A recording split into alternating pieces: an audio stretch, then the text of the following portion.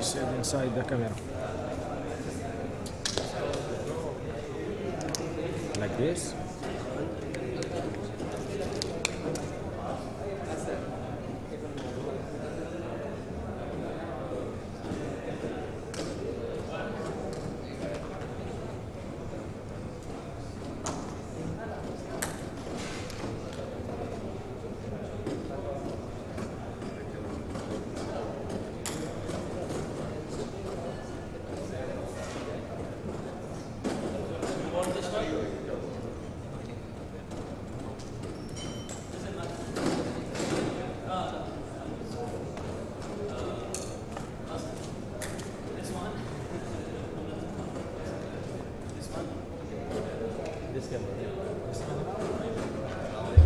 With all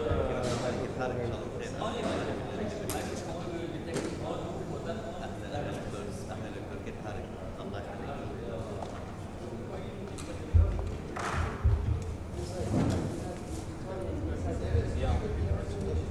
No, like, if I want to send it, I have to type it. HTTPS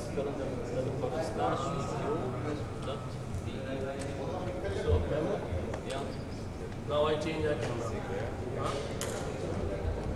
Just take the microphone.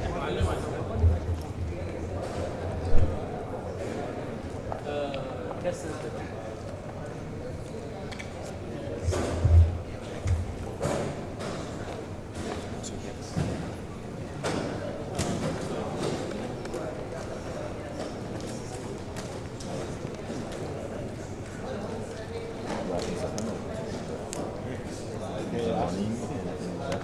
So I won't have a chance to sit down here with you.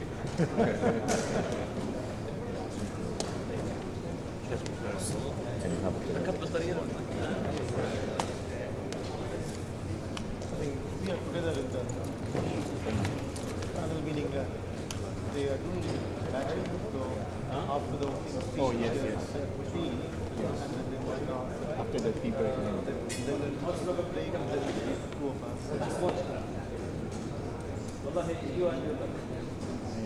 have 10 minutes. Yeah, I have the same problem. I have to catch it again and again. It's very hard.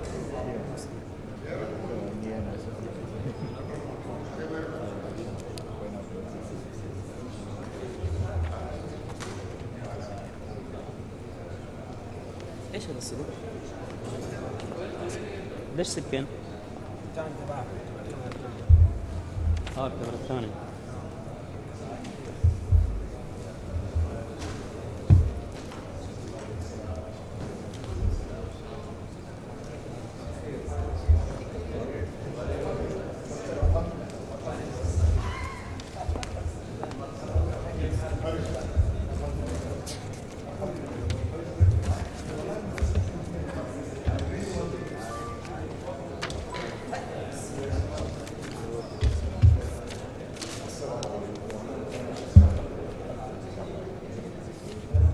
هذه القفشة اللي أنا استشهدت.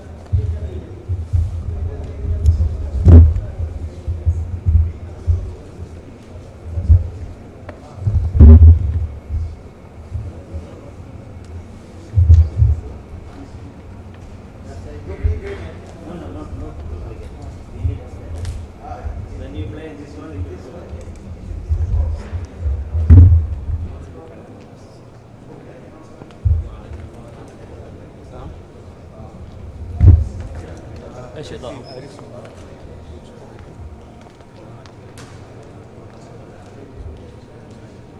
منو؟ هذيك اللي سبتها شايفها.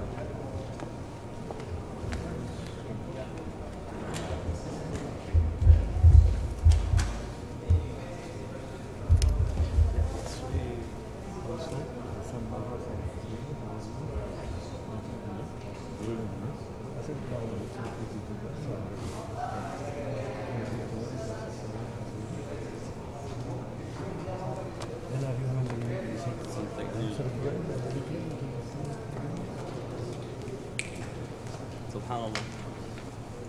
Speak.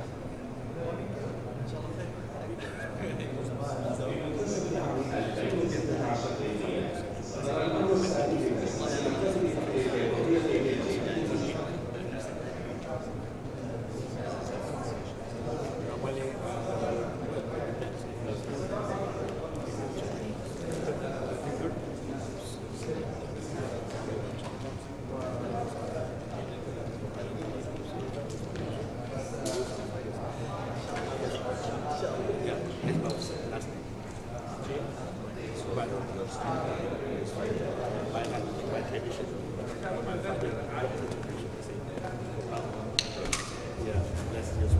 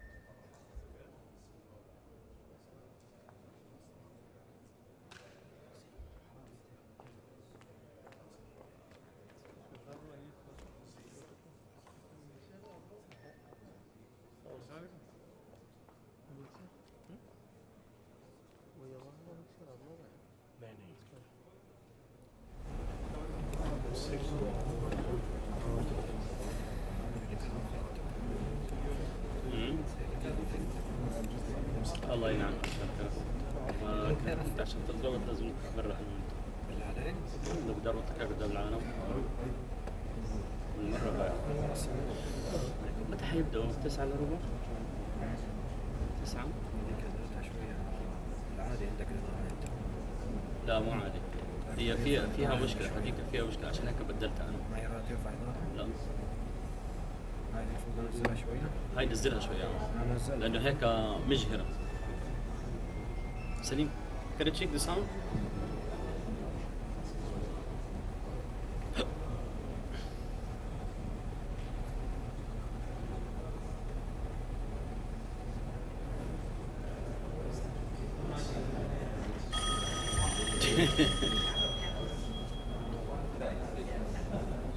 ايوه احسن.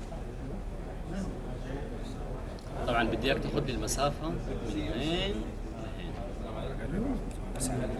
ايوه. وطول ما انت بتصور حط في بالك انه الفيديو تبعك هو اللي الناس حيشوفه. كم بطاريه حطيت من هدول؟ 4 تنتين هنا وتنتين هنا. there is some. طيب لقيتها احنا حطينا الوايرلس مايك هنا. هذه رقم 2 كاميرا رقم 2 ما بدي اياها هيك.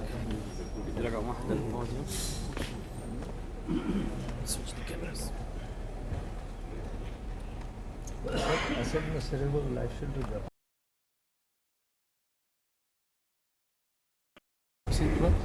that device? Yes. بالله من 2 weeks. Was it fixed? Fixed? New one. New one replaceable. Very responsible. Japan people. You know, my friend in They India. don't play. My friend in India, he said, "Sir, why are you going? Japan or I will send you to والله جزاه خير. He advised you. I called 2-3 leaders in India. But then It is very sensitive electronics. Small no, electronics. because of the customs duty in India, they did not take. You think because of No, I have to move it. That means we have to move it. Depends on check with. He doesn't know it.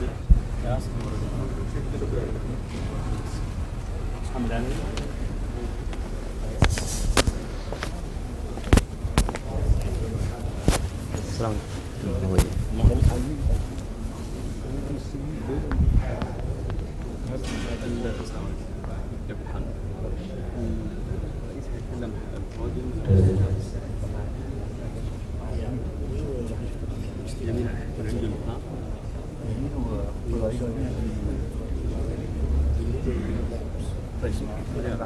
او كمان كمان.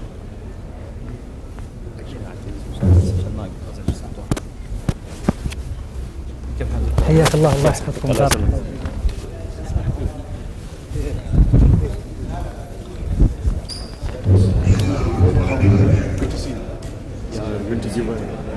You will be the moderator? Must have channel. Okay. الرئيس will speak from podium or This is the one we need to speak.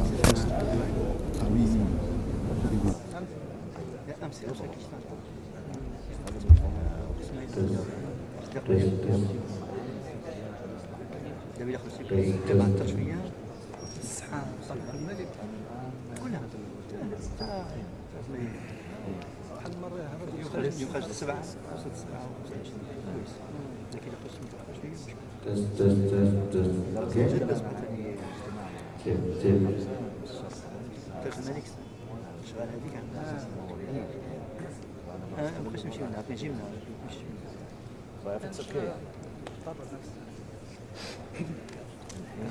اليوم كلمتك على كلمتك على هلال اليوم الهلال اللي بتكلم فيه ذاك اليوم ده يجي. هلا في حدا على تواصل معك من هنا؟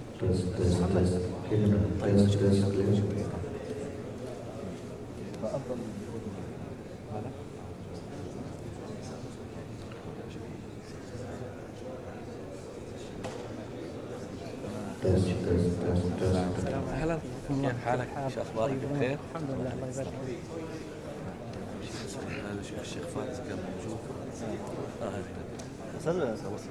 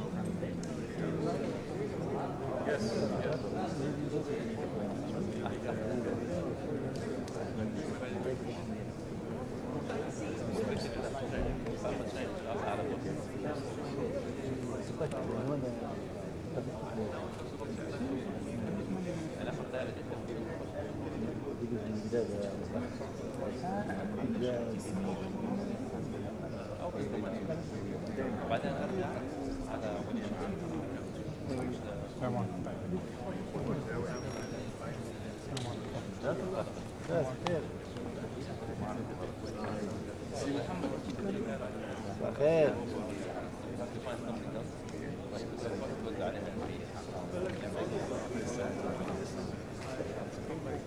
خايف بقى؟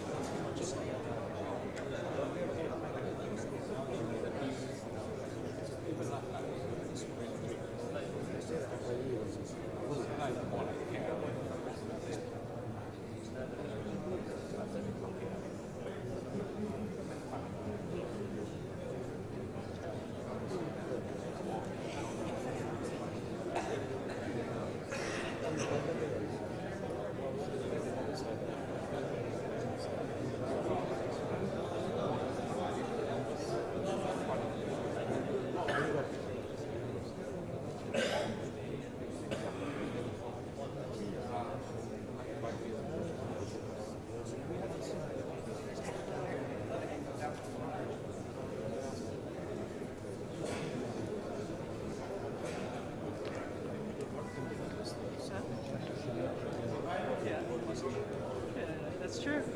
Babies? Yeah, I'm a doctor. We'll deliver. Let's do it. That's right. I know nothing about baby delivery. I'm terrible at it, so let's see.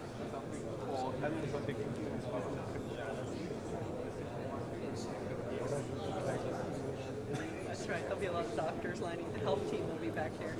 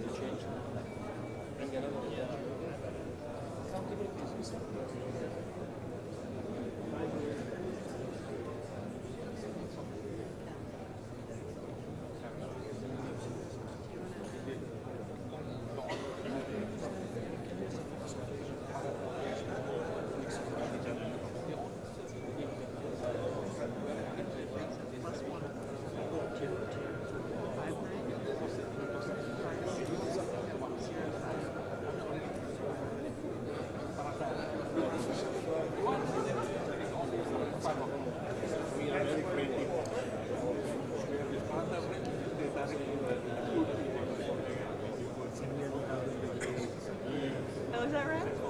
Okay. You lived there for a long time.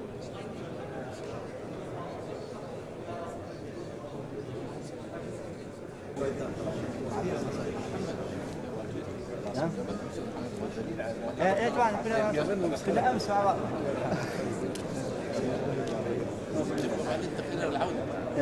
أمس كنا مع بعض.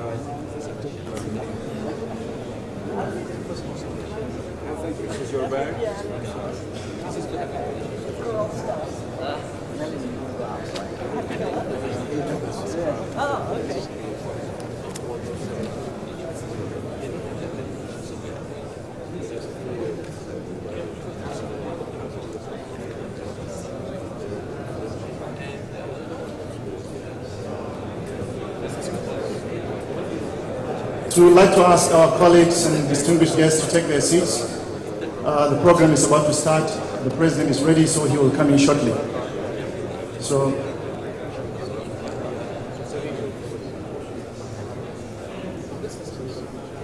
kindly take your seats, please. The president will be here shortly.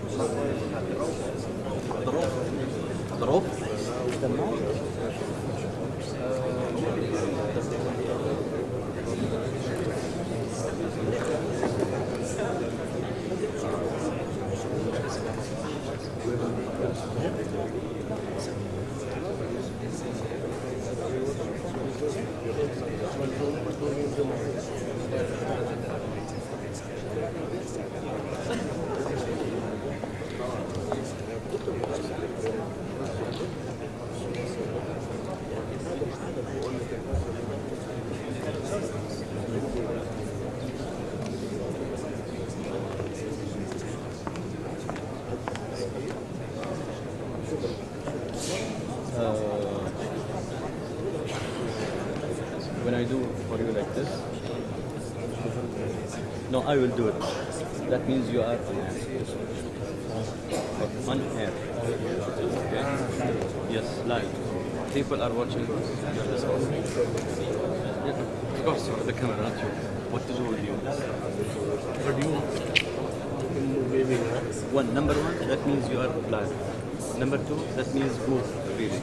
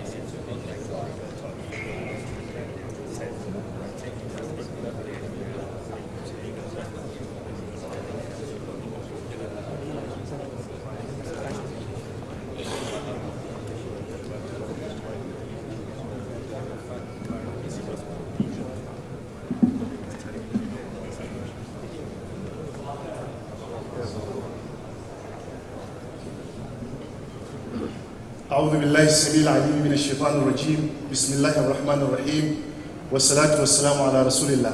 Amma ba'd, ladies and gentlemen, my name is Muhammad Jamil Yusha. I am from the IDB Communications Office and I'm going to be the Master of Ceremony for the day. Before we go into the program, I would like to invite our colleague, Dr. Rahal Ba'adil, to read some verses from the Holy Quran.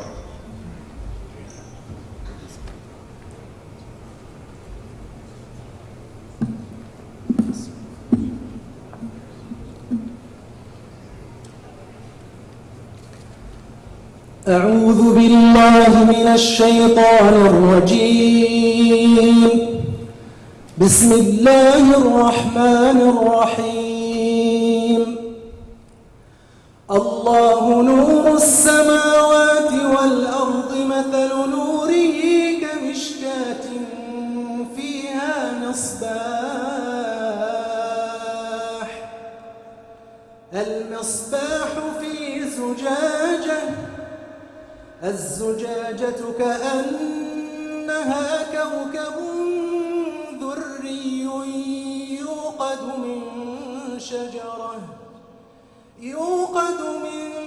شجرة مباركة زيتونة لا شرقية ولا غربية يكاد زيتها يضيء ولو لم تمسسه نار نور على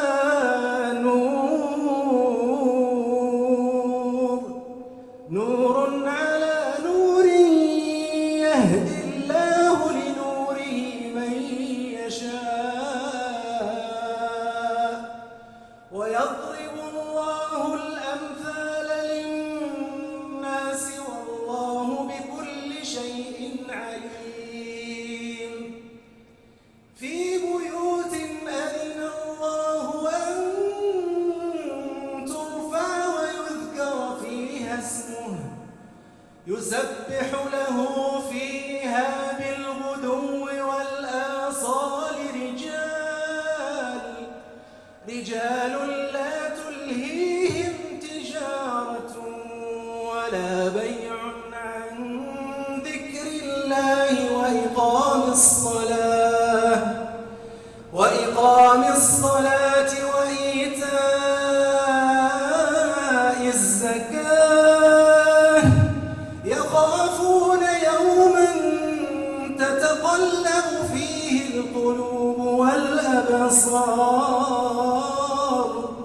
ليجزيهم الله أحسن ما عملوا ويزيدهم من فضله والله يرزق من يشاء بغير حساب صدق الله العظيم.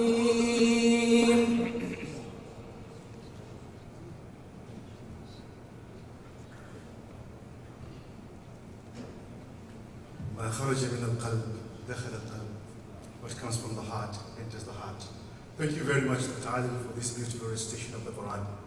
Your Excellency, the President of the IDB Group, Dr. Bandar Al-Hajjar, the Vice Presidents of the Islamic Development Bank, the heads of entities, our distinguished panelists, our colleagues from the IDB Group, ladies and gentlemen, we would like to give you a warm welcome to the International Seminar on Delivery, organized by the President's Delivery Unit of the IDB Group. We are quite delighted to have you here, and I would like to start with a small adage, which I think signifies or says a lot about this important event. And this adage says that it's easy to climb on a tree, but the tricky part is how you come down. And I'm sure today our panelists are going to give us a lot of information about the importance of delivery, how to get onto the tree, but also how to come down from the tree. Before we go into the program, I would like to introduce the panelists and the guests on the high table, starting from His Excellency, the President of the IDB Group, Dr. Bandar Al-Hajjar. Welcome, Mr. President. We also have with us Mr. Amanda Nzemina, who is Officer in Charge of Delivery and Performance Management Office of the African Development Bank.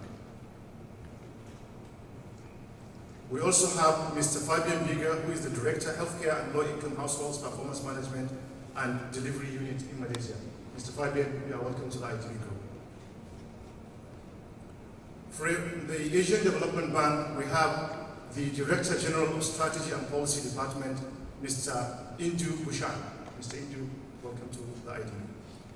From the World Bank Group, we have Miss Melanie Walker, who is Senior Advisor to the President and the Head of the Delivery Unit. And from the Kingdom of Saudi Arabia, our host country, we have Mr. Sami Al-Zuhaibi, who is the Head of the Delivery Unit. Now, before we go into the program, here are some important information and some house rules. There is a translation available in Arabic and in English. So if you want to listen to the presentations, the interpretations in Arabic, it's channel 1, and if you want to listen in English, it's going to be channel 3. And I would also like to ask, please, if you have your mobile phones with you, kindly switch them off, or please put them in a silent mode.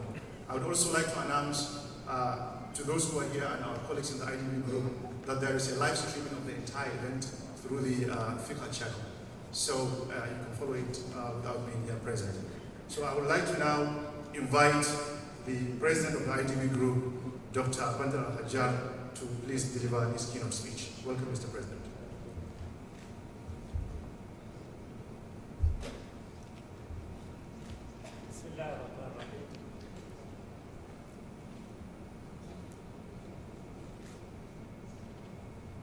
الحمد لله رب العالمين والصلاة والسلام على سيدنا محمد وعلى آله وصحبه أجمعين. أصحاب السعادة، مديري وممثلي وحدات ومكاتب الإنجاز في كل من ماليزيا والسنغال والمملكة العربية السعودية. أصحاب السعادة، ممثلي البنك الدولي والبنك الآسيوي للتنمية والبنك الأفريقي للتنمية. أصحاب السعادة، مديري مكاتب تحقيق الرؤية بالجهات الحكومية المختلفة في المملكة العربية السعودية. أصحاب السعادة، ممثلي الجامعات، الإخوة والأخوات، السلام عليكم ورحمة الله وبركاته. يطيب لي في مستهل هذا الاجتماع المبارك إن شاء الله أن أرحب بكم جميعا في مؤسستكم البنك الإسلامي للتنمية، وأود بهذه المناسبة أن أشكركم على تلبيتكم دعوة البنك للمشاركة في هذا الاجتماع. أصحاب السعادة الإخوة والأخوات، العديد من الدول الأعضاء في البنك الإسلامي للتنمية بادرت بوضع خطط ورؤى طموحة بهدف رفع المستوى الاقتصادي والاجتماعي لمواطنيها والارتقاء بأدائها. ومن هذه الرؤى رؤية المملكة العربية السعودية 2030 التي رسمت خارطة طريق اتجاه اقتصاد مزدهر ومجتمع حيوي ووطني طموح، ورؤية ماليزيا 2020 وخطة التحول الوطني للسنغال والتي تصبو نحو بناء اقتصادات مستدامة شاملة توفر فرص العيش الكريم لجميع أبنائها. وكذلك الحال بادرت العديد من المنظمات الدولية ومنها البنك الإسلامي للتنمية الذي يسعى بدون كلل أو ملل إلى تحقيق تطلعات الدول الأعضاء والمجتمعات الإسلامية في الدول غير الأعضاء. وقد قام البنك بتقييم مسيرته التي امتدت لأكثر من 40 عاماً، ثم وضع خطة عشرية ل10 سنوات القادمة هدفها دعم الدول الأعضاء في تحقيق التنمية الاقتصادية والاجتماعية وزيادة التنسيق والتعاون والتآلف والتضامن بين الدول الأعضاء وتشجيع القطاع الخاص للقيام بدور أكبر في التنمية الاقتصادية.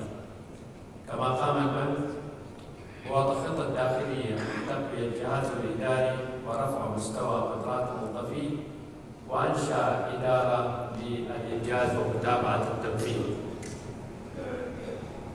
أصحاب السعادة ضيوفنا الكرام، إن التحدي الذي يواجهنا جميعا كدول ومؤسسات هو الإنجاز، هو التطبيق على أرض الواقع، وليس فقط صياغة الخطط والاستراتيجيات، على الرغم من أهمية ذلك، لأن المستفيد من الخدمات في جميع القطاعات يريدون أن يلمسوا النتائج بأسرع وقت ممكن.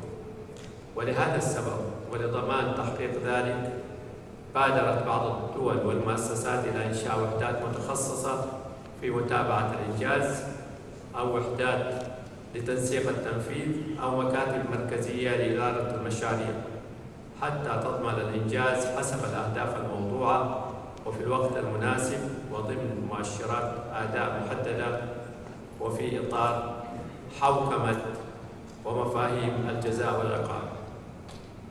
إن الظروف الراهنة لدولنا ومؤسساتنا تتطلب منا أكثر من أي وقت مضى إلى سرعة الإنجاز وبذل المزيد من الجهود في هذا الاتجاه.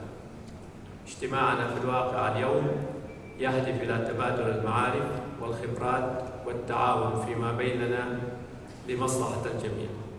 وأخيراً، يتطلع البنك الإسلامي للتنمية للمعرفة التي سوف تنتج عن هذا الاجتماع ونستقيها من هذه الندوة الهامة، مع تكرار الشكر والتقدير والامتنان لكم جميعاً، فقد تركتم مشغالكم وتحملتم عناء السفر.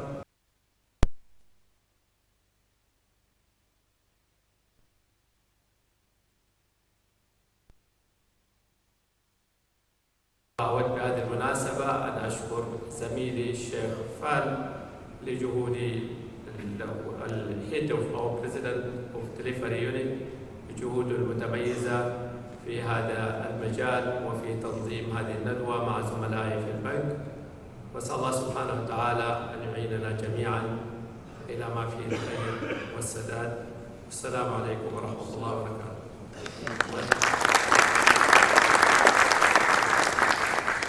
واسمحوا لي يعني استاذن لانه عندي ضيوف من خارج المملكه، لكن ممكن بين وقت واخر اتابع هذه الندوه من خلال التلفزيون في المكتب ان شاء الله. شكرا لكم مرة.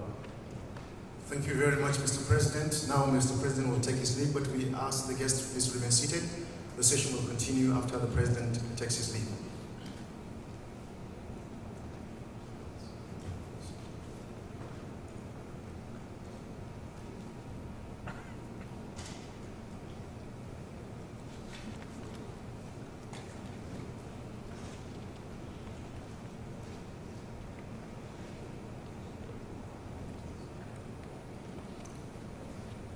Thank you very much, ladies and gentlemen.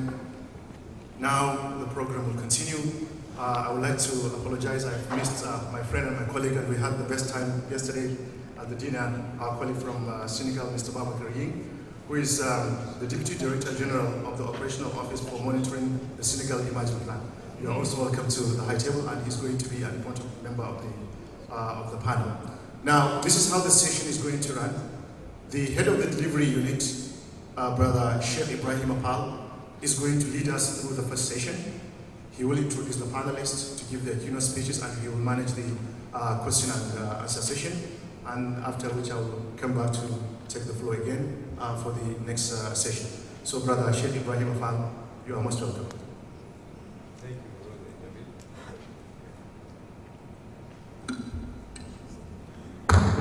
Thank you, Brother Jamil. We are going to start the program with the three presentations as indicated in the program. First of all, I'll give the floor to Melanie Walker, who is the director of the World Bank Delivery Unit, to set the stage of our discussion. She will be followed by Mr. Ying from Senegal, who will be presenting the experience of Senegal at the national level, and then followed by the African Development Bank. After that, we'll take a few minutes of question and answers, following which we'll take the second set of presentation by the panelists. So without further ado, I give the floor with pleasure to Melanie Walker. Good morning. Good morning, everybody. I do have a few slides that I think will be broadcasting in just a moment. Hope they work. They're framing slides, and I'll do my very best to put the slides up, but to try to talk you through a few things. So most of you are here today saying, what is a delivery unit? What do these things do? Where do they come from? I wanted to give you a little background in history so that you can help us all think about how to improve the concept and what they've meant historically. So the first delivery unit, most of you might, when you hear delivery, I'm a physician, right? You hear delivery, you think someone's going to have a baby somewhere and you run away, right? I don't want to do that. I don't want to deliver a baby. It's not what kind of delivery we're talking about. The first delivery unit started with Tony Blair in the United Kingdom when he began serving as Prime Minister. And as you start to, as a leader, as you start to see your constituency want to see results, there's a lot of pressure now in social media, everything, right? People want to see what you're doing with their money, their time, their goodwill. And Tony Blair was trying to move forward a couple of reforms, but also trying to push forward some great ideas for his country. He set up a couple of delivery targets and a delivery unit to make those happen. I was doing some of my training at the time and watching some in the UK, watching some of these things evolve. And the one I remember most specifically was that he wanted to reduce hospital wait times. And that seems like a dumb thing to do, but it was the right thing to do because it was about reforming the health system in a way that was very visible to people on the ground. Because what does a patient see? Gosh, it takes forever, right? What do doctors see? Oh man, it takes forever. And so it was one of those things that really connected with the system, but also with the constituency in a very real way. And so he went on to manage his delivery unit. Sir Michael Barber, as many of you know, has written several books about that experience. And over the years, others have had different ways of articulating their hopes for delivery. I'm a secondee to the World Bank. I came from the Gates Foundation, and I support President Jim Kim and his vision for delivery. The delivery unit at the time that he proposed it a couple of years ago wasn't a great fit for the institution, because what do we deliver as the World Bank? We don't show up on the street and deliver things, right? We deliver capacity, we deliver knowledge, we deliver resources, we deliver convening power. But ultimately, there's a lot of steps and a lot of institutions in between an idea and the reality on the ground, right? And so what could we take credit for? What could we count? What could we measure that would demonstrate we were getting results, right? So it was a little bit tricky to put together a delivery unit at the World Bank with the idea of what do we deliver. So we did our best. And so I want to talk you through some of the things that we've learned in my experience helping President Kim manage this. So why is there a focus on delivery? First of all, there's, as I said, a real appetite for results rather than inputs, right? We used to count things that we could input because those are easy to count, but not a lot of things on the output. And when President Kim took over at the World Bank, he put forward two twin goals, one set of twin goals, right? Two things. We want to end extreme poverty by 2030 and boost shared prosperity, right? So how do you know that that's happening? You need to deliver something, right? You can't just talk about all the good things that you're inputting, but you need to talk about all the good things that are happening as a result of that. So for us, we had to do that, and we had to move away from a lot more of a focus on planning and inputs. There's a saying about the World Bank that many of you may have heard. You know, there's an expression that says, ready, aim, fire, right? That you plan, you think about it, you do it. At the World Bank, they joke. Some people say we do ready, aim, no fire, right? And so the push towards getting some of these results was really important to President Kim. What do we do to implement, and how do we best deliver? So this is just a short slide on where it starts and what we feel about it. I think that the executive sponsorship, really the leadership, matters more than anything else. You have to have a great leader with a great vision to set forward what they believe you want to deliver. Not just the ideas, not just the inputs, but what they're trying to deliver. We have, as I mentioned, our team has done some of the technologies around this and the visual tools. I'd love to share them with you guys maybe later if we have live Wi-Fi on your phones. You can follow along with us. But we have live real-time reporting. We do our best to cascade down. So we start with our twin goals as a delivery focus. And we have priorities that the president has established. I'm sorry about the small print here. From there, we have targets that we say, okay, from these priorities, right? We want inclusive and sustainable growth. We want to invest in human capital. We want to foster resilience. And we also need to have a terrific operational experience for all of our partners. But how do we do targets based on that? And then how do we track those? And how do we continue to make commitments and demonstrate proxies that we're making progress from this? And it all hinges on the data, right? You can't just talk about stuff. You got to really prove that you're doing it, especially when it comes time to spending very hard to get money, right? This is what our delivery dashboards look like. But it has evolved so much over time. In the past 3 years since I've been at the World Bank, we've had 5 versions of our delivery unit, right? Track them online, but this is the one at the end is the most recent one, 5th version. It tries to be, our hope is real-time data as best we can. As soon as it comes in and it's reconciled, we will report on it. But I want to talk a little bit about an important part of delivery, and that's the coordination, and not just the numbers, and not just the transparency and the leadership, but the people and the places. So what has to coordinate to make delivery happen? This whole experience today, and for all of you visiting and who work here, want to help promote the idea of delivery, it takes institutions, right? You have to have deep dives. At the World Bank and the Islamic Development Bank, as we've discussed, we do a deep dive where we share goals, priorities, complementarities, and push forward along those deep dives. We also convene delivery leaders, and so some of them are here today, people who do, they're not all called delivery units, some of them are called implementation units, but people that help monitor, track progress, and help link the president's vision and bring that to life. We also have events and convenings of delivery thought leaders. It's important to share your experiences about what's worked and what hasn't. And then there's also some initiatives around practitioners. I just want to share some top-level lessons from the trenches as I close my brief framing remarks, and we'll discuss this more on the panel, but I think people always ask us this, and so I thought I would put this out there for everyone to frame. The value of leadership matters, but units are not a substitute for leadership. You can't put it in a delivery unit and have it magically work, right? You have to have a strong leader. There's also a lot of lessons about best practices. And somehow that doesn't always work. The best practices in one place may not translate into the best practices of another. So we need to look for the best fit with all the lessons that we've learned. Manager and management buy-in is a must. People have to believe in your vision. They have to understand your targets. They have to know where you're headed. They must want to help. Data does matter, but transparency matters so much more. What you're capturing and what you're reporting needs to be seen and shared by your entire constituency so that you can tell you're making progress. And of course, indicator selection matters. Everything is a collaboration, but should also be aspirational. Don't just aim for what you can do. Aim for a little further. We call them stretch targets. Adapt and iterate frequently, as everyone up here can, and all of you probably can share. It never works the first time. It's never perfect. You just need to be prepared to adapt and iterate. We like to study success a lot. We don't always like to study failure, and I think it's important to do both. We tend to fail more frequently, maybe not talk about it as much. The most important part is building a large network that believes also in delivery and helps you draw that focus as well.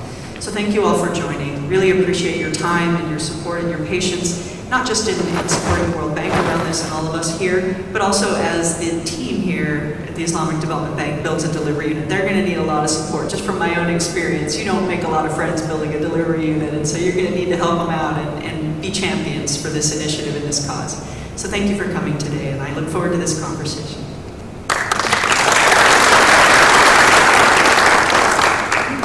Thank you very much, Melanie.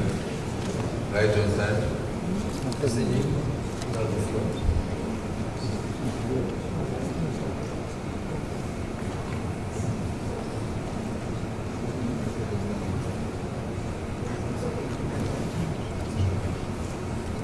Hello. Thank you very much.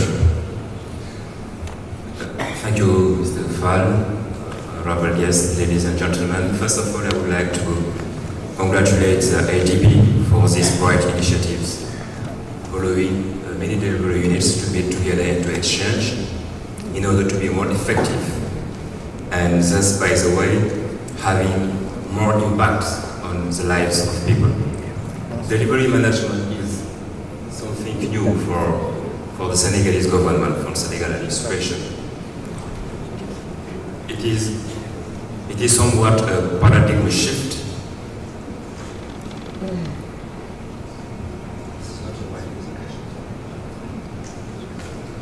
It is somewhat a paradigm shift that has been brought by the incumbent president elected in 2012 with very strong promises to deliver better outcomes to the people, especially the youth and women. As a result, it's now roughly 2 years that Senegal has rolled out its first delivery unit. Also, the Senegalese experience is quite young and short regarding delivery management. We can draw very insightful lessons from it. And in order to share these lessons, I would like to articulate my presentation on 3 parts. The first one is the context that made it mandatory, compulsory for the Senegalese government to resort to delivery management. The second point will be the key features of the implementation scheme that has been rolled out to support the Senegal Emerging Plan implementation. And finally, I will share the lesson learned in terms of key success factors, challenges, and also the perspective from Senegalese point of view of delivery management. It's a fact that African continent has transformed itself as a land of opportunity and high economic growth.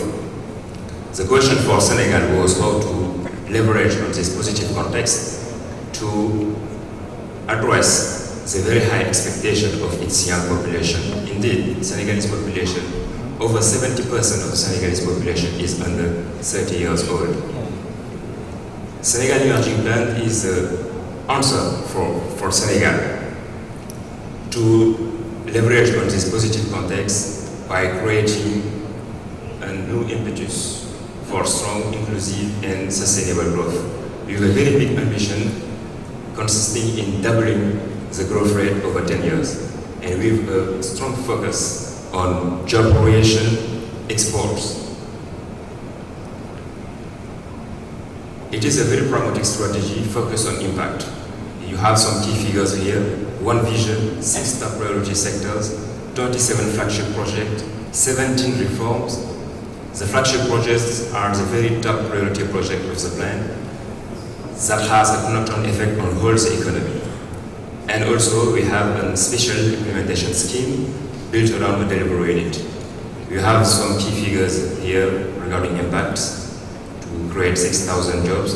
But yeah, in the next slide we see that we have a snapshot of Senegal, let's say in 2012, when the designing of the plan has started.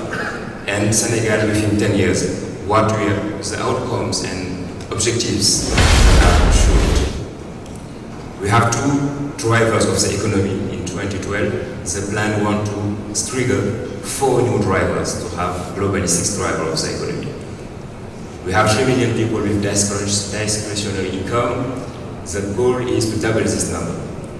Also, one of the goals is to gain over 100 places in the global ranking such as doing business, World Economic Forum, and so to gain attractivity. We see also that regarding the electricity, for the last 10 years, we have built roughly 200 megawatts power plant. The plan one will build 1,000 megawatts. The conclusion here, if you see these figures, is that to succeed in implementing the Senegal Emerging Plan, the public administration of Senegal has to enhance its delivery capacity. So, historically, we have to acknowledge the fact that Senegal has been very poor at delivery. And we have identified 5 main factors that was limiting the effectiveness of delivery in Senegal. First of all is the lack of visible sponsorship of the top-level leaders of the previous plan. Second one was the previous plan was too extensive, was focusing on too extensive list of priorities. Admittedly, in a poor country, you have emergency everywhere, and unsuccessfully, all the previous plan has tried to tackle all these emergencies at the same time, and it was not possible. Number 3 is the focus on strategy and not on the implementation. So that's why it was very difficult for this plan to be monitored, because the objectives were not clearly defined and the outcomes also were not clearly defined and assessed. The weakness of the governmental organizations in charge of implementation, like 9 ministries, agencies, most of the time they don't have enough staff, or their staff needed to have capacity building in order to acquire some new skills regarding project management. And also, they needed to have some time to recruit people with specific skills. And the last one was the lack of operational monitoring and accountability. Indeed, most of the time for this plan, individuals in risk accountable for the performance of the plan was not clearly identified. So, that's why to accompany the Senegal Emerging Plan, a delivery has been set up in Senegal, which is a very cross-cutting monitoring and coordination unit in charge of monitoring, reporting, problem solving, coordination, and capacity building. And this delivery unit does report directly to the President, to the head of state. And the implementation of projects is done in the line ministries. But what is important is for each project you are monitoring, a senior civil servant has been appointed as project managers by a presidential decree. And these project managers is under the tutelage of the line ministry. So from our point of view, it is the duo, the line ministers and the project managers who are accountable for the performance of the project. This is a governance scheme. Line ministries are making the implementation. The delivery unit BOS in charge of monitoring coordination. We have the cabinet meeting on a weekly basis with the president, the prime minister, all the ministers in charge of acting as an operational steering committee for decision and arbitration. And we have at last the strategic committee presided by the president with just the involved ministries regarding the agenda. What we notice after 3 years of testing this new implementation scheme is that we notice a new momentum in Senegal in terms of delivery. We see some figures here regarding agriculture, rice. The average in the between 2000 and 2012 was a production of 400,000 tons. In 2015, we reached 900,000 tons. And the objective in 2017 is 1.6 million tons. Exportation of fruits and vegetables, as an average was 50,000 tons. In 2015, we reached 90,000, and the objective is 157 in 2017. Housing, we have the same phenomenon. If you take also higher education, we have 90,000 enrollments in 2012. 2015, 125,000, and the outlook for 2018 is 185,000. Rural electrification, from the independence of Senegal since 2012, we have globally 1,648 villages with access to electricity. In 2 years, between 2013 and 2016, we have delivered quite the same number, 1,525 villages granted access to electricity. The outlook for 2019 is over 4,000 villages. We see also these figures in the high electricity of the highway.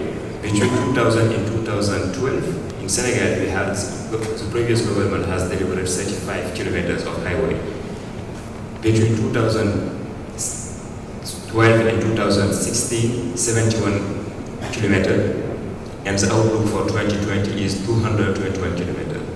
So we see that clearly we have a new momentum. If you look at the macroeconomic level, we see that this is confirmed because the growth rate of Senegal, on the average, between 2000 and 2011 was about 3.4–3.5%. And between 2012 and 2014, it was about 4%, and 2015 and 2016, it was 6.5%. So clearly there is a new momentum. So what are the key success factors behind this new momentum we noticed? First of all is the fact that the priorities was clearly defined in the Senegal Emerging Plan. We had 27 flagship projects, 17 reforms with quantitative assessment of objectives and outcomes to pursue. And also a clear mandate for delivering it. The strong involvement of the President, the head of state, was also very helpful. Indeed, the President has publicly endorsed the Senegal Emerging Plan and its time-bounded objectives. The delivery is directly reporting to the President. So our delivery is in charge of ministers who participate in the cabinet meeting, and he does not report to the Prime Minister, but he reports directly to the President. The human resources we have recruited. In our delivery, we have a ratio of 2/3 from the private sector and 1/3 from the public sector. And even the guys from private sector, half of them has been recruited abroad, Senegal. This is very helpful also to have people very committed and with skills on problem solving. The strong governance scheme, as I presented, we have the cabinet meeting on a weekly basis who take decisions on the basis of the dashboard we send to them. We have also a strategic committee presided with the President, and in which we summon the involved ministry regarding key issues of the moment. And at last, tools and data implementation. Tools are very important. We use customized tools because what is important is to facilitate the decision-making process. So instead of using, let's say, a very sophisticated tools and deploying it, what we have done is to say, okay, what are the expectations of the top decisions makers? And we have built tools to address their expectations, tools that are simple and to facilitate also the appropriation by the line ministries. And another point which is important is the setting up of the KPIs. All of the KPIs we use has been designed with the main stakeholders in order to be challenged by them, but also in order to facilitate the appropriation by the line ministries, by the agencies, by the civil servants. The challenges we are facing. The first one is how to trigger a process of transformation in the whole public administration and to transform it from a policy-oriented administration toward a delivery-oriented administration. This remains a challenge for us. And obviously, if at the end of this, let's say, this journey, the BOS, the delivery unit, is an island of performance, but the rest of the administration does not catch up, it will be a failure. Because without a transformation of administration, we cannot have transformation of the economy.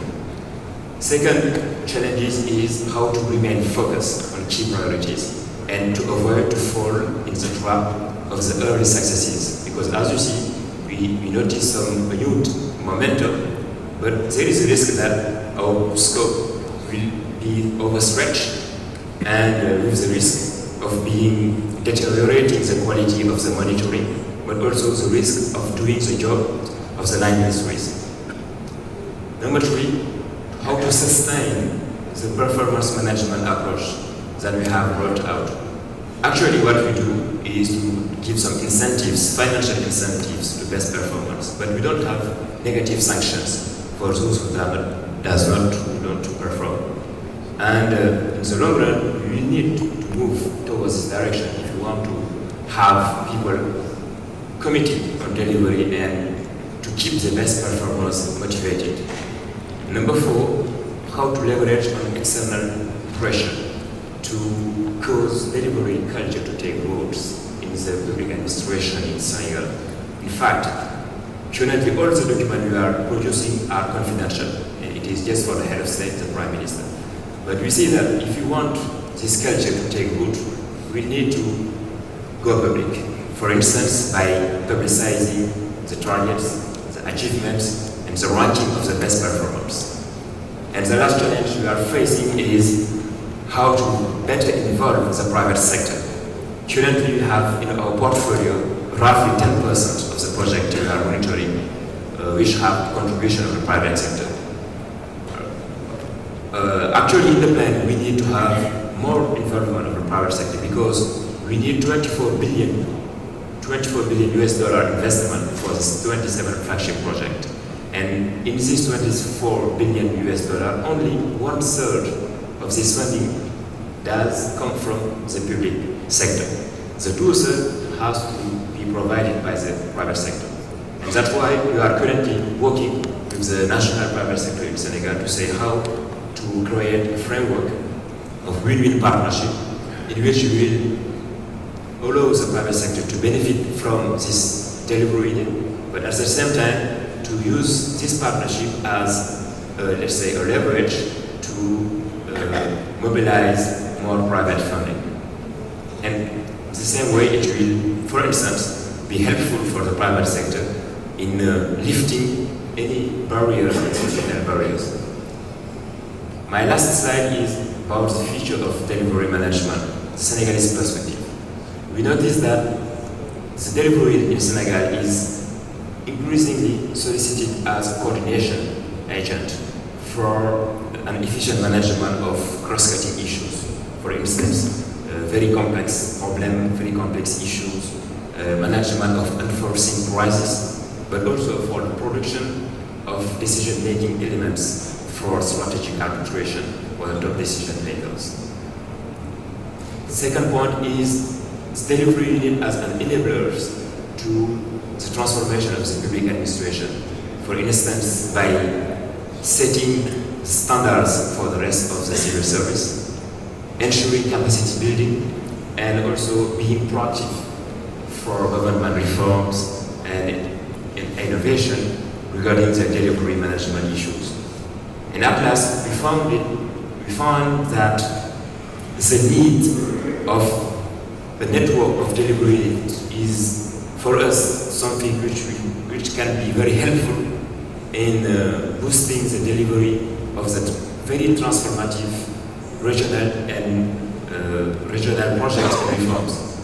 Indeed, the complexity of some regional projects and their knock-on effect on the economy of several countries make it very relevant to have a network of delivery at the regional level, working together to help the governments to deliver on this very big project and very transformative projects. And at last also this network of delivery can be, let's say, a means to leverage on best practices and also to be somehow to facilitate exchanges and collaborations between delivery units of some countries sharing some very good project, transformational project. As conclusion, what I will say is that delivery management is something new and sometimes even exotic for public administrations.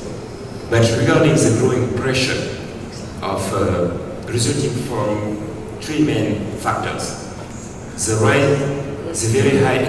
rising expectations of populations, the rationalization of public financing, while the objectives are the same, and the competitions between countries to seize economic opportunities, delivery management capacity will be a decisive criterion for any government willing to last and willing to cope with the challenges of this time.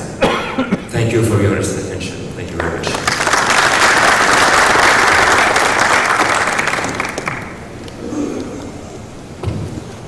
Thank you, Mr. Jing. Now we move to back to institutions.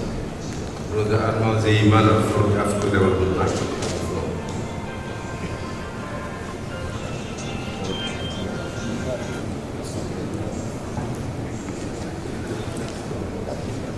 Thank you. Good morning, distinguished invitees, dear colleagues. I'd like to start by adding my voice to thank the Islamic Development Bank, Mr. Kafal, Amal and colleagues for providing this opportunity for sharing experience, best practices among delivery practitioners. I think this is a very interesting opportunity. I hope we'll continue to exchange on a regular basis. So before I share with you the experience of the African Development Bank in delivery management, allow me to start with a bit of a background that preceded the establishment of the delivery unit in early 2014. So a year before that, in 2013, the bank, the African Development Bank, approved its 10-year strategy, which sought to support the continent's economic transformation. So this strategy, this 10-year strategy, reaffirms some of the strategic choices the bank made a while ago that are basically focused on infrastructure, private sector development, regional integration, governance, and human development. What we call here skills and technology, really focusing on development with three cross-cutting themes: fragile states, focus on fragile states, agriculture and food security, and of course gender. Now, more recently, with the arrival of the new African Development Bank's president, a new set of initiatives were launched with very ambitious and aspirational goals and targets. And these are known as the High Fives. The first and most important one is the Light Up and Power Africa, the New Deal on Energy, which seeks to accelerate the universal access to electricity of the African continent with very specific operational targets by 2025, adding 160 gigawatt of new generation capacity on grid, connecting 130 million households by 2025, etc., etc. There's also other important strategies, such as the Feed Africa strategy, which seeks to unlock the enormous potential of Africa's agriculture sector and achieve self-sufficiency. Industrialize Africa, which basically aims to move up the continent, Africa's role in the value chain from a commodity exporter to a global manufacturing hub, integrate Africa to open up Africa's borders and enable free movement of people, capital, and goods, and finally improving the quality of life of people of Africa, which is consisted basically of improving access and quality to basic services such as education, water, sanitation, and healthcare. You will note that both the 10-year strategy and these high fives are all well aligned to the Sustainable Development Goals approved at the UN in 2015. Each one of these strategic goals contributes to one or several of the SDGs, as you can see here on this slide. As some of my colleagues here from the sister institutions, the Asian Development Bank, the World Bank, and the Islamic Development Bank, we measure progress on these strategic goals and objectives through a results measurement framework, which is structured along 4 interconnected levels, as you can see on the slide. Level 1 measures the progress the continent as a whole is making on these development objectives. Now, this year, this level 1, the indicators for this level 1 have been re-engineered to align them to these high fives and to measure the progress the continent is making on agriculture transformation, on energy, industrialization, integration, and improving the living conditions of Africans. So basically, addressing these areas which, as we explained earlier, contribute to the achievement of the Sustainable Development Goals. Level 2 looks at how the banks, the African Development Bank, contributes to these development progress. Now, level 3 and 4 are basically measuring the operational effectiveness and institutional efficiency in delivering development results to its regional member countries. So it's against this background of very high ambitions and urgency to deliver that the delivery unit was established in 2016. It came out as in recognition that over the years the bank had become extremely good at crafting good strategies and policies, but was less focused on implementation, on execution. There was less attention to that. There was also less incentives for working on execution, but more about developing nice strategies and policies. I think this echoes some of the reflections I've heard the World Bank and other institutions. There was also recognition that the performance reports performance monitoring reports that were generated by the institution were focusing on serving accountability objectives, accountability to the board, to external stakeholders, but less so to drive performance improvement and support the decision-making process. So there was that understanding that this was not serving the internal process of driving performance improvement. So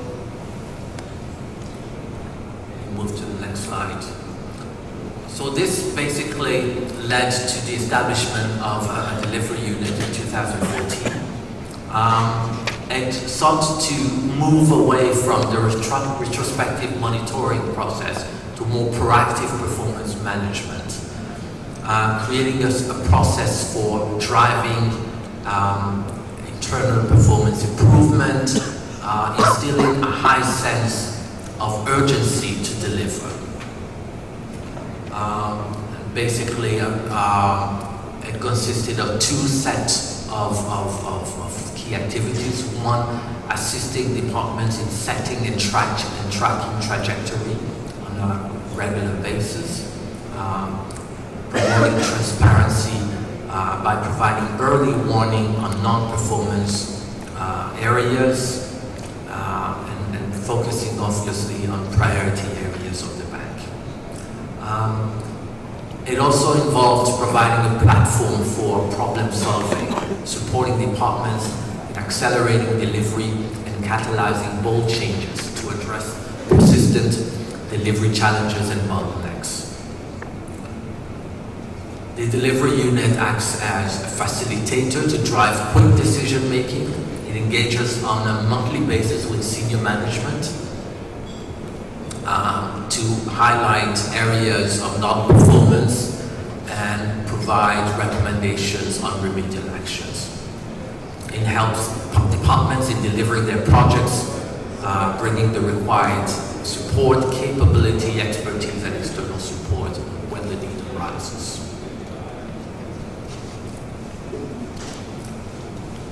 So essentially the delivery unit is a small and lean team, a few professionals, consultants, and so on, that report directly to the Senior Vice President, responsible for coordination of bank activities and institutional performance. It relies on a set of routines. It has two main flagship reports. One is the executive dashboard, which is presented on a monthly basis to senior management.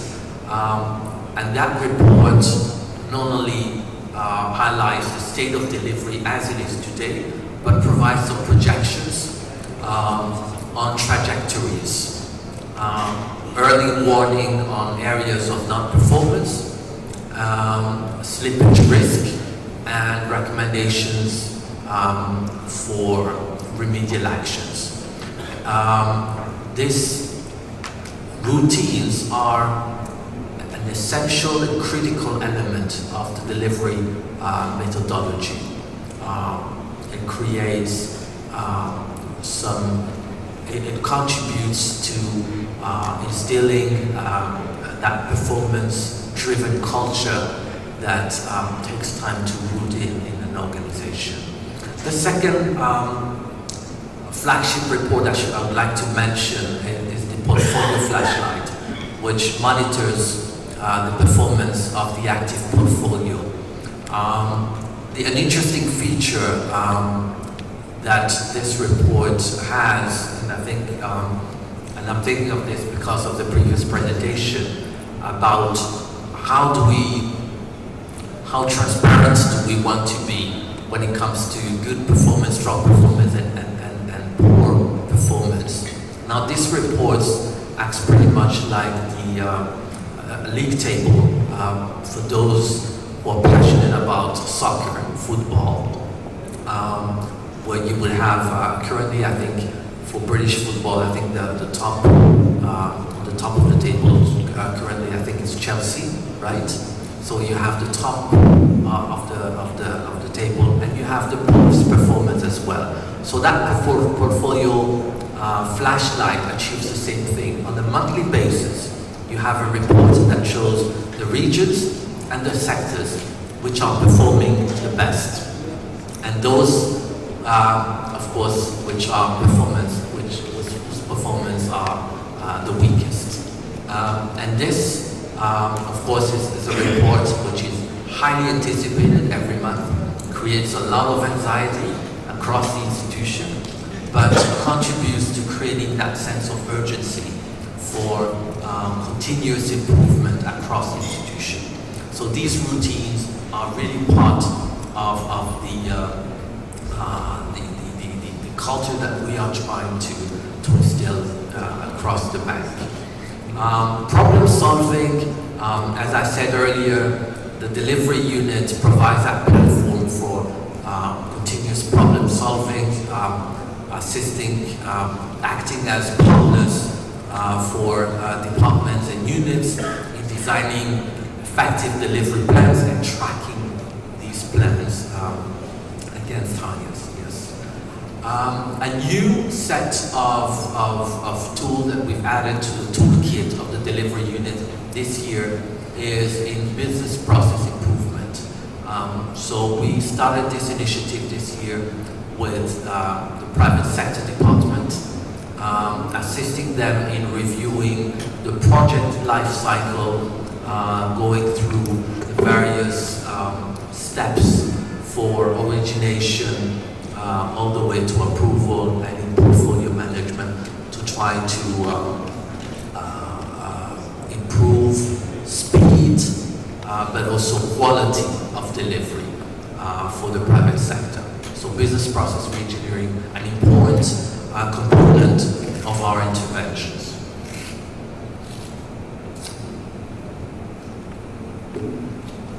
I'm sorry, the slide doesn't, the top of the slide doesn't come out very nicely. But I think what the slide was trying to do is highlight the overriding theme of a delivery unit at the bank, but also from what I've heard from previous presentation, it's really about accelerating the pace of delivery. And I think this is what is a constant theme, not only for institutions, but for governments as well. How do we accelerate the speed of delivery? Quality is an important aspect indeed, but that sense of urgency that we need to instill in our institutions is extremely critical. We do this, our reports, and here I'm just focusing on operations, but of course the scope of our intervention go beyond operations. But I think I'd like here to focus a bit more on operations. We try to cover business development, the ability of our regions, our country offices, our sector departments to build a robust pipeline of projects which are aligned to the high five. We cover as well lending program processing, the speeds with which we design new projects and bring them to fruition, up to board approval, which is a critical time, and I'm actually looking forward to engage a lot with my colleagues here at the Islamic Development Bank, but also other colleagues from the Asian Development Bank, the World Bank, on some of these innovative approaches to accelerate the speed on lending program processing. Portfolio management is an area of extreme importance, of course, to us, because at the end of the day, it's not about delivering a project to the board. Then comes the important part is on delivering of these projects so that they can deliver the development, the expected development results. And here we look forward to engage a lot with delivery units that are being established in our regional member countries. The Senegal Emergent is an interesting opportunity. As you can see, you've seen from the presentation made by my colleague here from Senegal, there's a lot of convergence between the high five and what they want to achieve in Senegal. So clearly an opportunity to collaborate on how to achieve these targets at the country level. And I'm hoping, of course, with the Islamic Development Bank, the same thing applies to its own regional member countries on how they can collaborate in helping their regional member countries to achieve their respective development targets. I believe this would be just my very last slide. I'm not going to repeat much. These are the critical factors that from the lessons we've gathered over the last 3 years, but it echoes again some of the lessons learned from the other institutions. Strong patronage, sponsorship from leadership is critical if you are establishing a delivery unit, extremely important. You need to have a very lean team that is focused on very few priority areas. You don't want to burden them with a long list of of priority areas, and you need to rely on robust and nimble data collection and reporting system. Data analytics is extremely critical, so you need the capability, but you need a strong and robust system to gather all these data. So this has been, for us, I think, a critical success factor. And here ends my presentation. Thank you for your attention.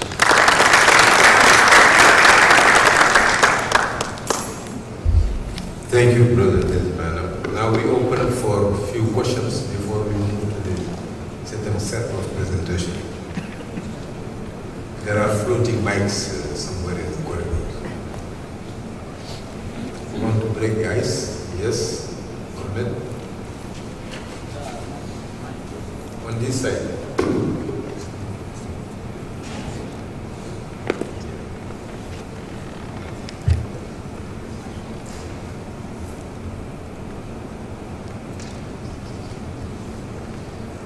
My question is for Melanie on the experience of the World Bank and how the whole thing started.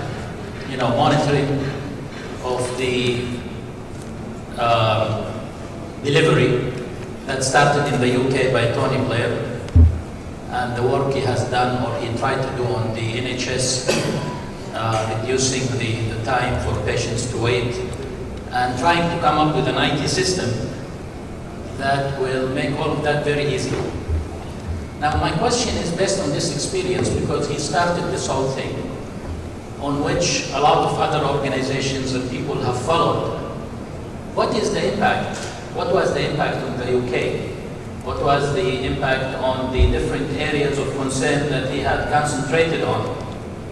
So this is my question. The other question is, what have you seen in the World Bank as an impact in terms of the quality of delivery, the timely delivery that had taken place because of the creation? I think this entity had been there for almost like 3 years now, the delivery unit. Now my final question, which is something I really had in the Islamic Development Bank, is that what we do, we don't do delivery, but we monitor delivery, right? So why do we call it delivery? What we do really mainly is monitoring delivery based on agreed upon design, key performance indicators and so on, and you know the whole story. But we call it delivery unit. So those who don't know, they think some kind of delivery is taking place. You explained, of course, in your speech that it's not the delivery that some other people think, it's the delivery of activities. So why do we call it delivery? Why don't we call it delivery monitoring or delivery performance management, something like that? Thank you very much. It was good seeing you again. I met you when you came here a few months ago and you delivered a presentation on this. Thank you very much. Yes. Thank you very much. I think I'm grateful to the panelists for enlightening us and giving us perspective both from the country point of view as well as from the institutional perspective. My question is to both panelists, the multilateral development banks and also the country. I think there are two major shifts which is taking place. I think the country monitoring is taking place now at the country level. All the developing countries, they have their result framework, they are accountable to their parliament, to their public. I think all the accountabilities will be at the country level. How the institution they are contributing to the country's development and what accountabilities we have for the country's delivery and also for the institution. And how collectively we are working together at the country level, what are the complementaries and what are the advantages that each institution can bring to the country. I think the mindset is shifting now. The accountability not only should be at the headquarter level, but also at the country level, and how ready we are at the institutional level to shift our monitoring to the country level. In terms of the country's perspective, I think the dynamics changes happening globally, regionally, and the political leadership, how you see inclusive these development priorities are set. and how the local communities are engaged. So at least the priority which are set is for the longer term, which give the predictability to the institution to work with the country for the longer period of time. Thank you. Thank you. This side. The second row here. Thank you very much. Mohammed Aliam from ICD. I have a question for Mr.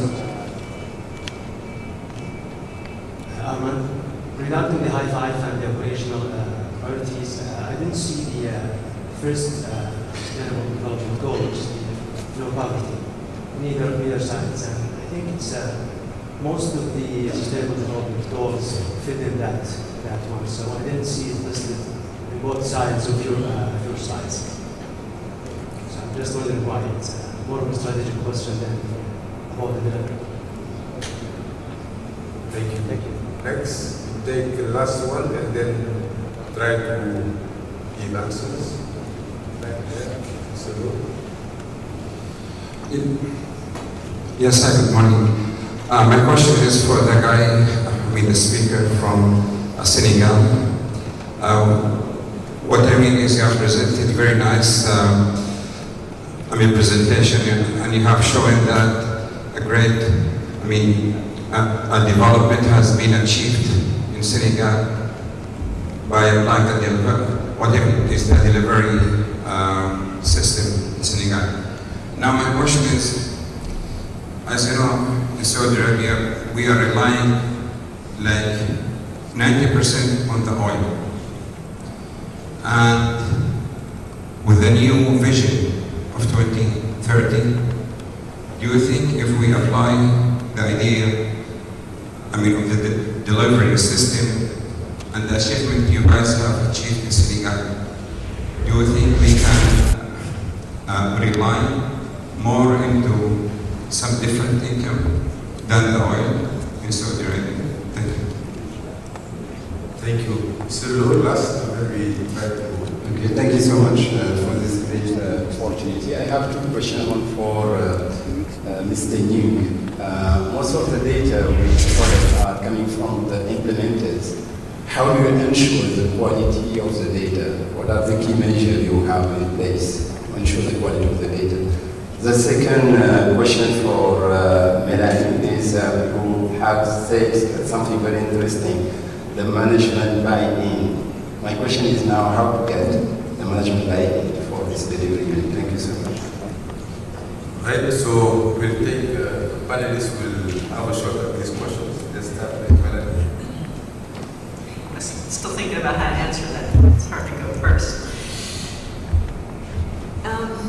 When you think about what impact means for a delivery unit, I think it depends a little bit on your institution, and it depends a little bit on your leader. Sometimes, as many of us work for leaders, President Kim at the World Bank is just now approaching his second term, right? So things look a little different than they did in his first term. So things are going to look a little different there. But what kinds of impact can you expect, as Mohammed asked? First of all, at least from what President Kim has hoped to do, is to reposition our institution in the changing landscape. And some of that's about customer service, right? One of our client complaints is, gosh, you guys take so long. You just take so long. It takes from the time we start a concept to the time we get our first disbursement takes a while. Some's our fault, some's your fault, what's the problem? And so repositioning around some of those customer service values is helpful and has been helpful. One of the metrics that the president has targeted, President Kim, is to reduce the amount of time it takes to prepare a project by a third, a certain amount of time, right? And that, you don't want to throw quality out the window. You don't want to say we're going to do it fast just so we can make it, our customers happy. But you need to balance that out and say, well, do we have the right processes in place? Do we have the right policies in place? Are we using the wrong system altogether, right? Sometimes you can remove steps, sometimes you can't. Sometimes you need to think about it a different way, right? So it started a conversation around that repositioning for our institution. The second thing that delivery units can do is offer transparency into what you're trying to deliver and what you're trying to do and how you're trying to do it. And that's very helpful because our delivery unit, by the way, all of our data is open to everyone. Call it up on your iPhone or on whatever you're using, you can see it and you can download the data. We try to be very open and transparent. And I think that can be very helpful, not just for the folks you're trying to serve and the conditions you're trying to improve, but for people that work at your institution. In fact, most of the people that look at our delivery unit, I think, are from, when we look at our own metrics, are from inside the bank. It's also good for attracting partners. People know where you work and what you do and what you're doing. And I'll give you a few examples. I mentioned the amount of time it takes to prepare a project. That's something that the president was felt strongly about. Another example of impact was one of the things that he said early on was we're going to map all of our projects. We're going to geomap every single project we do. And everyone at the bank was like, no, this is terrible. We don't want to do this. And pretty soon the project leads, we tried to make it very easy for people to do that. And pretty soon those project leads were able to very sort of hopefully simply with the tools that were developed by the institution map where they were. So now we have, I think, 96% of our projects across the bank group mapped. And so if you go to the site, you can see where we work, what we do, who's in charge of it. You download the project documents, see how much it costs, see where it mapped directly to geomapped at the region. And it's allowed us to understand, at least from our perspective and from our partners' perspective, not only where we work and what we do, but are we resourcing our key strategies? Because all of a sudden it gets real when you start to see where you're doing and where you're spending. If all the problems are over here and all your money's over here, someone's got a problem, right? And so I think that's been some of the impact, and I hope that answers some of it. Happy to talk to you about that offline too. In terms of the IT systems, real time in development isn't real time in the rest of the world, is it? Like real time in development can take 6 months to get data, a year to get data, a couple of years to get data, or a generation to get data, right? So you have to reconcile that, and you have to identify proxies. They're not perfect. But building an IT system, and as I can't remember, someone on this side a minute ago just asked that question about how do you rely on the data? How do you know what's right? That is a work in progress that we all have to deal with and get better and better.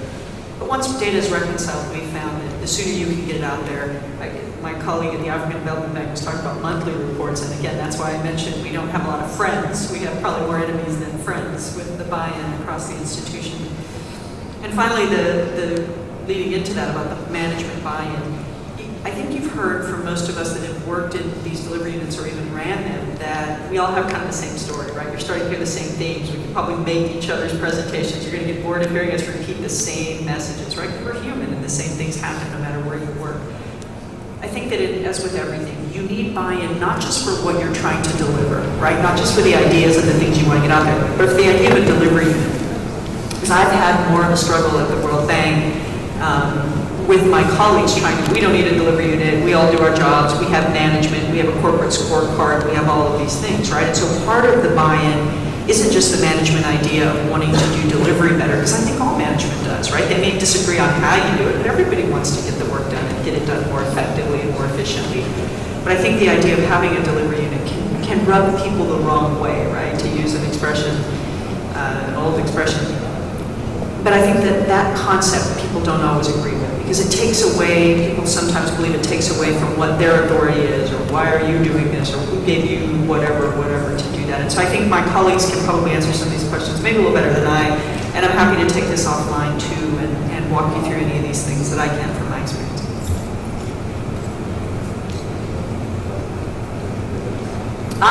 So with the Tony Blair's approach,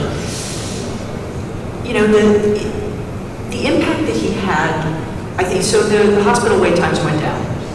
And what they learned was, great things happen. You can drive system reform with time-bound targets that matter to everybody else, but you can also get gaming to the system. So I didn't tell you the rest of the story, was I was working in a hospital, and one of the things that the ambulances would do was they would game the system, right? Because the time that it would take from the patient to be seen at the hospital from when they arrived was what was being tracked. But if they were in an ambulance, they'd be driving around the block because they didn't want the clock to start, right? And so people are going to try to game the system, and there's always that, right? You build a metric, people are very clever. But I think he chose other things that weren't so perfect, right? He talked about trains running on time. He talked about wait times being reduced. He talked about other things that didn't quite work so well. With systems reform, some would argue that he did a great job on a lot of the systems reform. He did a great job at listening, but of course, as with all governments, there are failures with this. And so you've seen, and my colleagues here can tell you, with other delivery units that have happened in the past decade or so, there have been great, Kamandu and others have had great success with driving system reform, with getting delivery, with improving number of kilometers of road and whatever else. Some of the harder things, or the cross-sectoral things that one of my colleagues talked about, right, that not only Tony Blair has tackled, but others along the way, and that is these things like universal financial access that are targets for most of our institutions, because we know that if you have access to capital, that's one of the key ways to improve poverty, right? But it takes every team in the bank to do that. It takes every country, whatever. We've targeted 25 countries with the most lack of financial access and whatever else. But those kinds of cross-sectoral problems become very difficult, and sometimes they're targets of these institutions. It wasn't an early target of one of the early targets of Tony Blair's, but the healthcare system one did work out in the end with a lot of ups and downs. Hope that answered the question. Thank you. You want to take up questions? Thank you. Regarding the first question on, for instance, a country like Saudi Arabia, how to define a plan that will allow the country to rely on something else than oil, I think it's a good question, and this is what it is important for a country to design a long-term development plan. We cannot just give an answer like that, but it is a government, for instance, that can launch the process of designing, let's say, 20 or 30 years development plan in which you have to involve all the layers of the population to try to have the good ideas and to select the right ideas. And by the way, define objectives to reach with a time frame and set KPIs. And once it's done, it will be very easy for the government in charge to every year or every 2 years periodically to make a monitoring if whether it is relevant or not, or are we making it or not. So for instance, for Senegal, during the designing of the Senegal Energy Plan, one of the key objectives is to transform the economy. For instance, most of the Senegalese population are in the agricultural sector, or the revenue are very weak in agriculture. You have roughly, if you look at the labor force, roughly 50 or 60% of the population are in the agricultural sector. But if you look at the revenue, we make a breakdown, more than 60% of the revenue of our economy is produced by the services. So it means that less than 18% of the revenue is from agriculture. So it means that you have the bulk of the population which are in one sector, and this sector is very poor because we don't have enough revenue. So it creates poverty in the rural area. So the plan, there was several task force and working session with some experts and all the layers of the population to say, okay, how to trigger a transformation of the economy so that we will create jobs in sectors like industry and services in order to help people in order to create a middle class that have enough revenue to be a good consumer and to push the economy forward. And also for the rural area to launch some industrial project for the transformation of the agricultural product. So to answer this question, the government has to mobilize key guys and to think and to design a long-term development plan. But of course it is possible because we see that in the world we have some benchmark that show that some countries has achieved this very successfully, not from so far from here, with Dubai and so on. And I think also Malaysia is a nice example of countries that has tried to balance this dependence on revenue. The second question is about the quality, the system of data collection, the quality of data collection. So it's a good question also. It is one of the challenges, but it is this number 6 and in my presentation I have talked only about the top 5 challenges we face. Currently how we are working is for each project or reform we are monitoring, a senior civil servant has been appointed as project manager. And this senior civil servant has to do his reporting every week to the delivery unit. And we are working with him, so it is our first source of information. The second source of information is the information from the state agencies, line ministries, and so on. But also we have a third source of information is we have some site visits. Our team, some of the time, we go to on field and we visit the project. We visit some site to see whether the figures that the line ministries has publicized are correct or not. And after that, we do a cross-checking. So we cross-check the information we receive from ministries with these site visits and also with the figures that the private sector communicate. For instance, for housing, we know that 80% of the housing project are driven by the private sector.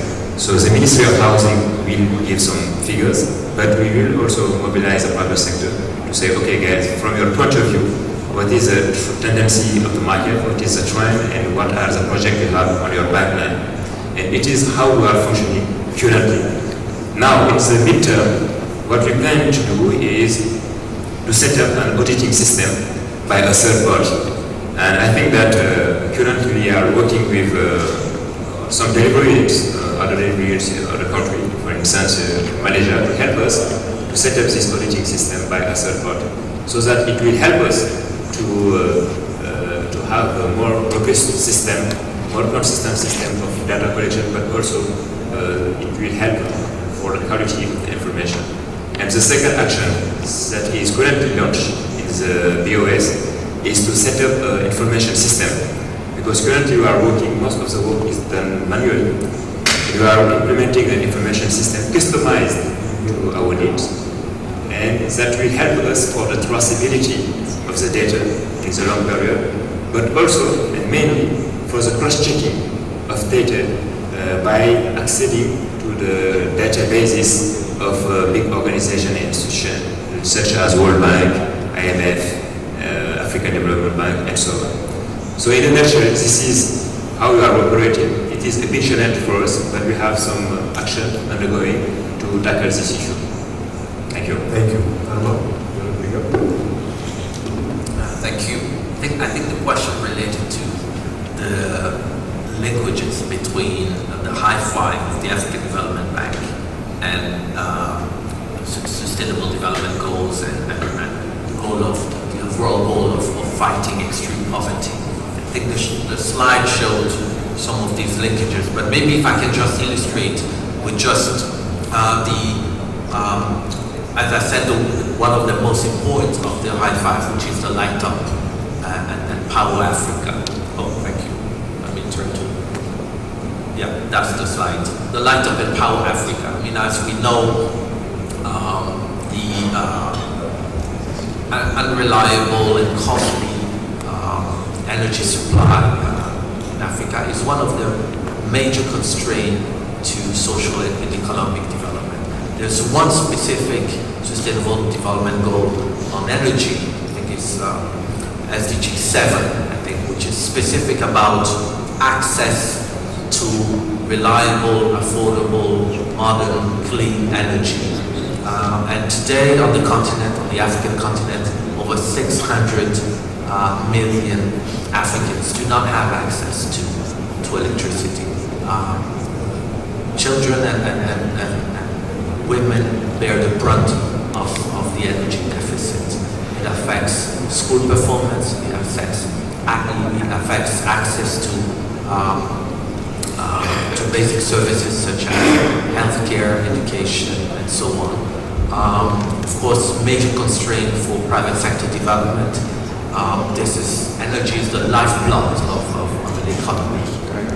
So just on the Light Up and Power Africa, you can see there are at least 5 specific sustainable development goals. And the most important one is about fighting extreme poverty that contributes to the achievement of the sustainable development goals. Thank you. Right? Any other comments, additional comments from the panelists? For the sake of time, let us jump to the 3 sets. The remaining questions, we can pick them up at the end when we go to the write-up of wrapping up all the presentation. Now we move to the next country presentation. I think we speak up with the question raised on the Senegal example. I give the floor to the Sami Al-Baidi for the presentation. Presentation shows Sandra.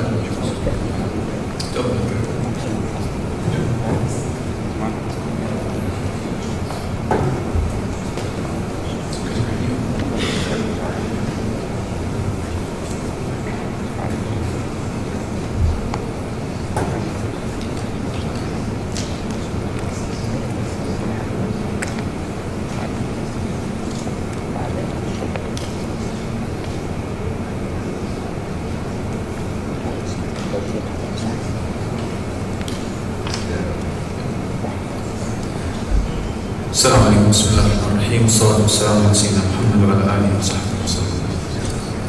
First, I'd like to thank you for giving me the opportunity to speak. More importantly, actually, thank you for giving us the opportunity to listen and learn from you. As you know, we are a quite young organization. We haven't yet celebrated our first birthday, so our age is less than a year. In fact, as a delivery unit, we probably haven't done a lot yet, but probably VROs have really done a lot. And for those who don't know, VROs they are مكاتب تحقيق الرؤية. VROs are Vision Realization Offices. They are sitting in every ministry that has a socio-economic agenda. And they are the one responsible about ensuring delivery and impact. There was a challenge that was mentioned here in the room about the difficulty of transforming the government from strategy into implementation, and we believe VROs are a very important part of this ecosystem of delivery that will really accelerate delivery at those entities, and they are here. We'd like to welcome them as well. When the delivery unit first mandated, as I said, less than a year ago, it was asked to accelerate delivery of high-impact initiatives. The problem then was we didn't have clearly defined high-impact initiative. Therefore, the delivery unit operating model, or the phases we've been through, were actually based on 3 main phases. And I will take you through them one by one. Planning support, enabling, and accelerating delivery. Let's take them one at a time. Planning. Now the question comes, are we going to go again and talk about planning again? We were just talking that we need to start changing from planning and strategy into implementation. But, you know, as I said, and there's also one question that raised here by a gentleman here was saying about how is the government going to focus on delivery high impact initiative with the current challenge of oil prices. This was a big reason why we had to do that planning session. 10 months ago, last February, we had to meet all together, all ministries, with the Center of Government supporting the vision, all together in one building in order to plan how is Saudi Arabia is going to overcome this challenge. How is Saudi Arabia? As you can see, the Center of Government supporting entities, who you can see them on the left side of the slide, were present. We sat together for 8 weeks. If someone heard about Al-Khuzam building workshops, that the National Transformation Plan was developed there. The ministries and Center of Government entities were doing planning top-down to ensure that we can together face unemployment challenges. We can together talk about how can we rationalize our spending in light of oil prices challenges. How can we generate non-oil revenue? These plans were done shoulders by shoulders with entities sitting in the same room, ministries sitting in the same room, to put also bottom up. So the top-down and bottom-up planning, they went together during those 8 weeks in Al-Khuzam building. For the first time, we had unified plans, we had strategies, goals, objectives, KPIs, and clear KPTs defined. I would like also to emphasize the left side of the slide, where we have the Center of Government supporting entities. And I've mentioned a few of them. I would like also to talk about, for example, take another example, digitization. The Digitization Center of Government body was actually there also to review what ministries are proposing. So for example, in digitization, different ministries have different digitization plans. What digitization Center of Government body did actually put those entities together and ensure that those different digitization plans, there's no duplication, they are synergized so that they deliver higher impact. All of the rest have done the same. Unemployment as well.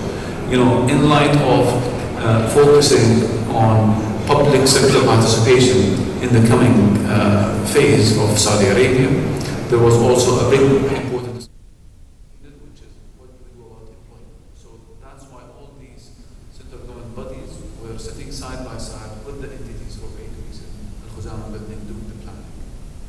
these are some pictures of the Nizam building. We used to have around 1,000 participants daily doing the plans.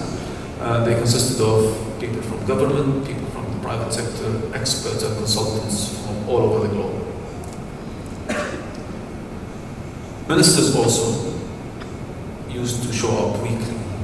You know, at the end of these labs, there was clear KPIs and targets announced and committed. And those who were actually announcing them were those ministers. So they had to be aligned day by day to ensure that whatever they're going to commit and promise to the whole Saudis is actually going to be met. So they used to show up often every week.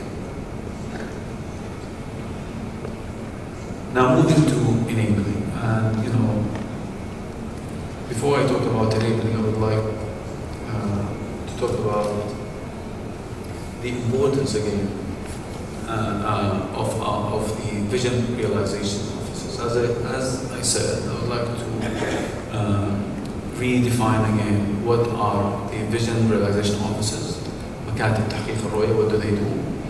So not only they were the ones doing the plans shoulder by shoulders, talking to other entities in the workshop that I was just referring to at the planning section. They are the ones responsible to sit with their own sister organizations. Every ministry has sister organizations. So they are responsible to sit with them and define their priorities. So they come to the center of government with one list of prioritizations of their what they believe together are their top priorities, yet they are aligned with the center of government, true north and direction. So a lot of work has really taken place by the VROs. We believe VROs are very important and integral and the main part of this delivery system. So what was the delivery unit role in that? The delivery unit actually was the one who was putting up this ecosystem that allows interaction between VROs and entities and the center of government. And I believe during the past 10 months, the VROs have been really through two quite very challenging, I would say, events and experiences. The first one, which we talked about, which is the Khuzam event, the 8 weeks planning event, where they had to sit shoulder by shoulders with all other ministries for the first time, integrating their work together, working together, removing duplication, synergize initiatives. We came up with these initiatives having, believe it or not, some entities having one unified plan for some of the initiatives that overlap together. The other event that took place, that also VROs took full leadership of, was the budgeting exercise that finished just a month ago. VROs actually, in that event, sat face to face with center of government, explaining their initiatives, their top priority initiatives of their ministry and representing also their sister organizations. They had to justify and they had to negotiate really hard to make sure that what they are asking for, their top priorities, are aligned and supported by the center of government and are properly funded. Tough calls were made.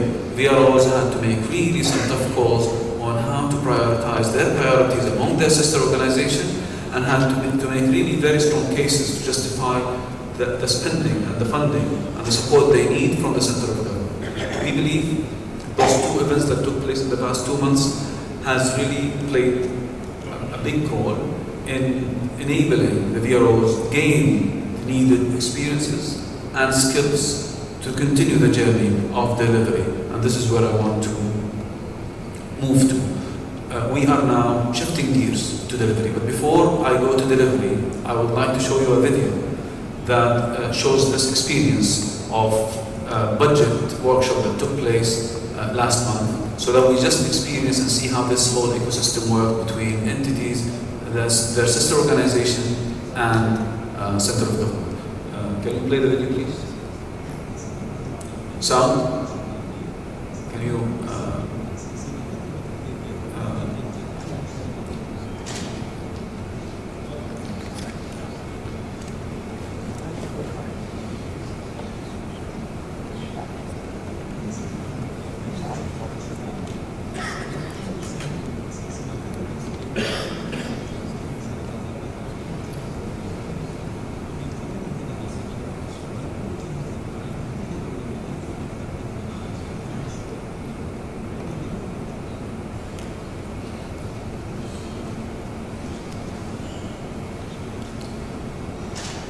Okay, while they fix the video, I just have a couple of words I can continue. Now we are in the phase of moving and shifting gears to deliver. We've done planning, budgeting, VROs are almost ready to go. Now we're shifting gears to delivery. I would like to admit here يعني التصالح مع إخواني حقهم مكاتب تحقيق الرؤية في القاعة. We have been really running crazy from one event to the other.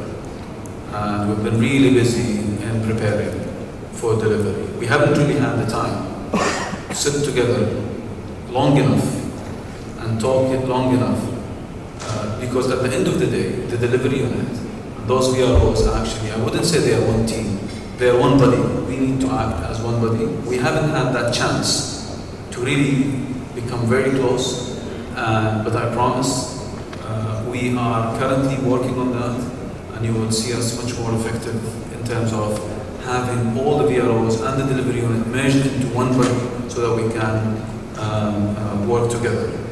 Now we are shifting gears to delivery, and a lot is coming, and we believe, is it ready? So let's go back to the no sound again.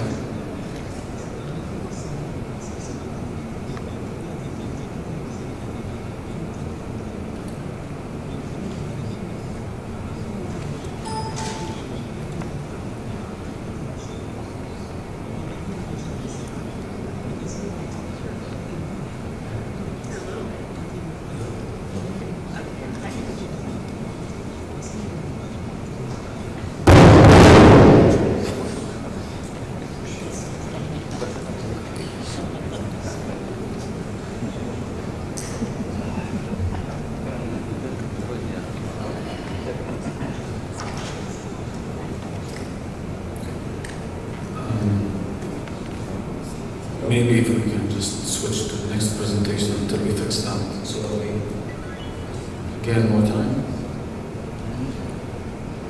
No, I'm saying maybe we just continue the last two slides, and then we come back to this.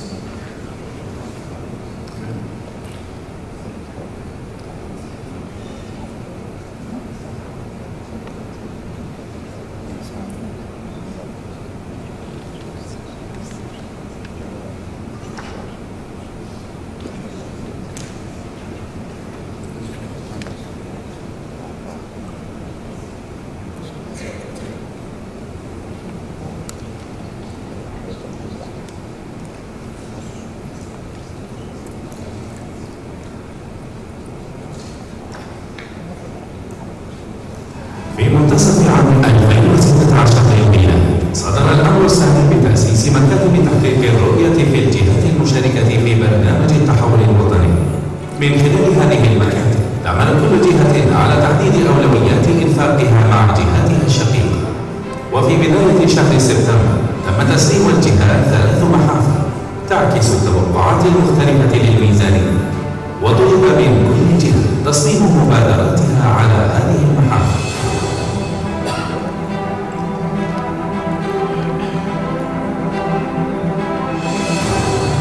نقول سلمت الجهات المحافظ حقت الميزانية نشوف مكاتب تحقيق الرؤية اشتغلوا مع بعض المؤسسات المشتركة وسلموا قائمة مبادرات واحدة موحدة، وهذا شيء جديد حقيقة في الحكومة. عادة كانت وزارة المالية تناقش بصورة 1-to-1 مع كل الجهات الموجودة في الحكومة. الآن عندنا 18 مكتب تحقيق رؤية فقط يناقش ويسلم بمبادرات المتعلقة ب مجلس الشؤون الاقتصادية والتنمية، أي مبادرات لها علاقة التنمية والاقتصاد.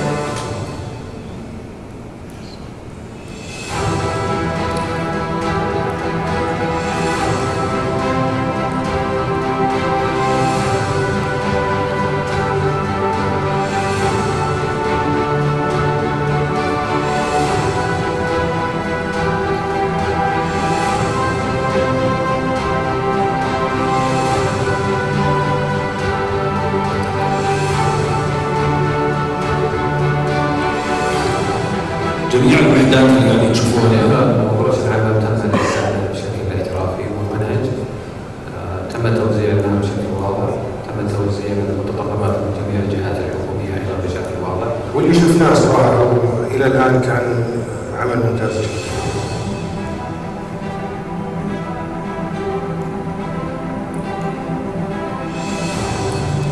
فريق العمل الدائم يمثل مركز الحكومه، هو اللي كان يناقش مع كل مكتب تحقيق رؤيه، كل وزاره ووزاره التشغيل الاولويات والمبادرات، وبالتالي توزيع الميزانيات اللي هي ان شاء الله بها نفس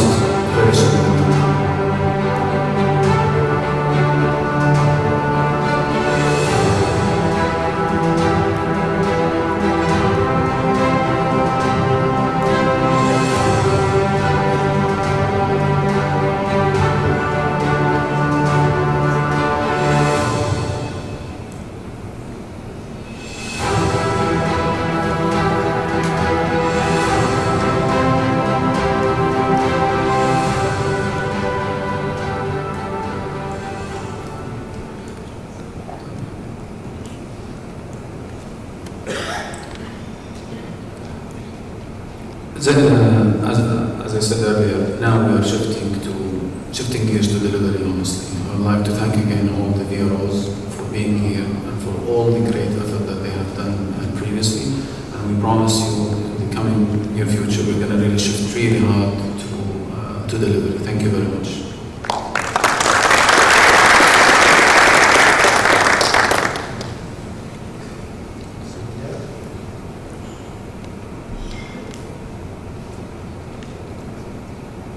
Now we move to presentation from Malaysia.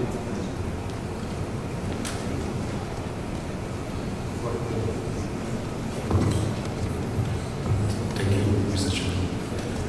Very good morning to you, ladies and gentlemen. First, I would like to express my gratitude to the Islamic Development Bank for inviting me here to share with you our experiences, and also more importantly, to participate in the discussions, very important conversations surrounding the issue of delivery. Okay. On to my presentation, the first slide. Okay. Oh, sorry. Okay. When our current Prime Minister took over the government as the Prime Minister, of course, he initiated the National Transformation Program. Okay, we were actually, caught in a middle income trap sometime in 2009, and we thought that, for the very first time, the ruling government, the ruling party, was lost 2/3 majority in Parliament. So there needs to be a transformation, and of course, election promises need to be delivered. So he instituted two key areas of transformation. First, the government transformation program, and number two, the economic transformation program. So if you look at it in simple terms, one, to generate more income. The other one, to use the income to provide more services, social services, to the citizen. So the government transformation program covers 7 key what we call it national key areas in terms of crime, corruption, quality education, low-income households or poverty, addressing the cost of living, urban public transport, and also improving rural infrastructure. These are actually areas of concern where we actually did a survey. It's an outcome of a survey that we did in the general population. These are the 7 key areas of concern. There are other areas of concern, but they are at the lower list of priority. So we took the 7 more important ones. And in the economic transformation program, we look at 12 sectors because as a government in the past, we tend to want to do everything. So we said, okay, let's focus on 12 key areas. Hence, we look at, of course, oil and gas, palm oil and rubber, financial services, tourism, business services, electronics, wholesale retail, education as an economic sector, healthcare as an economic sector, communications, content and infrastructure, agriculture, and also a geographical entity which is Greater Kuala Lumpur. Because we believe to drive the economy you need business capital. Okay? And the other 6 are what we call reform initiatives. It looks at, they are so-called enablers rather than projects. Competition, standards and liberalization, public finance reform, public service delivery, narrowing disparities between the different economic groups, reducing government role in business, as well as human capital development. So whole target for the economic transformation program was an investment of USD 444 billion by 2020, with its private sector driven initiative whereby 92% of the investment should come from the private sector, with a GNI impact of 523 billion and GNI per capita of USD 15,000. 3.3 additional jobs by 2020. Okay, to manage this, he actually established Pemandu and called the managing director of the Malaysia Airlines and a former Shell employee as well, my CEO, Dato' Sri Idris Jalan, to help the unit called Pemandu in Malay means driver, but its acronym means Performance Management and Delivery Unit. Okay, so of course the mandate for Pemandu is to ensure delivery of transformation programs, conduct independent assessment in terms of performance and progress, and highlight some areas of concern to the Prime Minister and as well as the Cabinet. Act as a catalyst for change, and also provide some in-house public sector consultancy and advisory to the government. So we run cabinet workshops on certain issues, provide active support to the Prime Minister as well as cabinet ministers on all activities related to both ETP and GTP, and work in partnership with the ministries, and then generally the civil service to achieve big, fast results. In order to do this, actually, my CEO is made a full minister. Okay, in Malaysia, even if you're not a politician, you can be elected as a minister via means of senatorship, but it's only limited to 2 terms, which is equivalent to 6 years. So here, if you look at it, we coordinate the delivery of GTP and ETP and work alongside the ministries. We are not the implementers, we are just program managers. The implementers are the civil service. Okay. In terms of how do we leverage, like I mentioned before, at the forefront of the initiatives are all the civil service, whether it's at the state or the federal level. Out of 1.2 million civil servants, 500,000 are at the forefront. Then how do we manage this? We have the ministry, we have the delivery management unit at each ministry to look at all these initiatives. They are answerable to us actually. They report directly to Pemandu. On a weekly basis, we have a weekly dashboard, and then we also have problem-solving meetings, either through cabinet, post-cabinet meetings in the ministries, as well as every 6 months, if the issues cannot be resolved by the ministers, we escalate it up. We call it the PSM, or problem-solving meeting with the Prime Minister. He himself actually chairs the meeting. And more often than not, if the meeting is called, problems will be solved 1 week before the meeting, so it will be highlighted. Okay. And of course, from time to time, in in certain circumstances, on a monthly basis, each cabinet minister chairs steering committee meetings for their respective so-called areas of concern. We employ what we call the ESTEP, Big Fast Results methodology. Okay, it's ESTEP for all the initiatives we employ this process. You will see some similarity in the experience of some other governments as well. It's almost the same.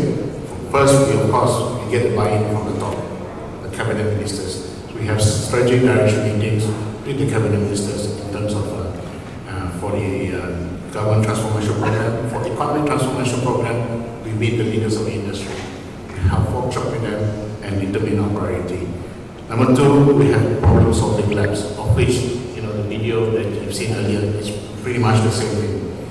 Problem-solving labs involve, depending on the situation, involves all agencies that are related, sometimes open to the private sector as well, for economic sectors. We keep them up for 8 weeks, full-time. We call it Hotel California. You can check out or you can never leave. So 8 to 5 every day, working days of course. Until the problem is solved and we come up with what we call KPIs and roadmap for implementation. Then we have public consultation, which you also saw in the video earlier, which actually we have what we call open days for the public to come and have a look at our plan, because we believe these plans need to be transparent, need to be shown to the public in what we call, if you look at the word deliver, in what we call, when we show it to the public, we are already pregnant. The government is pregnant. You need to deliver. Okay? And of course, the fourth one is after all this is done, you need to produce the roadmap. We have it on our website and produce the hard copy so that the public understands what we are trying to do. Each of the KPI for each initiative is published. Okay? And on a yearly basis, we step number 5, we set KPIs. We sit down with the delivery management office of each ministry. We impose KPIs on the ministers. In our case, the minister has a report card. Every minister has a report card. And we work with his officers to make sure that the KPIs are achievable. Okay? Then, of course, step number 6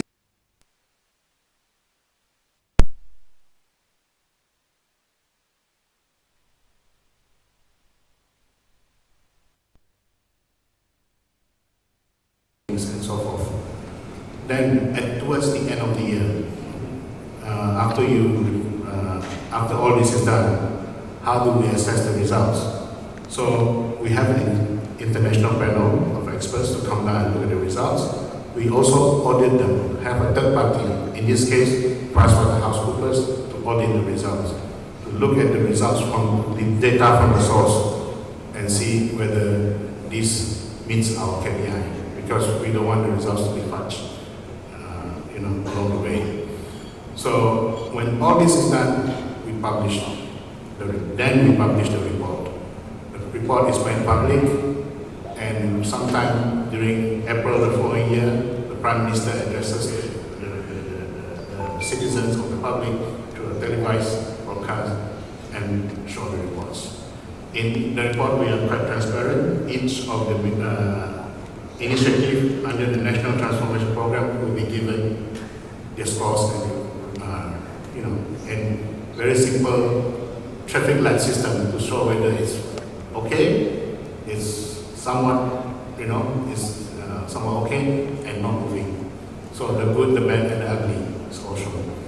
Okay, that's the ESTEP methodology, and like I mentioned in the process, all these from the workshop of what we call the labs,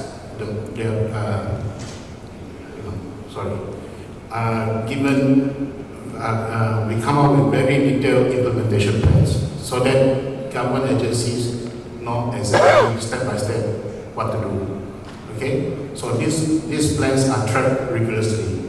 Okay, we go down agency and see whether each initiative has taken place. They're given timelines, they're given KPIs. And then on a weekly basis, on every Thursday, we actually get the results from the delivery management office of the ministry. And we key into the dashboard as a system, and even using mobile devices, one can actually access the dashboard. So all cabinet ministers have access to the dashboard, including the Prime Minister, and they can actually put in their comments. So, in the past, the Prime Minister has actually addressed certain ministers and said, this is not moving well, you need to back up. These comments like this are very powerful. Then everybody's weekend is spoiled. Okay? And then, of course, every 6 months, the Prime Minister actually sits down with the Minister, and together with my CEO, only 3% in the meeting, go through the report card. And the ministers at first give their own self-assessment, and then the Prime Minister give the final assessment. And there were individual letters signed by the Prime Minister to each minister, stating exactly what went well and what did not go well. And these letters are very powerful because we use these letters to go to the civil service and say, look, this is what your minister got, you need to do something to help him. And then, as a result of this, long story short, we did see some improvements. Of course, we are on track to become high income economy to realize our vision 2020. So, in terms of GNI gap, between now and 2020, we have seen it reduced to 15%. For 5 years successively, we see a high record of private investment.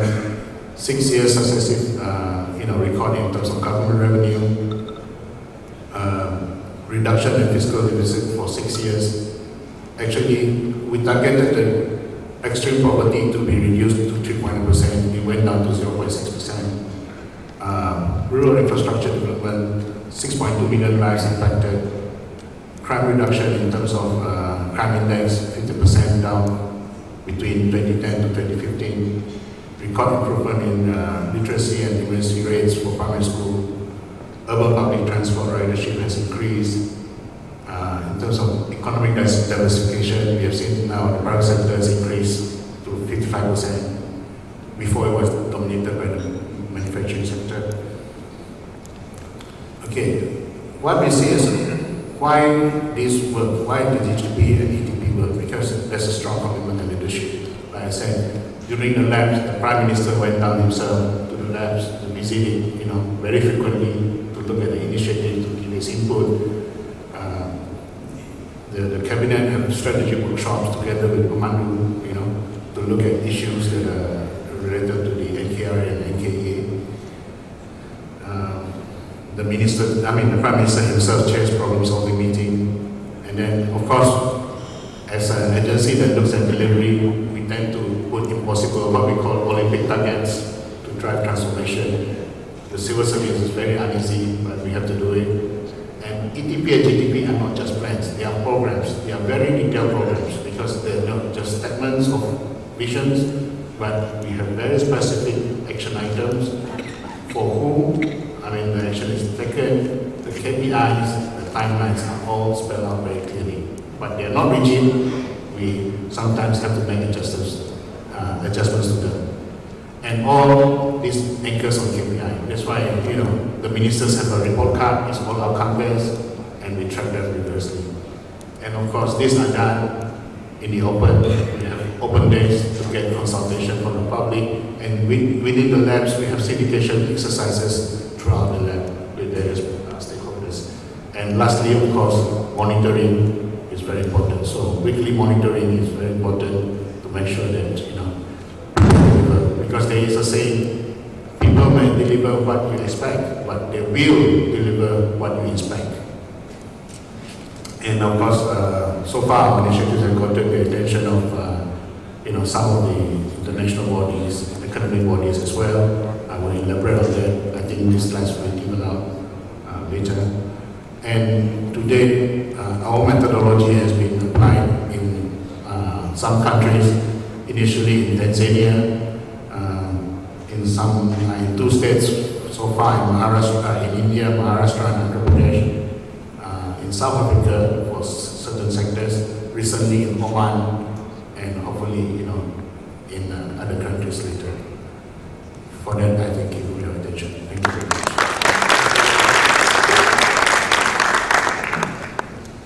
Back to your institution, Mr. Bhushan. Thank you very much, Mr. Paul.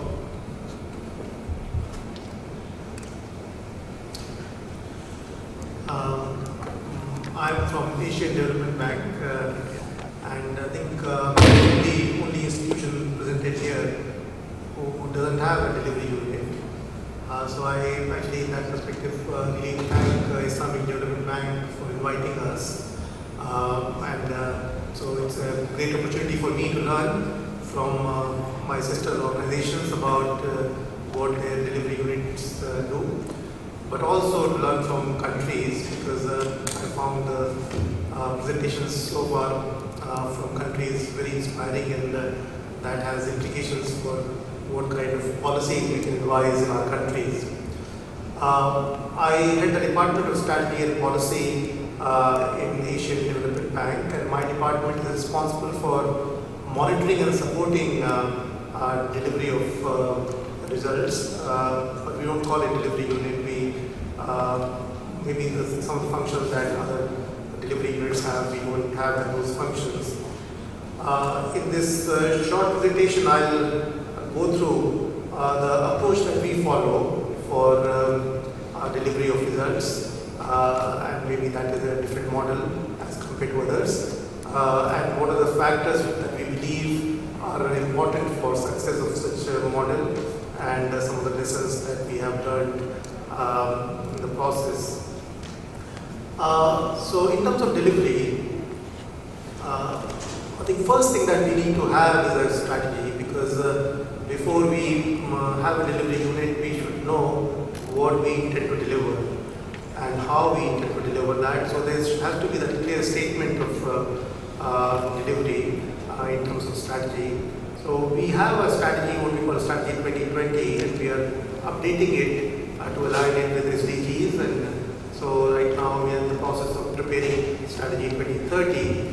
But Strategy 2020 itself has a goal, like my colleague from the World Bank said, they have twin goals. We have a goal of ending poverty in Asia and the Pacific, or actually not ending, but supporting the ending of poverty in Asia and the Pacific. And for doing that, we have three strategic agendas: supporting inclusive growth, supporting environmentally sustainable growth, and regional integration. And below that, also we have other elements that will support those agendas. So there's a clear statement of how and what we want to deliver in the region. Like my colleague from African Development Bank mentioned, we have a similar, almost the same corporate results framework, which has 4 levels. Level 1, which is the scan of the horizon, that what is happening in the region. We understand that this provides the context of our work. Its attribution is a big problem here, that we are very small as compared to what's happening in the region. But at least this should guide us that what are the major problems which are there in the region, and how, if our strategy that right now we have is aligned well with the problems in the region. But when we look at level 2, 3, and 4, those are more or less in our control, and that's where we focus on in terms of delivery. And level 2 is the results of our completed operations, what our operations have done so far. So it's more of a historic results. Level 3 and 4 are more current. Level 3 is where we measure the performance of our new and ongoing operations and see whether they are on track. And level 4 relates to how we are supporting our operations in terms of people, budget, and processes. Now, this is not the only results framework that we have. Of course, this is a broad results framework. Like my colleague from Malaysia just mentioned that its broad results framework is 1,000 feet above ground, and which provides broad view. But this is very closely linked with our three other type of results framework. And starting from the bottom, projects that we do in countries, those are the main vehicle through we deliver results. And each and every project has a very rigorous results framework. We call it project design and monitoring framework, which provides what we intend to deliver through that project. And aggregation of that project at the country level and our policy dialogue is summarized in results framework for our strategy, and that provides framework for delivery of results in a country. And for each sector, we have a results framework, which is again slightly more than aggregation of our projects in those sectors, but also provides what we intend to do in each sector. And all of these three are very closely linked to our corporate results framework that I presented just now. So if you look at our corporate results framework, we produce this every year, and it gives us some scorecard which our other sister organizations also have, and we can, by looking at the simple scorecard, understand or see which are the areas that we have done well, which are the areas which need improvement, and which are the areas where we may be on track, but need to do more to keep on track, because that is likely to be derailed. Now, coming to, and we've been doing this for the last 8 years. We started this in 2008, and we have been refining this process of monitoring at the institution level, and now in 2017 we'll be producing our 9th Development Effectiveness Review report. And this thing is done every year, but based on what the findings of these review are, every year our president issues what we call planning directions. And the planning directions includes the areas that need more work. And based on that, all our departments develop work plans to address the areas where we are not doing well. And then we have every 3 months monitoring of our progress, especially on the areas that we are not doing well. And this meeting is called of all VPs and all heads of departments to discuss those areas. And from this year, our president has indicated that he would also like to be part of those meetings. Now, coming to what we monitor, on the right side is the kind of thing that we want to deliver, and this is what we delivered last year in terms of number of the length of road, in terms of power, access to. So these are the outputs. Of course, you go beyond that to achieve outcomes. But these are things that are the result of projects which were approved, say, about 8 or 9 years ago. And so, and in many ways, these things are already hardwired, and we can't take much credit for what we delivered last year. But what we want to do is to stay on track. We need to follow many of the intermediate or leading indicators to ensure that our projects end up delivering things that we want to deliver. And that would, of course, be monitoring inputs as much as we might like to hate monitoring inputs, but those are the areas that I think are under our control, and that's where we focus a lot of time in monitoring and discussing during these 3 monthly meetings, and they may relate to, of course, issues related to contract awards, disbursements, and approvals, but also where our projects are going, the kind of sectors that we have this targets of increasing our support for health and education sectors, whether that's happening in our country programs or not, and the number of indicators that we have, how many of them are on targets, and if some of them are not on target, then why. Those things we discuss in these 3 monthly meetings. Now, some of the factors that we believe are essential for such a system to work, and many of them actually, or most of them have been discussed earlier by my fellow panelists. One is, of course, to have a very simple and intuitive system which should be quantifiable and objective, which would drive delivery, because that's without that it is difficult. And a colleague from World Bank mentioned also the transparency. Also leadership. This has to be driven by the top leader, and I think unless our top leader, in our case the president, and as my colleague from Malaysia mentioned, the Prime Minister is personally involved in the system, this doesn't work. And that's been our experience for the last 8 years, that whenever the presidents have taken more interest, this system has worked much better. Of course, the pressure, especially from the stakeholders, helps in improving the system. And capacity, and it doesn't happen on its own. One has to create capacity, however small, to monitor and provide support and coordinate the delivery.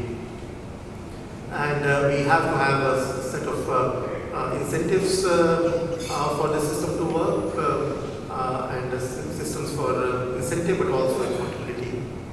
Now, some of the lessons that we've learned is that if we need to improve, we have to keep the system as a tool for motivating our colleagues to improve, not to punish them. It doesn't have to be fault fighting or blaming exercise, but identifying areas that need improvement and identifying problems that need to be solved, and working with colleagues to solving those problems rather than identifying people to be blamed. Second is that, of course, we need to have a big picture and look at the broader picture, which will give us identify areas that need improvement, but then we need to drill down at a much lower level to see, because if we just keep it at a broader level, that sometimes becomes meaningless in terms of actual delivery. And so there has to be a system which need to cascade down to project level for the system to work. And then while data are important, and data is important in terms of objectively looking at the delivery part, but we also need to have qualitative information about what we're doing. And so to support this corporate results framework, we also have a publication called Together We Deliver, which provides more real life stories about what our projects are doing, how they're changing people's lives, and that gives a good complement in terms of documenting what we are delivering. With that, I thank you again for listening to me, and thank Islamic Development Bank for inviting me to this conference.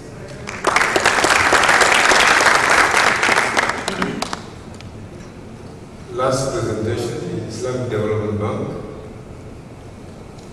Very quickly. Assalamu alaikum wa rahmatullahi wa barakatuh. After this diverse intellectual cuisine I've seen from different places, let me just give you a very short and hopefully sweet dessert. It's a very short presentation about how we look at delivery here at the Islamic Development Bank Group. So quickly, why do we focus on delivery? We have 57 member countries. Most of them are concentrated around Africa and Asia. And as a matter of fact, according to the Multidimensional Poverty Index, there is about 1.6 billion people who are considered poor, most of them are actually in Asia and Africa, and Africa. Of course, the African Development Bank, has part of those 1.6 million people. The Asian Development Bank has part. We have maybe most of them. World Bank maybe has all of them, but they also have many high-income countries in their membership. So the challenge we have is really critical. Now, most of our member countries are also, if you see the Human Development Index, are in the low ranks. And those at the higher ranks, few of them are actually dependent on natural resources that are depleting.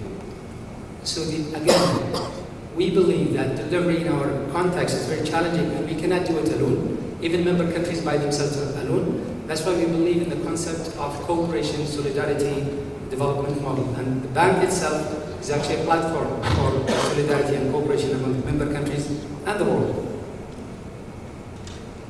Now, what we are trying to deliver, this is our 10-year strategy framework. Quickly, we have three main objectives. Again, it's centered around cooperation, solidarity, connectivity among member countries and others. We focus on inclusiveness, inclusive development.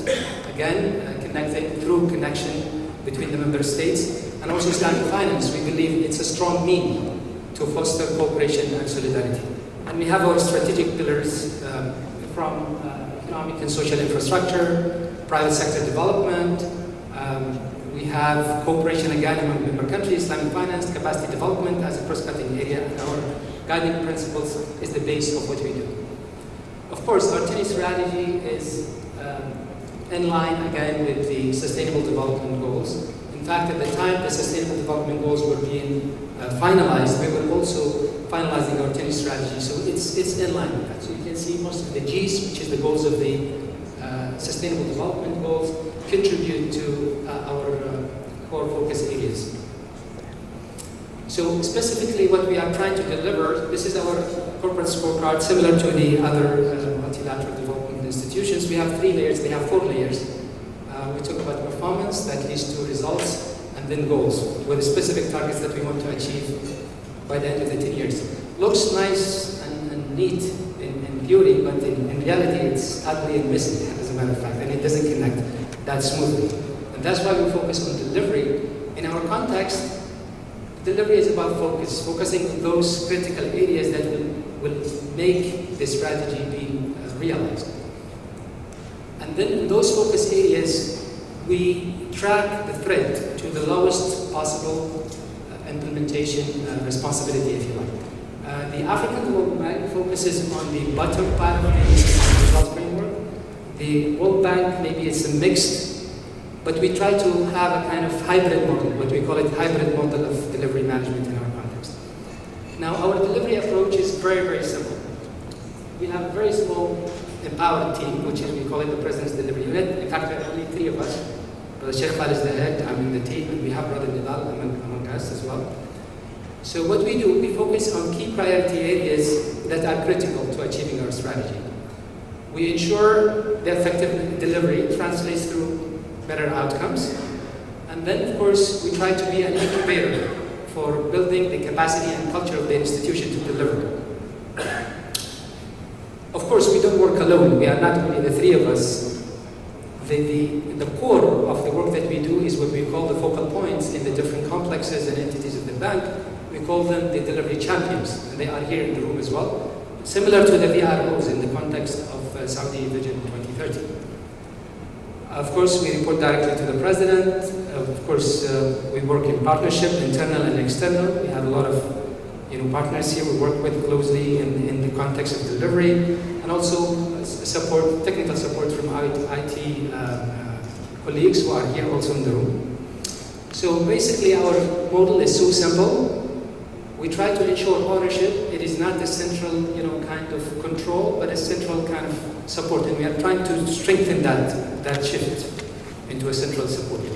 Building the delivery capacity across the institution for sustainability. Now we have very simple monitoring tools. This was developed internally with no cost to the bank, and really thanks to our IT teams. We have a data reporting platform where our focal points or delivery champions key in the updates. And and then it gets captured automatically through a data visualization tool called Tableau, and then we have our dashboard, live dashboard. It's internal, it is not external. Now, what we have in our dashboard, if you have seen the first circle, what we call the rapid steps. This is a quick win, kind of initiative. It is not strategic, but for us it's important because it was building the momentum for delivery. So we wanted the institution to feel like we can deliver. These are just simple tasks that were designed to be delivered in a very short term, but the strategic nature of it is to build the momentum and the confidence that we can deliver.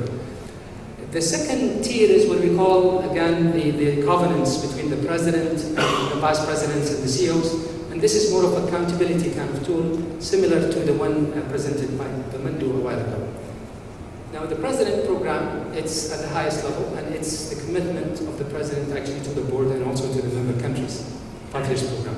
We also monitor our strategic partnerships with other strategic partners, just like the World Bank and others. We are also integrating these transactional system data, the one in disbursements and others, to get captured automatically through the system without having the focal points to key in the data. Of course, a major challenge which we are trying to improve is again and again data quality that we have to verify all the time.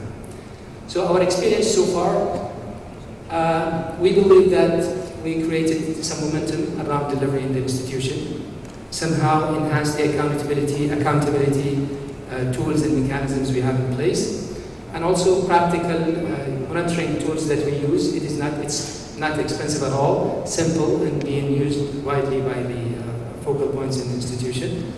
And of course, regular reporting on the implementation performance. And again, this cross-institutional kind of view, because each complex, in your context, in government context, maybe it's ministry, so they work in silos most of the time. So we have this advantage of connecting them together. Now, the challenges that we face, of course, uneven delivery pace. You can see, some others are delivering better than others. Many KPIs in our, list of KPIs that we monitor currently are still input-output level and trying to improve them to more of outcomes, looking.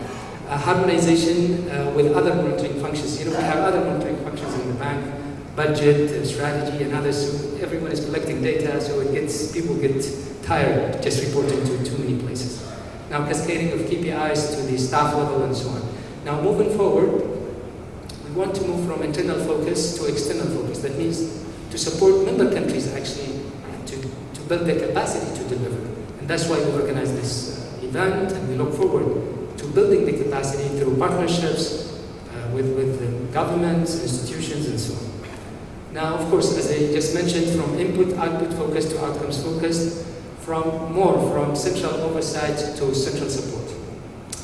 Thank you very much. I hope it was sweet. I think it was short. Thank you. Thank you, Kamal. Now the rest of the part of our deliberation is to take few questions and followed by a coffee break. And I wanted to borrow the coffee break from you so that we take questions and continue with the second round of presentations. Being understood that the coffee and tea is just behind this wall. Whoever wants to have something in order to have more energy can just move around the wall and get whatever he wants. Now, questions? Yes?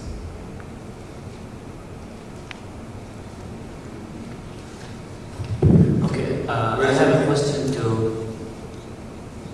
Yes, go ahead. To Mr. Fabian regarding in your slide you put 5 reasons why the transformation has worked, and you put impossible targets to drive transformation. And my question about the impossible targets: first, were they achieved, or did you intentionally put impossible targets and you know it cannot be achieved to keep ministries working hard under pressure? But then if they cannot be achieved, I would like to imagine the dashboard will be all red and orange. So if you can tell us more about the impossible targets. Thank you. Yes, Harry. Right here.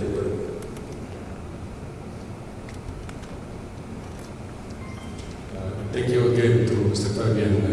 Can you elaborate more on the audit and the international panel? What is the role? What sort of topics they discuss? Yes, thank you.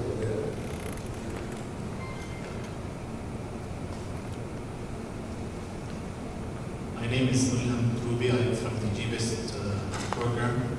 My question is, the PDU is some sort of project or program management, one way or another.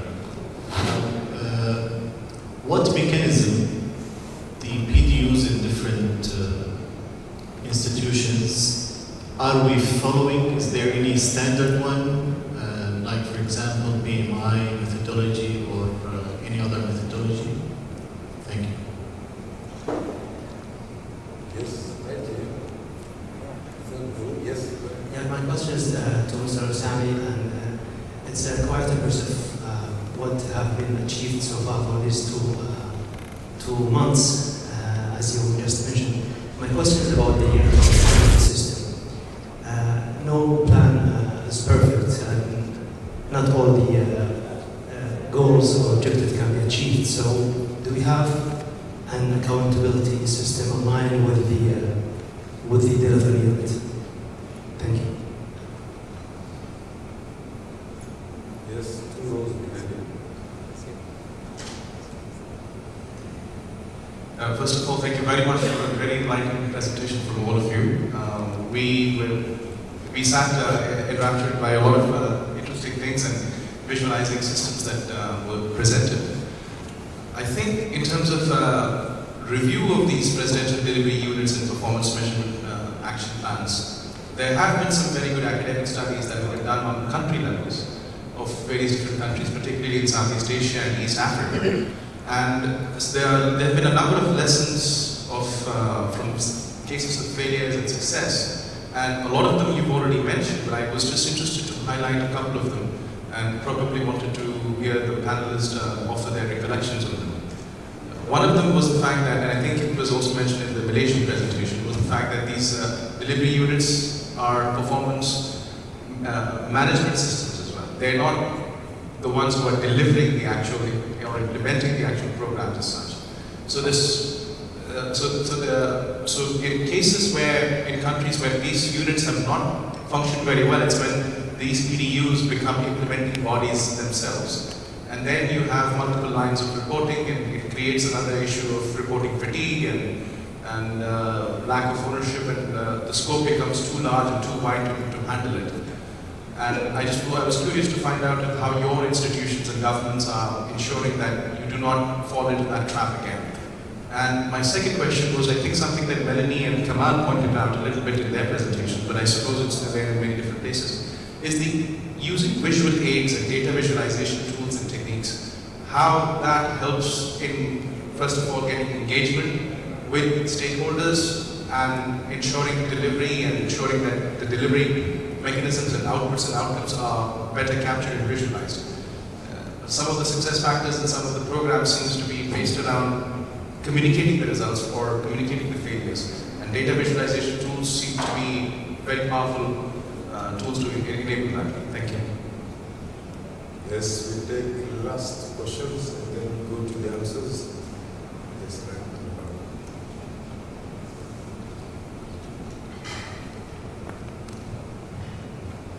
Last but one question. Thank you for the presentation. I have 2 questions.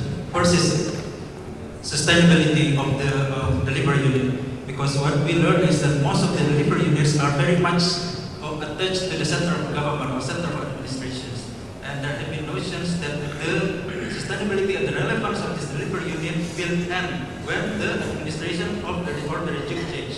So I would like to get experience, particularly from the country context like Malaysia and Senegal.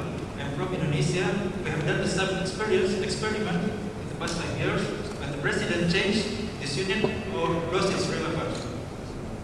The second one is about the delivery unit is trying to make sure that, trying to provide an evidence base or snapshot on the policy implementations. But meanwhile, let's take example of the World Bank delivery unit. I just checked the website. The business base is achievement rate is 3% at the moment. It means that you are trying to cut down the processing time from 20 months into 19 months, from project conception to disbursement. This issue is not about only policy implementation. It's about also policy makings. The question is, when the delivery unit is dealing with achieving results or monitoring the achievement of results, how do you deal with the issue which is very much related to the policy making? For example, Malaysia and Indonesia, we see the same problems. We try to cut down the number of maternal mortality rate, but the problem is there is no midwives or nurses in the clinics. Because of what? Because of very high absenteeism rate. Why they are absent? Because of the poor benefit system, this kind of thing. This opens Pandora box of the policy aspects. So how does the delivery units deal with the policy making aspects? Well, your presentation. Thank you. Okay, last.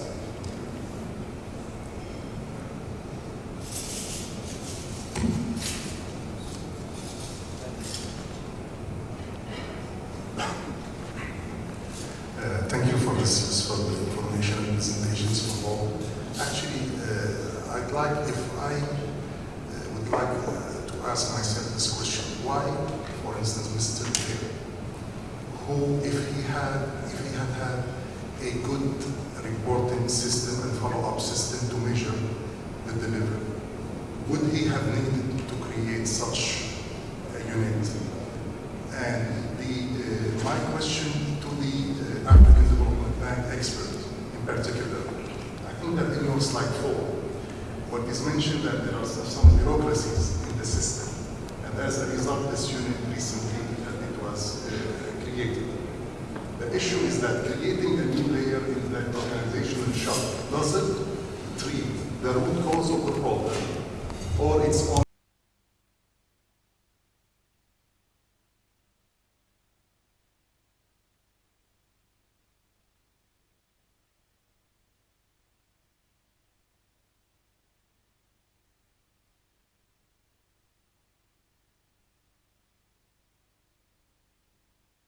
Ministries and the Prime Minister or the departments and this. Thank you so much.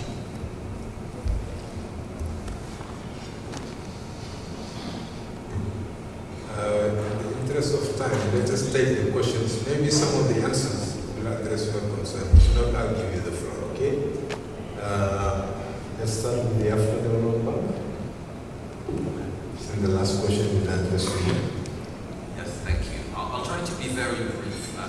This is a very good question, and I think some of the answers will also emerge during the panel discussion.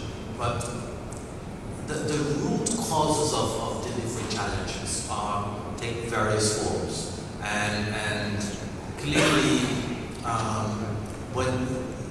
when you look at how organizations function, how business processes are designed, clearly this is one major source of inefficiency of delivery bottlenecks. But there are other sources of these inefficiencies. And basically, by having a very comprehensive toolkit to, one, diagnose these issues and resolve them, address them, you ensure that you have a very complete approach to addressing these delivery challenges. So yes, clearly you're looking at how your organization is structured, how your business processes are designed. Yes, it's part of the issue. But sometimes this is not where the issue is. That whole sense of instilling a sense of urgency in public administrations, public services, in ministries, in institutions, is something very fundamental. So even if you well design and everything, you still have to apply that relentless pressure on delivery. And this is what these routines, having these regular reports that are generated, that create that pressure, that sense of urgency for delivery, contributes to that as well. So there's a various sense of tools and techniques that are applied to this delivery methodology to really achieve these targets. Thank you. Fabian, you had a question, of course. Thank you. I think I have at least 5 to 6. Let me just go very quickly one by one. About impossible target. Yes, actually it's intentional. The word impossible means stretch targets. If they can do 75, we encourage them to do 100. Then, of course, we don't leave them at a lurch. We try to problem solve to actually simplify processes. We help them to actually simplify processes by running mini workshops to solve problems. And if they can do it, the performance of the government is improved. So yes, it's intentional. But we allow for changes during mid-year. There is a mid-year review. If they really cannot do it, then we will actually allow them to reduce the target. But on very stringent criteria. So we allow for changes. But at first, we want them to have very stretched targets. On international panel and audit, you see, the Malaysian citizens right now, they are very critical of the government. Whatever we publish, they will say, you're just trying to show the government is doing a good job. So what we do is, we want to have an independent assessment. So we have an audit, we have an external party to audit the results from the source of the data until the final stage of reporting. And also, after that, we present it to a panel of international, a review panel, consists of people from other governments. We have people from IMF sometimes. We have the people from, for example, our equivalent of office bearers from neighboring countries to actually look at the results and say, look, this is genuine. We are not fudging with the results. That's the purpose. It's more for legitimacy purposes, legitimacy purposes. And in terms of how to ensure that delivery unit doesn't fall into the trap of implementation. Actually, Commando, as you all know, we are a short-term agency. We don't intend to be there for good. We have a clear exit plan. So whenever initiatives are announced, we will not say it's by Commando, it's by the implementation agency. We want ownership from them. So we encourage them to take ownership and slowly they retreat from the process. So we have a very clear exit strategy, and we will so-called graduate the ministries one by one. So that's our answer to that. And in terms of sustainability of delivery units, of course we acknowledge that different leadership, when there's a leadership change, the transformation agenda becomes rebranded, but it remains there. So I don't have the answer for that, but because for us, we have very clear timelines when we exit. Maybe once we exit, and there's a new prime minister, a new set of branding is needed, and a new set of team is brought in. Thank you very much. Thank you. There was a question I'd like to address which was about the accountability of the system. How do we set accountability in the system to ensure delivery? There is a body in the center of government called أداء المركز الوطني لقياس أداء الأجهزة العامة. It's actually a performance measurement body who will measure performance of all government bodies and actually publish them transparently online. And we're working hand in hand with ADA. We're part of every step we had. So all the indicators that we are, or the entities are actually developing for their initiatives, up to their lagging indicators are going on actually to be published online for everybody to see. And of course the ultimate accountable usually is the minister himself. For the high impact initiative specifically, we are currently working on selecting a top priority list of high impact initiatives. Currently, the National Transformation Program has 700 plus initiatives. we're trying to select 10% of those 700 plus to focus only on monitoring. And when we say monitoring, because I have heard this question repeatedly, is why do you, if you only monitor, so why do you call it delivery? It's actually because you monitor and you intervene.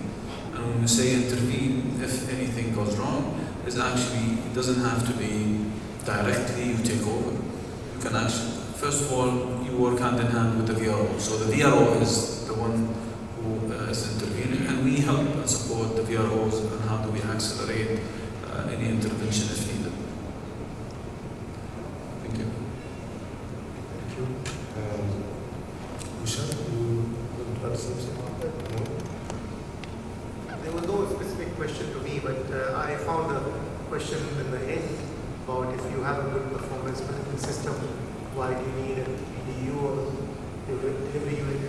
Interesting, as my colleague mentioned that maybe some of the answers will come from the next panel. But as I see it, getting feedback on performance or monitoring the results is only a step, one critical step for delivering results. But looking at the problems which are being encountered in delivering the results, why some things are not working, someone has to look at those and analyze it, and also coordinate the delivery of results, or look at the problems that can be resolved. I think so. Delivery unit just goes beyond just passively reporting results, but also looking at how they can be delivered and helping different units to deliver it. Okay. Kamal, you want to say something? Okay. Now then, yes, you want to say something? Just the three things that directly sort of touch the conversation with what we do. The first one is about sustainability of units, and it really is true. I'm not sure they're always sustainable if they're very, very closely associated with the leader, right? They live and die with the leader, because the next leader is like, wait, I don't want to take over what that other person started, right? And so there is that bit of a challenge, and the question is, how deeply does the institution embrace, or the country, or the whatever, embrace the particular concept of that unit, right? And what it does and what it needs. And we were just talking about this behind the microphones back here about, they're called different things in different places, right? And so Pemandu is a very different way of looking at a delivery unit than maybe the World Bank might do it, and it's very deeply entrenched. Senators and all kinds of stuff that their CEOs have been deeply entrenched in the government, right? And so I'm not sure how sustainable they all are, and I think it depends on the leader. The second thing is kind of related to that one of you mentioned, are delivery units really just project management? And I would say if they are, your delivery unit is doing the wrong thing, right? Because you don't want to remove the project management from the people that are accountable for making that project work. You don't want to make a couple steps above them or sideways from them managing that project. That breaks the whole chain of management and trust and leadership and accountability and everything else. And so I don't want that. If there's one message for that, I would say don't think of delivery units as project managers. And what makes delivery units kind of hard is that you want to think about this whole field of deliverology, whether you agree with it or not, as sort of a different skill set, right?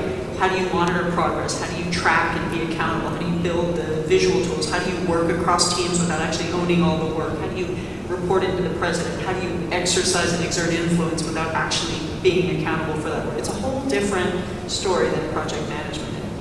Sometimes small projects, like building the IT as a project and things like that, but not directly on the side. And the last thing is about policy making. This is another thing. If your delivery unit is making policy, I'm not sure it's a delivery unit, right? So you don't want to make your delivery unit in charge of policy. You want your delivery unit to help you and the institution that you support identify the barriers and roadblocks and challenges that you can feed into the people who do make policy. But it's not the job of a delivery unit, at least as I understand it. I mean, maybe it's a new and more evolved form, but I think if you do that, you start putting too much you centralize too much of this power, you sort of take it away from the people who actually do the work. So just those three cautions.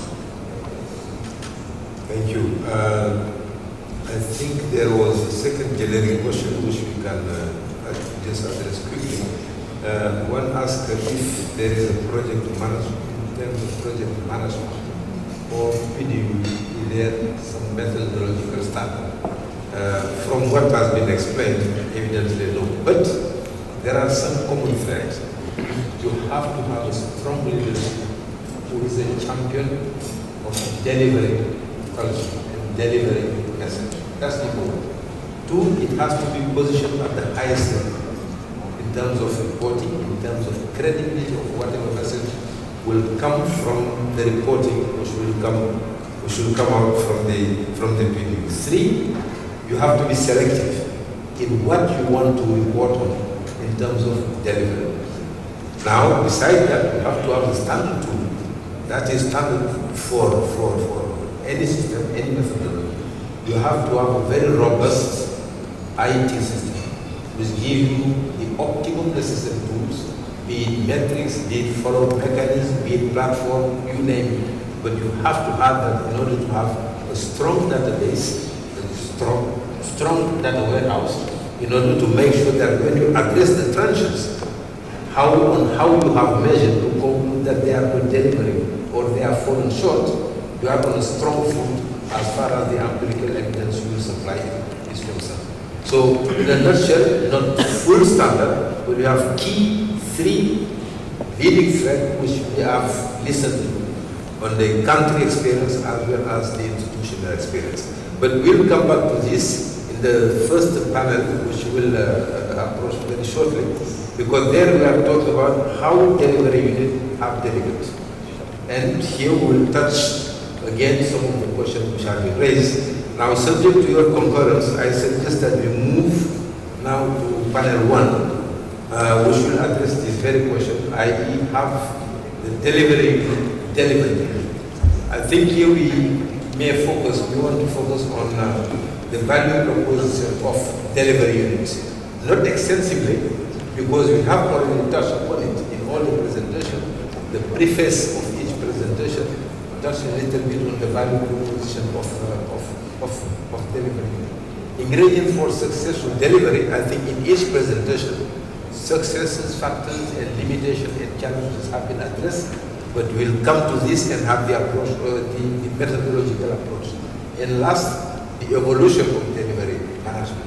I think what Melanie has said about sustainability is already an introduction in discussing this point. So without further ado, I'm going to announce the members of this panel. We have Armand from the African Development Bank, Mr. Ning from Senegal, we have Fabian from Malaysia, and we have Melanie also from the World Bank. So these are the four who will be addressing this. Now we will say something which is not properly correct, but I say ladies first. Melanie, you want to kick off? I just want to know how many people are hungry. Just raise your hand, because you guys look really hungry. Good, yeah. All right, we're going. I think only 45 more. We're not bombarded. Yeah, I'm not sure. It sounds like, it looks like someone has a very burning question. I've seen your hand go up a few times. I want to make sure that we honor that so that we can include it in our conversation. Yes, I promise him that if sounds like it was. If his question is not answered, I'll come back to him. But I felt that his question was answered. Yes, go ahead. Can I have the mic? Can I have the microphone? The mic has gone for us. Can you hear my voice? There we go.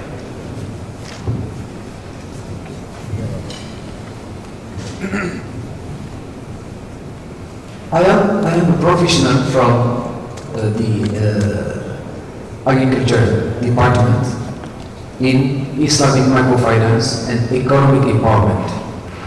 And one of the headache of our field is really the design of the projects, the design of the programs, the formulation of the programs, the identification of the programs, and how it is done.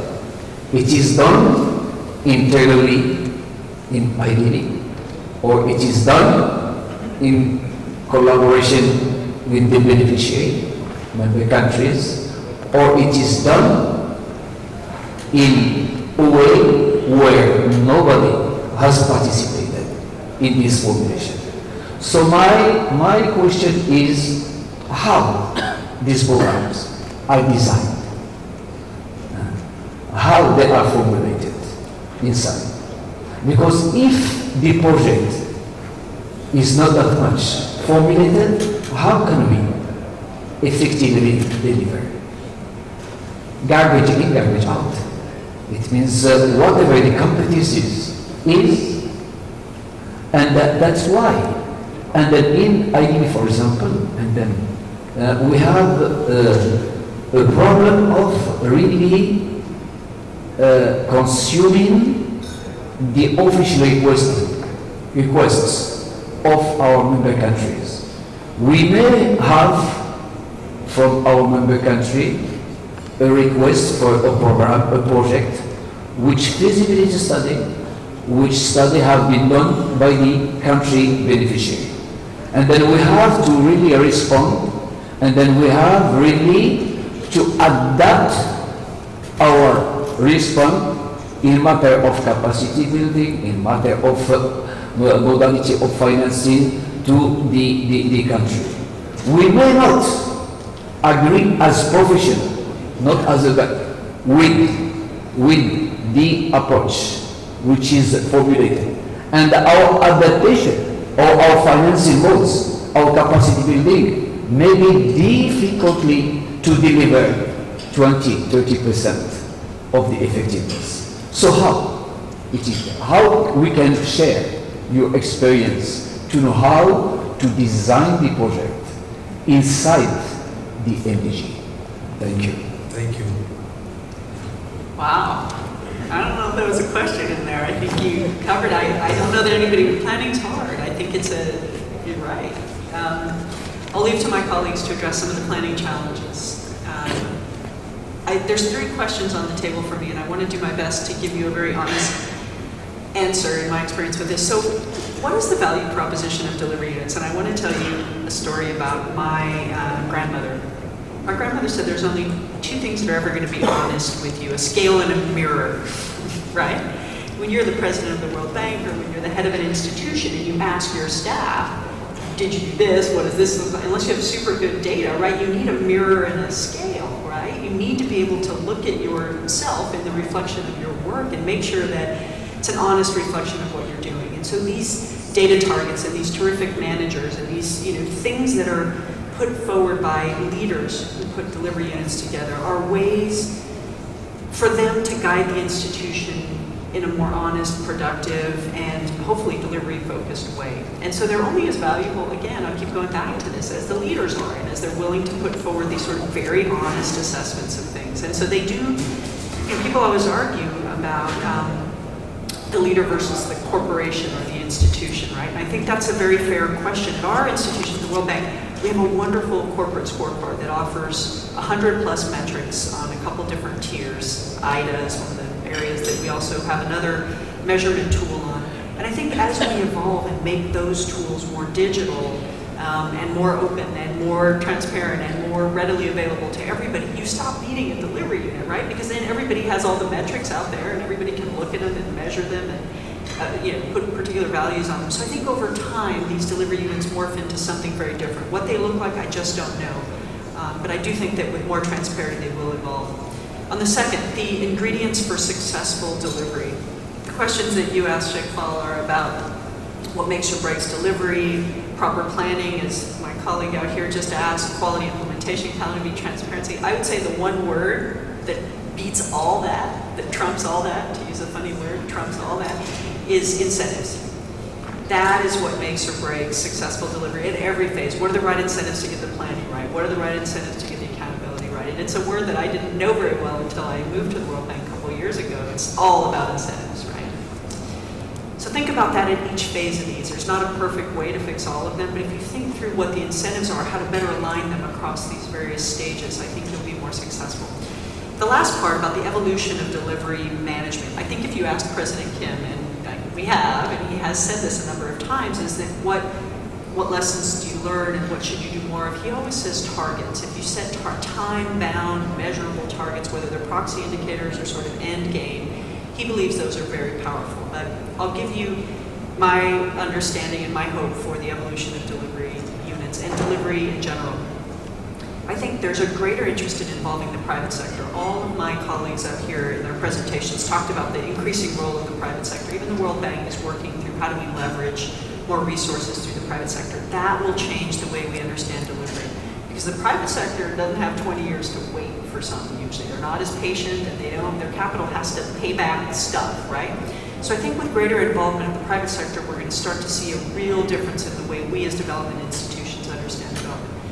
The second thing about the evolution that's going to really influence delivery and deliverology and delivery units is the urgency and fragility of the space and world that we live in. Because all of a sudden, nobody wants to wait a lot of years, right? All of a sudden, you're accountable not just for some long-term target a long time away, but whether it's a drought from a terrible climate change or whether it's a pandemic that wipes out your region, hopefully not, or whether it's extreme fragility due to political issues and conflict, those things are going to drive delivery to go faster. You do not want your government to collapse. You do not want your people to die of a pandemic. You do not, right? So as these things become more urgent, I think delivery changes because it stops being an abstract target over here and it starts being, uh-oh, we better fix this or something that's going to happen right now.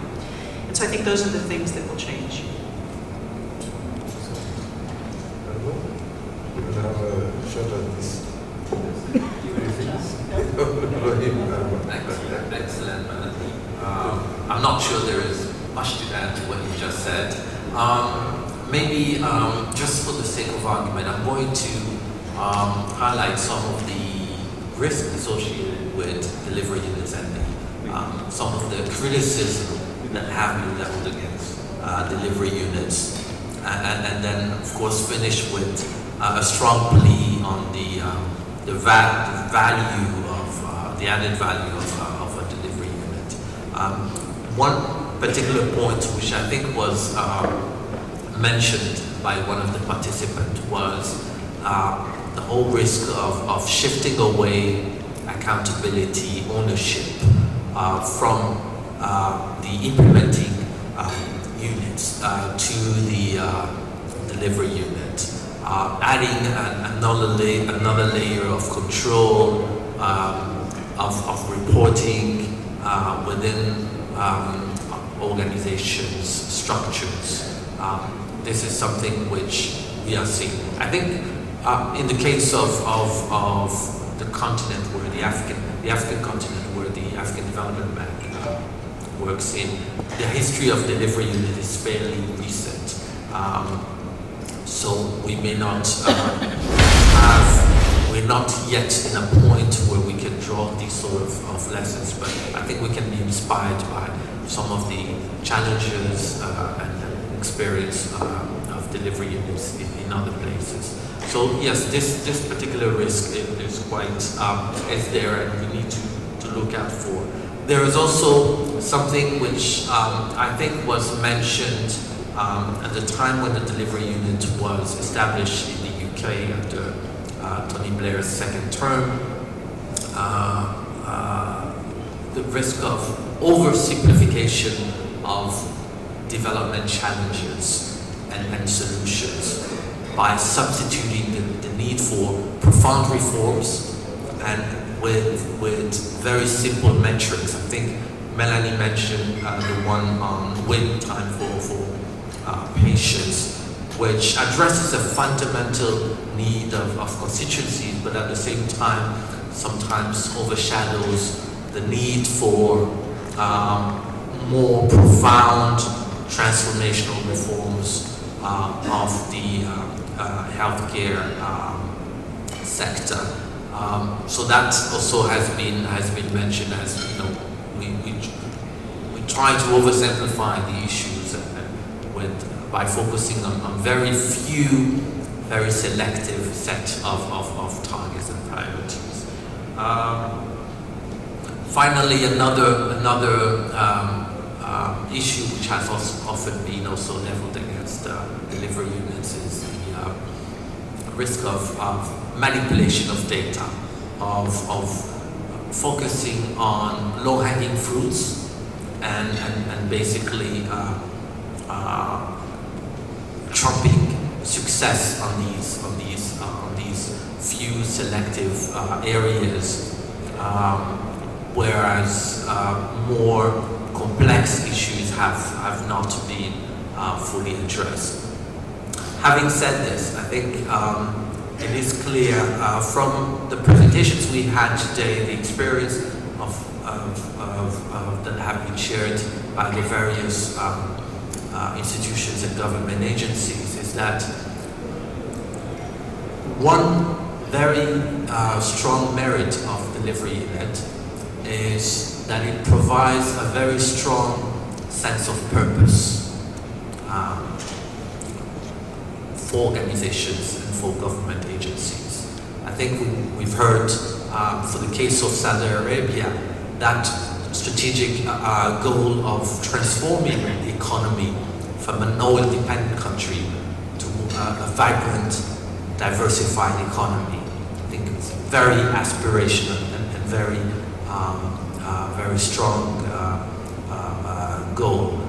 So creating that sense of purpose and sense of urgency to achieve that aspiration, that vision, and communicating that vision across the organization, across the government is extremely important.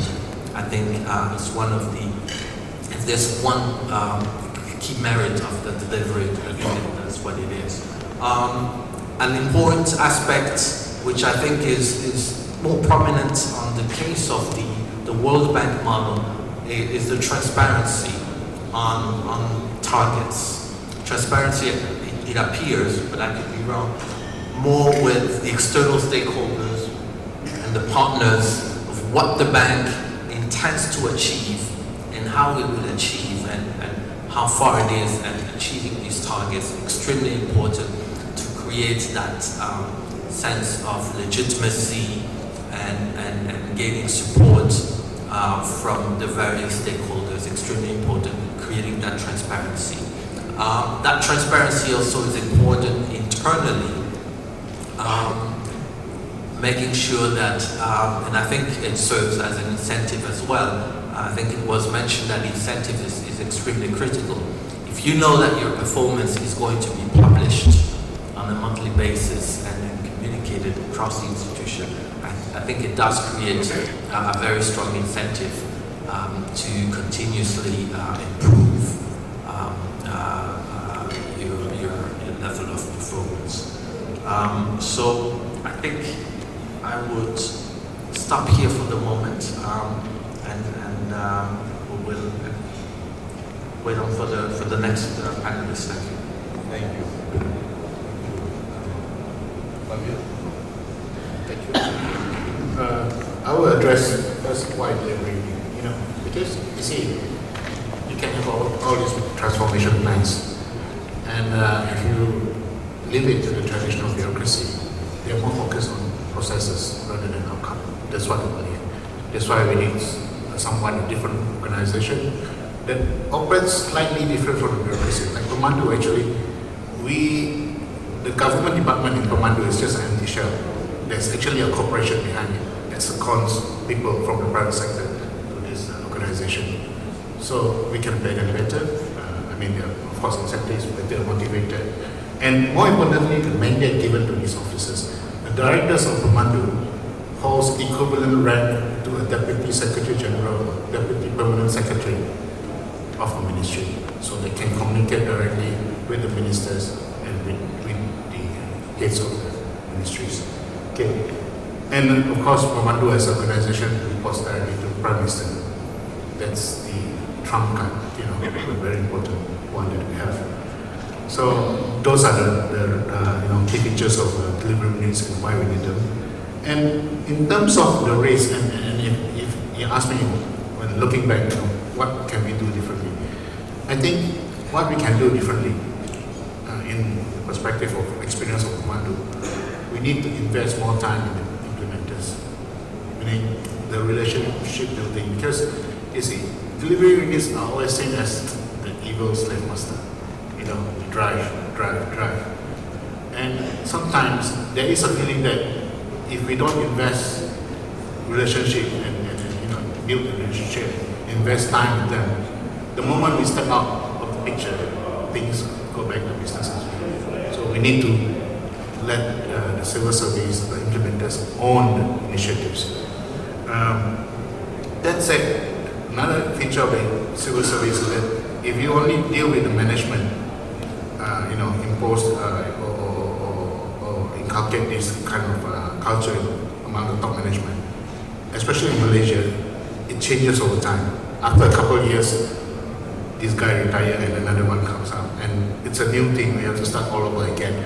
So I believe what we could have done better, we could have mainstream the transformation agenda that we have, and all through all levels of civil service.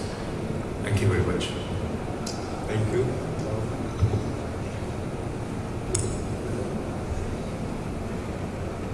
Thank you very much.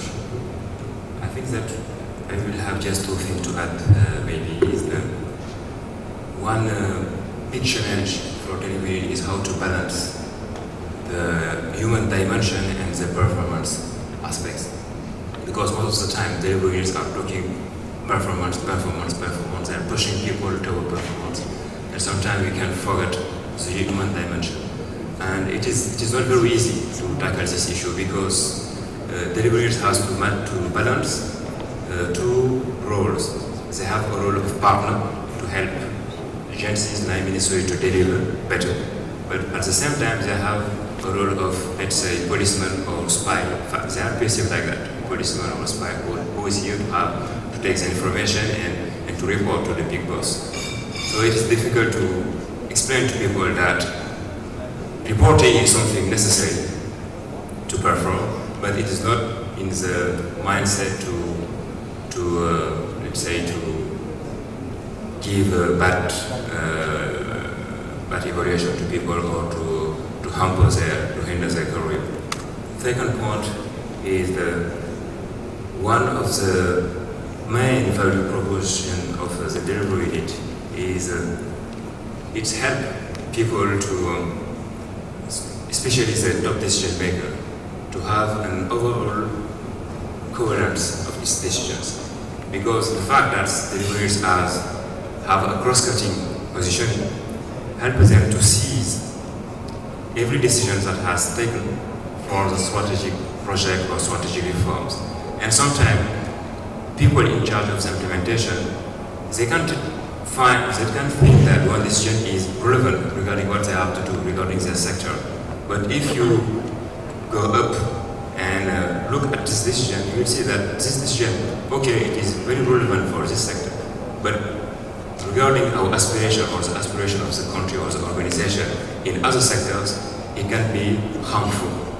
And it's a real value added for the delivery unit to have this capacity to analyze all the key decisions and to try to either find some synergies or to find some risks of incompatibility of some decisions. And just the very last point, I think it is about one of the main expectations of delivery unit also is to be the spearhead of the transformation in any organization. Because one merit of the delivery unit is to help people to go outside their comfort zone. Because when you talk about performance, sometimes you need to have some people with specific profile and specific skills to say, okay guys, you are good on what you are doing, but okay, now you have to have very high aspirations. That's why I think that the job of the delivery unit will be something like a continuous improvement processes.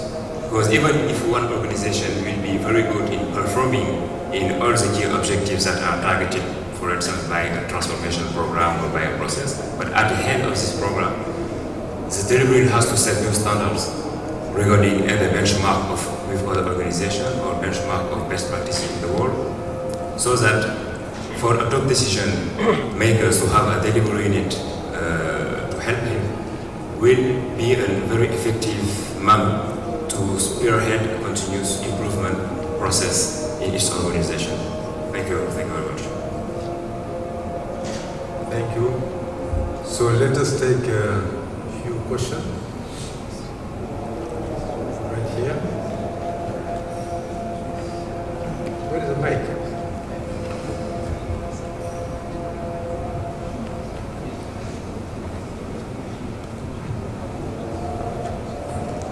much. I will direct my question to Melanie. Where should the delivery process stop? So is it just to monitor the program or the strategy until the outputs, or it will continue to the outcomes? And if it does go to the outcomes, what's the difference now between the delivery unit and the evaluation unit of the department? Yes, right there on the back.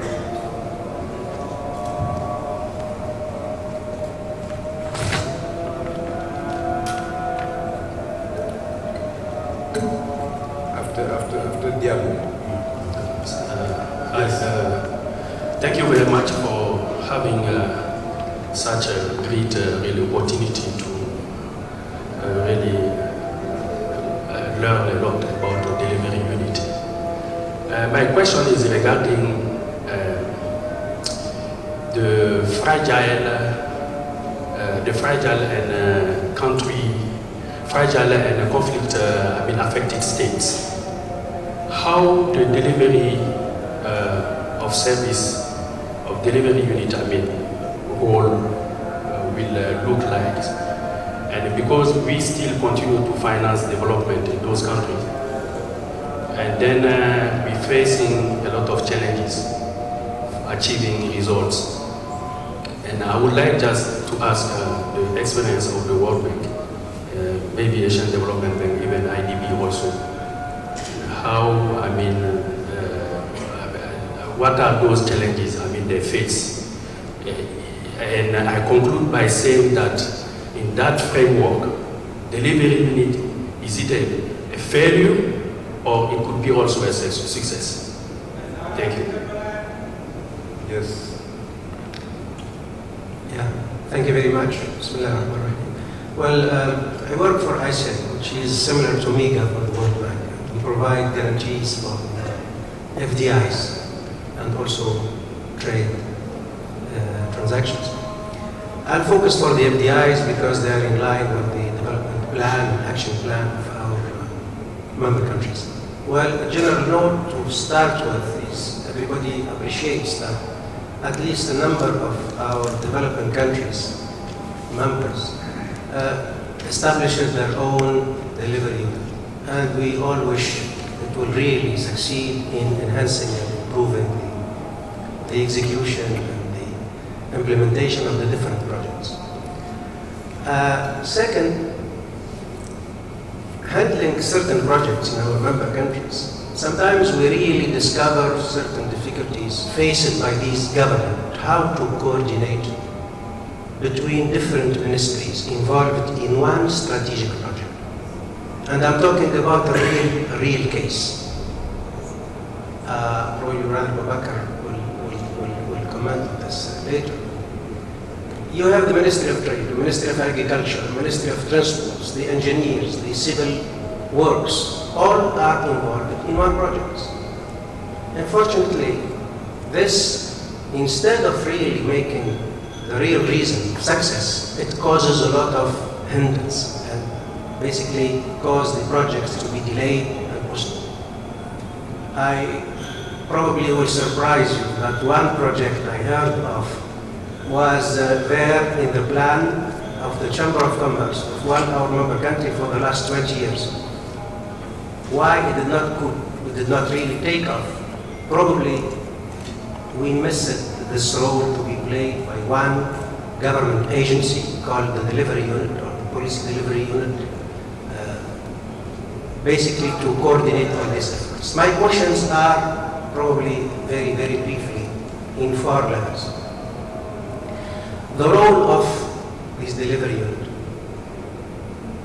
Are they really going to deliver as expected or not? So are they enabled or allowed to interfere on the micro level as well as the macro level? And I would like to refer to the case I just mentioned just now. Are the delivery units going to be involved in looking after one particular project, strategic for the country? Or are they going just to be restrained to the macro level?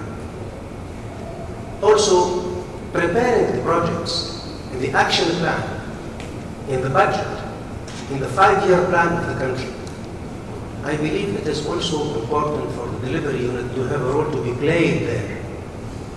And in certain countries, planning is still facing certain difficulties. So probably the delivery unit will have a role to be played. Third question, is the delivery unit role going to be up to suggesting solutions? We know from the answer from the World Bank that it's not going to be planning in lieu of the planning ministry. It's not going to be the project manager in lieu of the project management company or agency. Of course we agree. But I'm talking about suggesting solutions. For example, if you have too many ministries involved in one strategic project, whether you create an agency that is going to be responsible for the projects, or you nominate one ministry, one agency to be liable to have the buy-in of the strategic ones. For example, the last one is the authority level. In my particular country, for example, we tried to have this delivery unit to look after the different policies put together. I come from Tunisia. And it failed.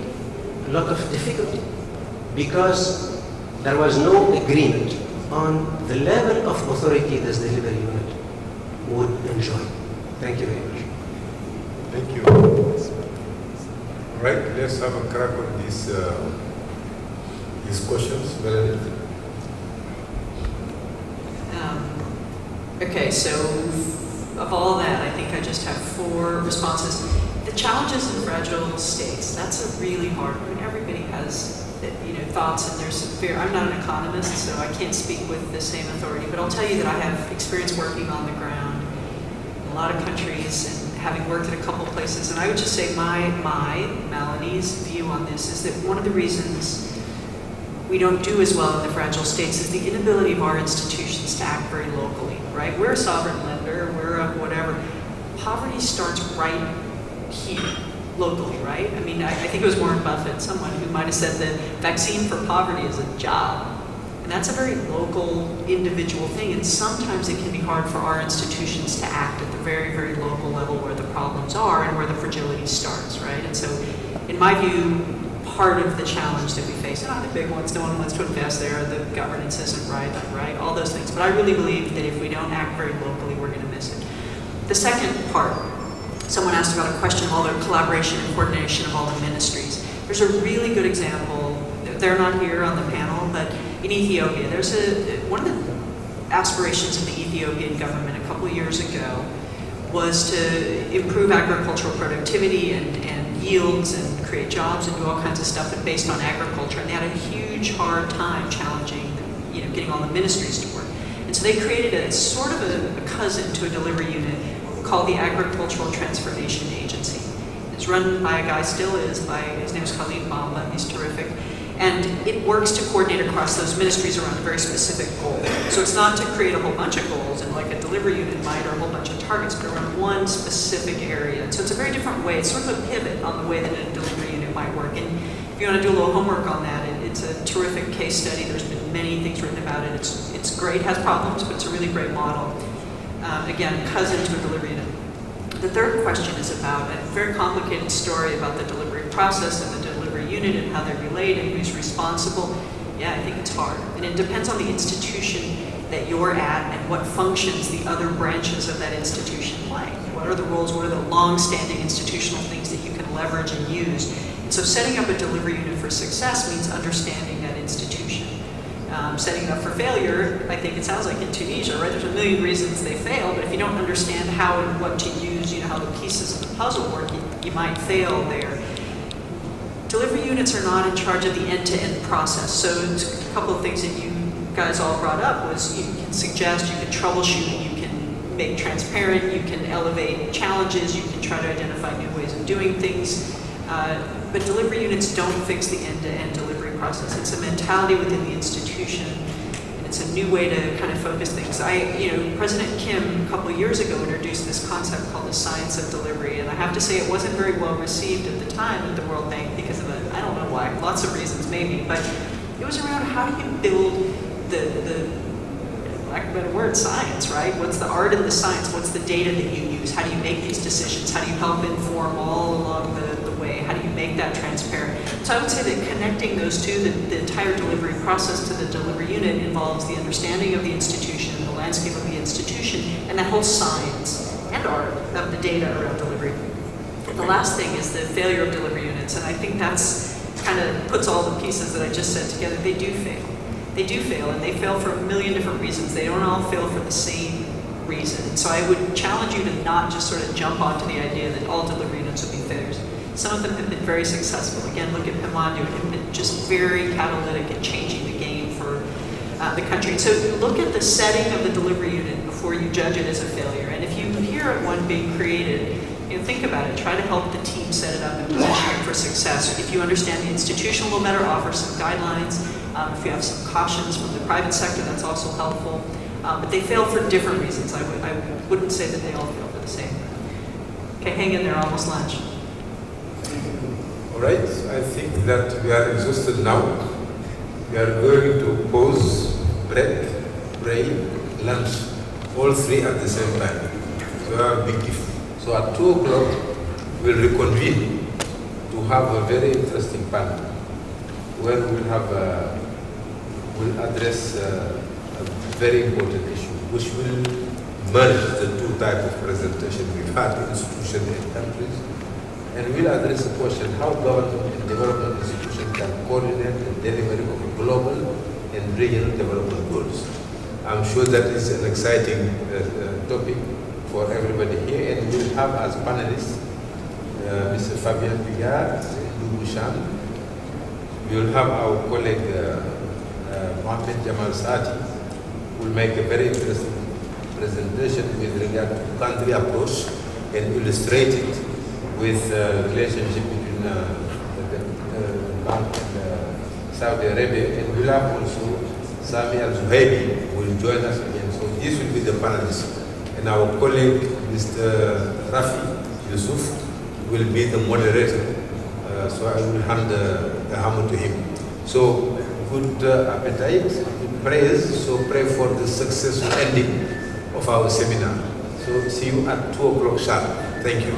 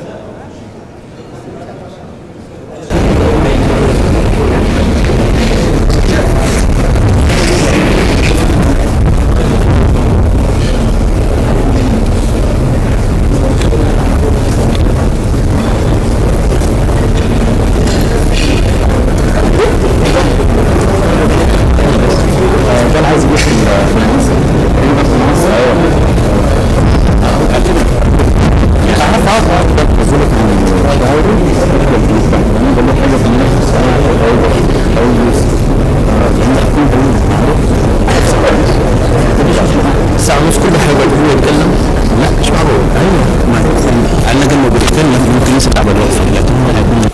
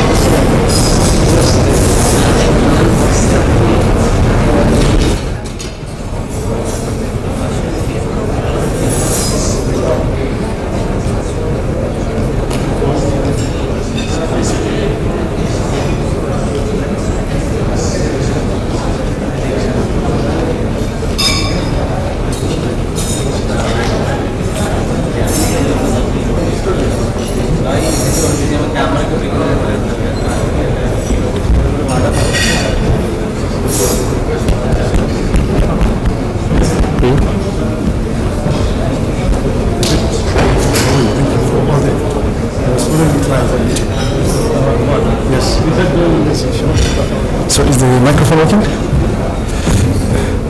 Assalamu alaikum. Please, we would like to ask our colleagues, our delegates to please come forward into the room. We are about to start.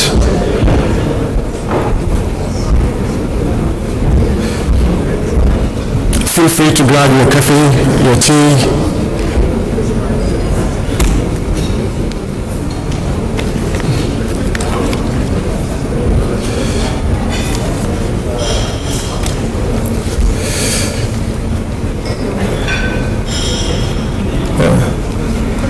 please get seated.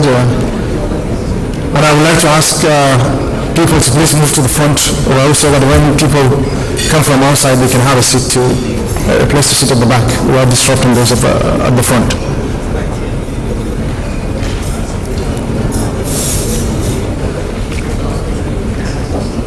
Yes.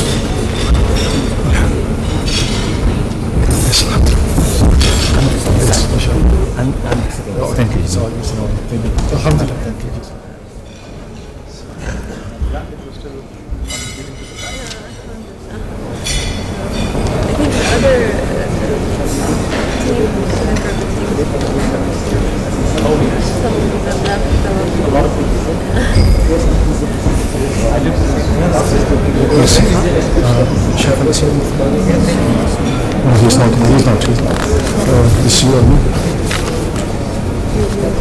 So please come and get seated, please. We are about to start. The panelists are ready. The moderator is here.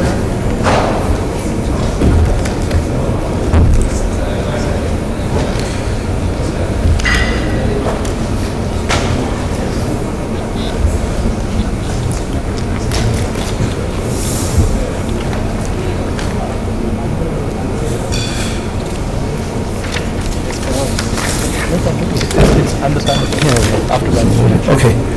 Good afternoon. Thank you very much. It's very clear that we had a very interesting session, and from the feedback that we received from people, this has really been a remarkable experience, and we thank you for your patience. We know it's a long day and some of you are going to be planning for their flights tonight, but I hope we're going to wrap it up this evening. In the morning session, we had a lot of interesting discussions. We have heard about the history of the formation of delivery units. We had country experiences. We heard about the challenges that a number of these units have faced. And it's interesting that our experiences, the experiences shared in the morning were from the development institutions, but also from the member countries. So one key question that we need to answer today is, how do the development institutions and the member countries come together and work? Probably we hope that something innovative will come out of this panel. With this, I would like to introduce the members of the panel, starting from the moderator, Brother Rafi Yusuf. Brother Rafi Yusuf, you are welcome. Brother Rafi Yusuf is the director of the Group Planning and Strategy Department here at the Islamic Development Bank. You are welcome to the panel. The other members of the panel are Mr. Fabian Biger, who was also in the first panel.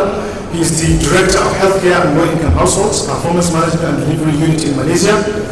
We also have with us Mr. Indu Bashan, who is the Director General of the Strategy and Policy Department of the Asian Development Bank. He was also with us earlier in the morning. And here from the IDB Group, we have Brother Muhammad Jamal Asati, who is the Country Director, Department for Asia and Arab regions. And also, I would like to welcome once again Brother Sami Al-Zuhaib, who is the Head of Delivery Unit here in Saudi Arabia, and of course, the Head of the Delivery Unit, who moderated the first session, Brother Sheikh Ibrahim Afan. Without wasting time, I will hand you over to the moderator of the session, Brother Rafi Yusuf. Thank you, Jamil. Welcome back. The feedback we got over lunch is that we'll try and keep the second session more interactive, otherwise everybody will begin to go to sleep after a good lunch. I hope you have enjoyed that. So in the format we will do, I'm going to try and walk around as opposed to sitting up here and do this session. So let me do this. I mean, suggest the way we are going to conduct the session is divided into three parts based on the topic of how do we coordinate with global agendas, and whether it's with the MDBs or whether with the country.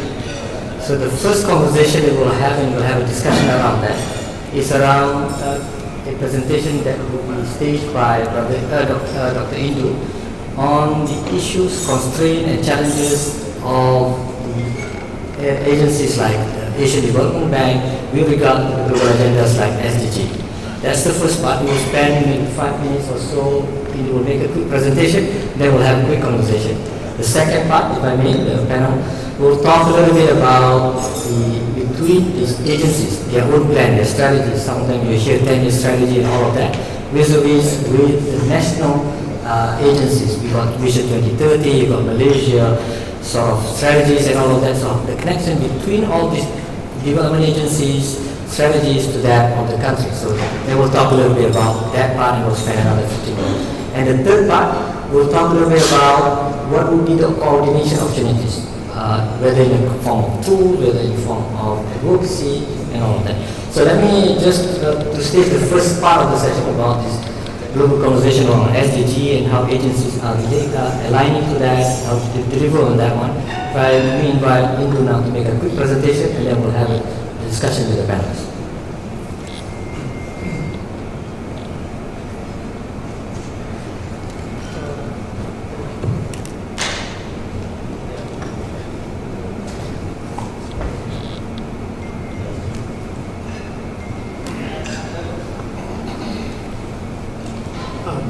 Thank you, Rafi.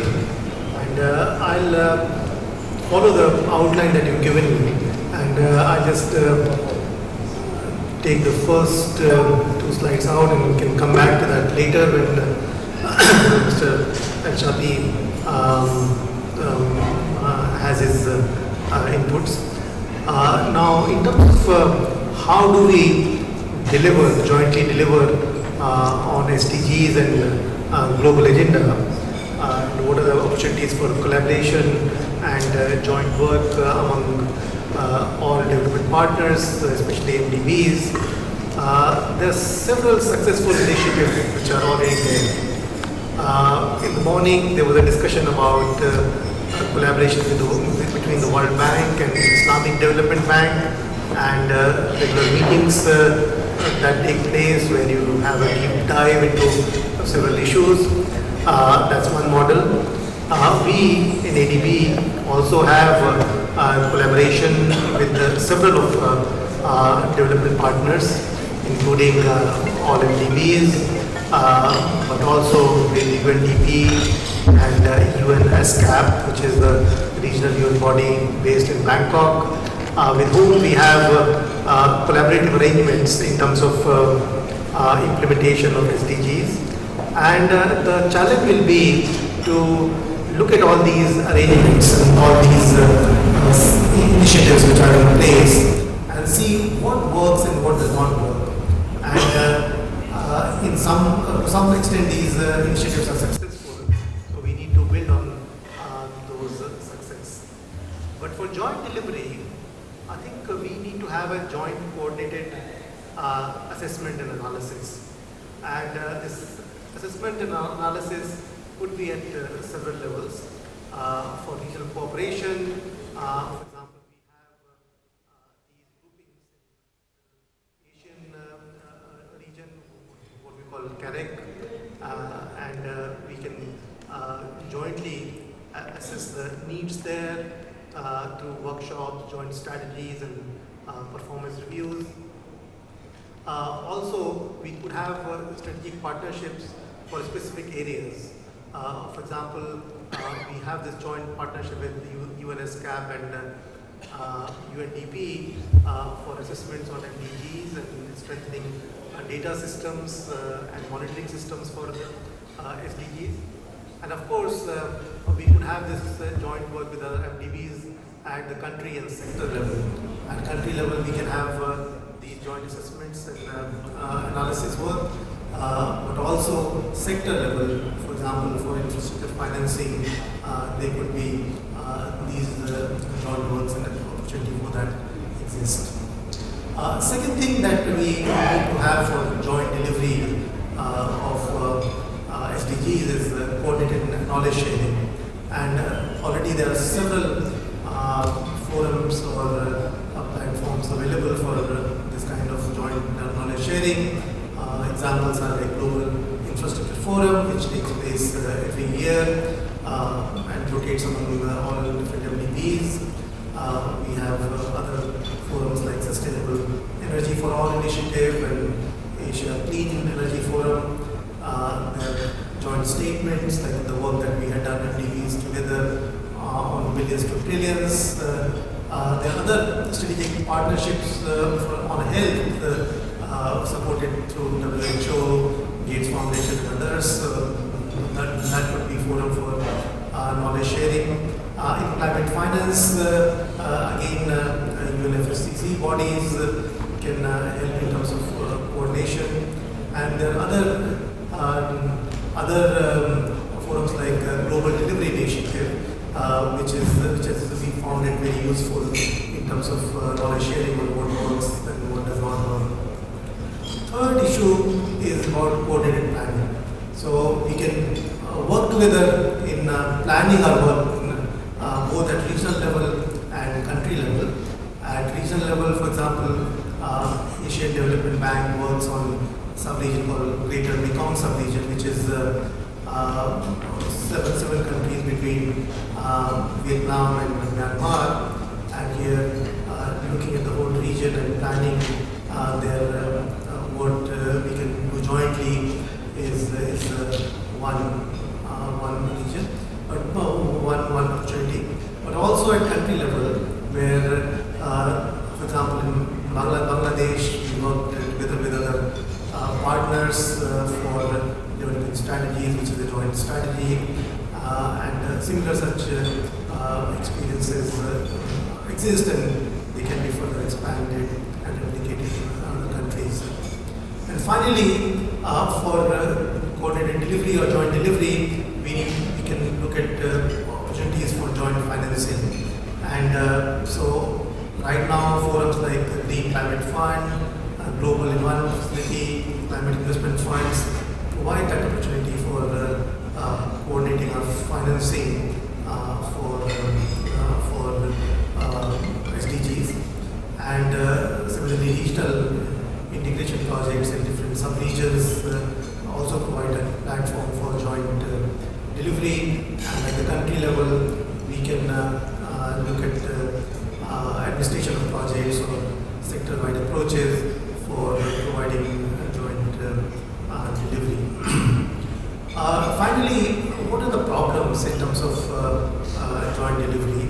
And what we found is that these problems can be categorized into three different types.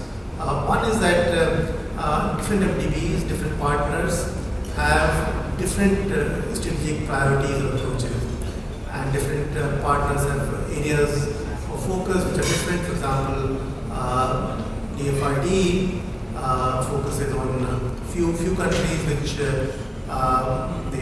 believe are in line with their mandate, and some MDBs cover all countries, some MDBs cover only a few selected countries. So there is overlap, so one has to look at only those countries where the partners overlap. But also there are differences in business processes, and business processes differ, and the kind of due diligence which are undertaken by different partners is different. Their approvals and reporting requirements are different, so there is a need to harmonize those for effective delivery. And finally, synchronizing the timing among partners is one major challenge. So I'll stop there. Maybe okay. Thank you. Thank you. Okay, thank you. Let's just keep the conversation around SDG, and it's good that you stated the idea about SDG. But does everybody knows SDG? It seems to be a conversation among EDs and MDBs.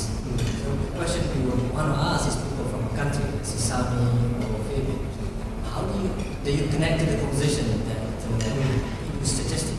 Is this coordination, this big agenda? Is it in your own agenda? Maybe you can respond, even ask your own question to the MDBs. I assume Hindu is representing the MDBs, representing IDB, EDB, the same conversation we hear. But from a country, does it vibrate at all? I think honestly the level of awareness of what you guys are talking about is low, at least in my side. In fact, most of the abbreviations that you guys were talking about, I was not aware of. I was gonna just lean next to me and ask him, tell me what are those abbreviations so we can collaborate on this. So that's what I think what we need. It's already a big issue. People don't know what we are talking about. So SDG to manage. Do you have any comment on the presentation? Okay, when it comes to SDG, not through the experience of Malaysia, but through our work in Tanzania, yes. You know, because some of it's a donor-funded program, some of the KPIs are actually related to the SDG targets imposed by donor countries. But in your presentation, you spoke about having to connect to the citizen at large. You think the citizen at large knows what's going on? What 17 goals look like? Not in terms of the citizen, but in terms of the population in the labs of the workshop. So it's all centered in the lab now. Okay. Any other question about all this SDG and the presentation that was made around the MDBs and trying to rationalize that MDB has a role to play with SDG? Is it really effective? Any questions? Any comment? Before we come back to the MDBs to defend themselves.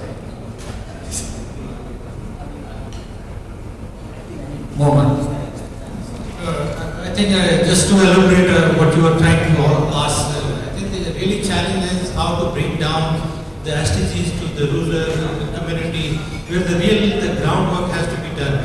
I think the people, they have really not understood the common people, what it means for them, the SDGs, what benefit really it will be bringing to the common people in the rural areas. I think it needs to be brought to the grassroots level, where really the people have good understanding of this global agenda and how it is going to impact on their life, and what will be the contribution the donors are going to make in realizing this.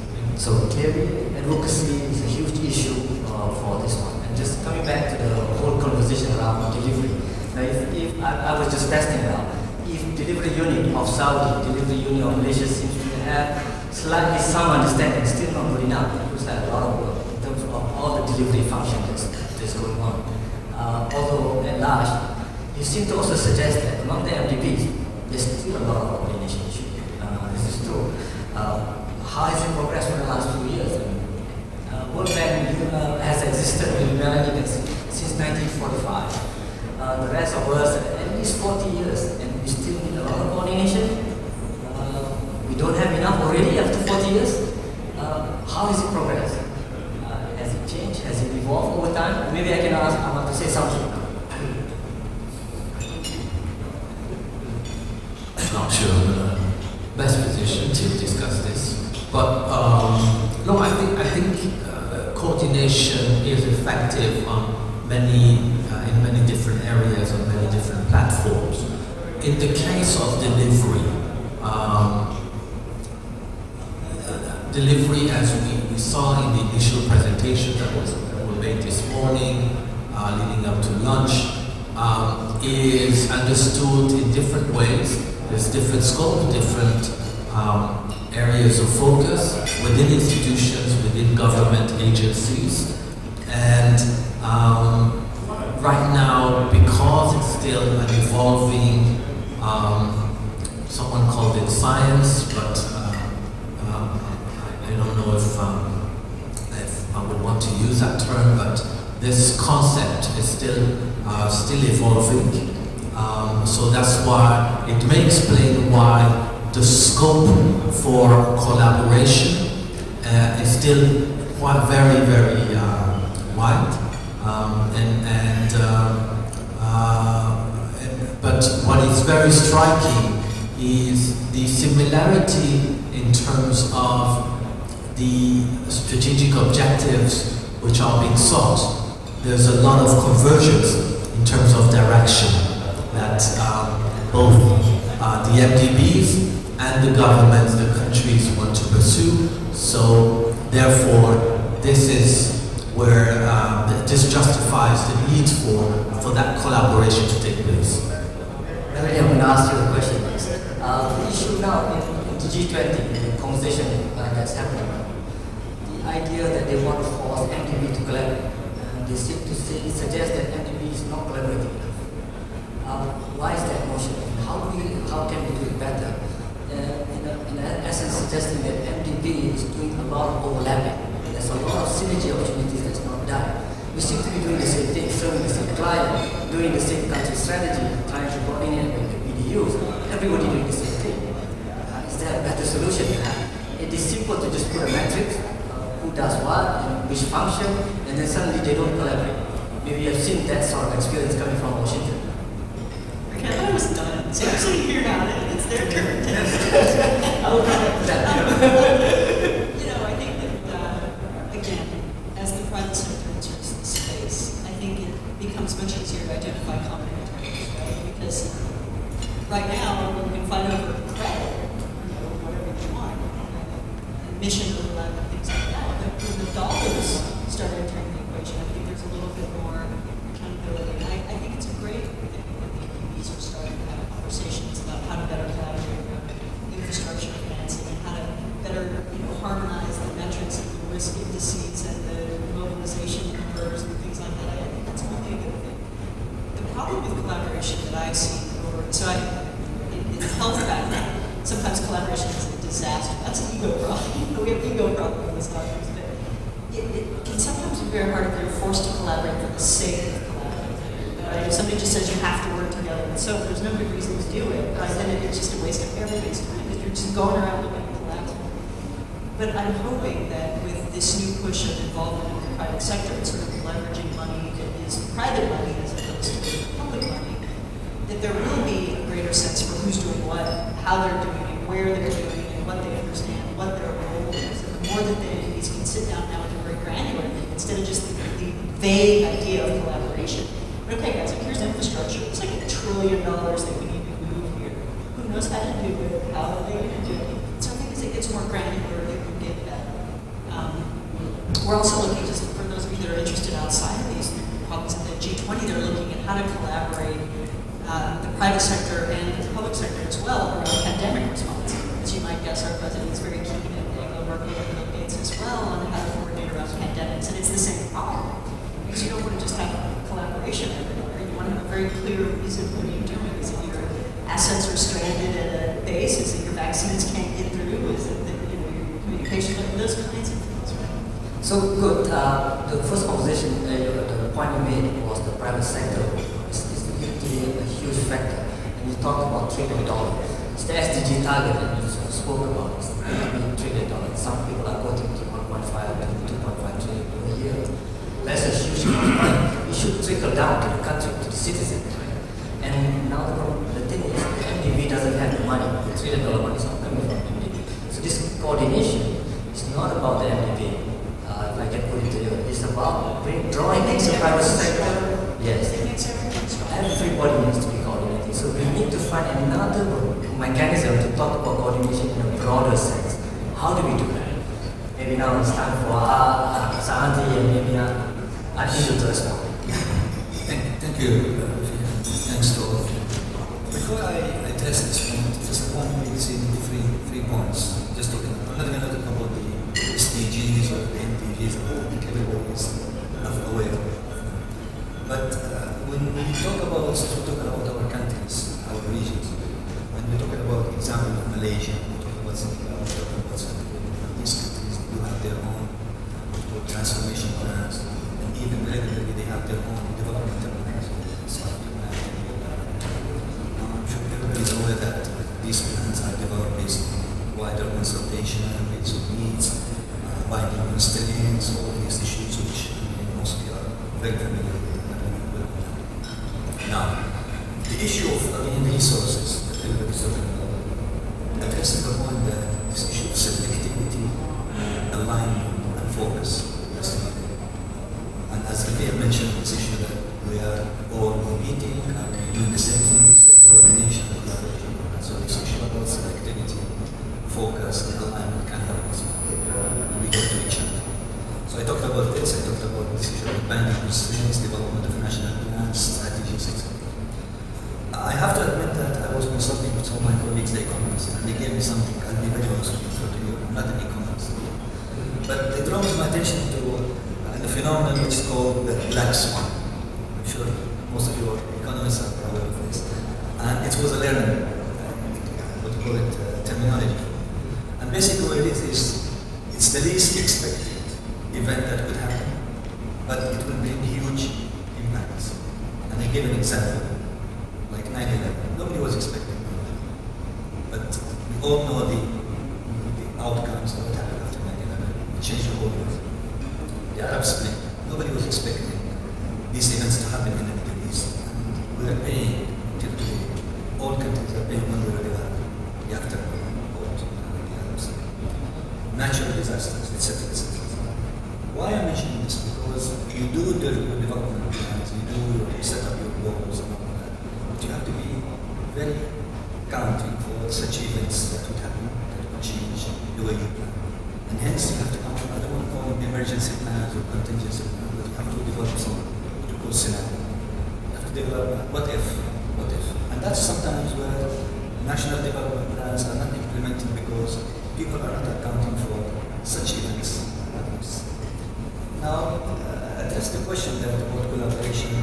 We talked about the MDBs collaborating with each other. We talked about the private sector. We had another dimension, which is it's not only about the private sector and the public sector. There are philanthropists, NGOs, everybody else around there. We all have to be collaborating together in country or regions to address goals, national plans, regional plans, SDGs, MDGs, etc. I can give examples. When we come to the collaboration with NDBs and all of that, we're talking about the IDB group, which I represent. In Africa, we have a big program called SPDA, Special Program for Development of Africa, where the IDB group has committed to put something like about $5 billion over 5 billion to cover infrastructure, social development, trade, infrastructure, health. But this program ended with achieving a target of merely $10 billion.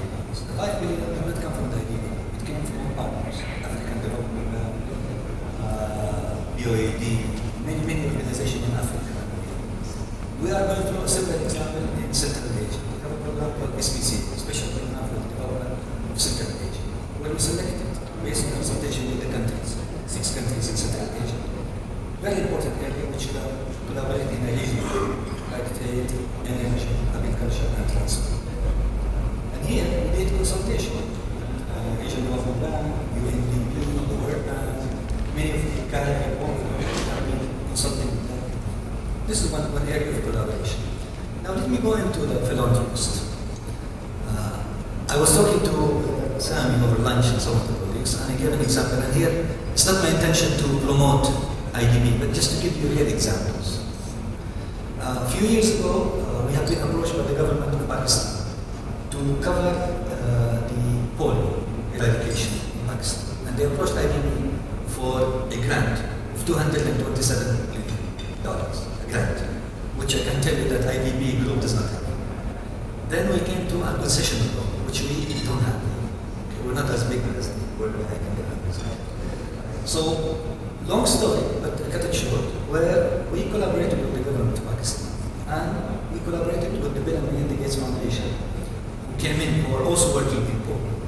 And we made what we call a triple win, or leveraging or innovative financing, whereby we extended a loan from IDB to Pakistan for $207 million. Some of it is soft loan, some of it is what we call commercial. But the deal was that the Gates Foundation will pay IDB the cost of funding. Why we call it triple win? Pakistan were able to get $227 million from IDB, which is, I would say, cost for you without paying the cost of funding. This is when we pay the principal over a long period of time. We were able to market $277 million to serve Pakistan for this good cause. The Gates Foundation paid only the cost of funding, which is about 35 million. So everybody claims winning. Now we're initiating another initiative, again with the Gates Foundation, with Saudi Arabia, through the King Salman Center in Riyadh, with Abu Dhabi Fund, with Qatar Fund, in an initiative called Life and Livelihood Fund. It's a fund of $2.5 billion. Grant funding plus OSPA from IDB, whereby we're addressing health, agriculture, rural development. These are the examples where it's the public sector, the MDBs, the bilaterals, private sector, philanthropists, all working together in a coordinated way. Because resources are very scarce and we have to work together to address this big challenge. Thank you, Sam. You know, explaining how it works. But I think we still need to address some consequences. All these acronyms that we put through, they don't even understand. And then SDG has 17 goals, 169 targets. Who understand all of this anyway? And even when you go to a country, they have their own strategy. And I think we are all trying to figure out what Saudi Vision 2030 is. We probably have a list of initiatives. And if you put put all together country by country with thousands and thousands. How do you make sense out of all this? How do you coordinate all of this? Ha, you do. I'm not sure if I'm clear about the question. The question is that SDGs are not clear to the governments.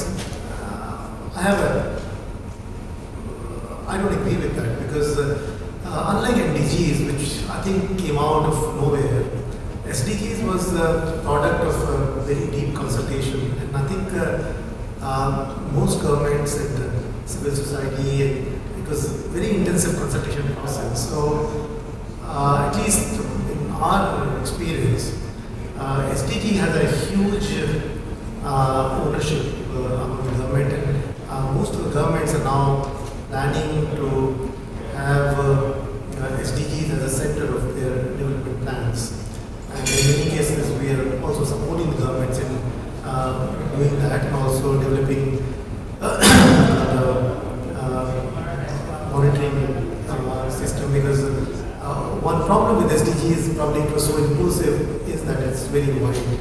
And this issue of too many targets and too many 17 goals is a huge problem. But again, for MDBs, we don't have to be involved in all 17 SDGs, and we need to have a look at the intersection of our own strategy and our own competitive advantage together with the government's own strategy, and see what overlaps.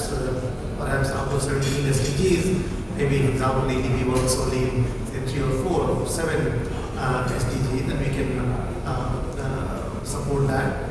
But one thing which is good, another thing which is good coming out of SDGs is that in MDGs, one major thing which happened was that it helped in coordination of services because it focused attention of all development partners on those MDGs.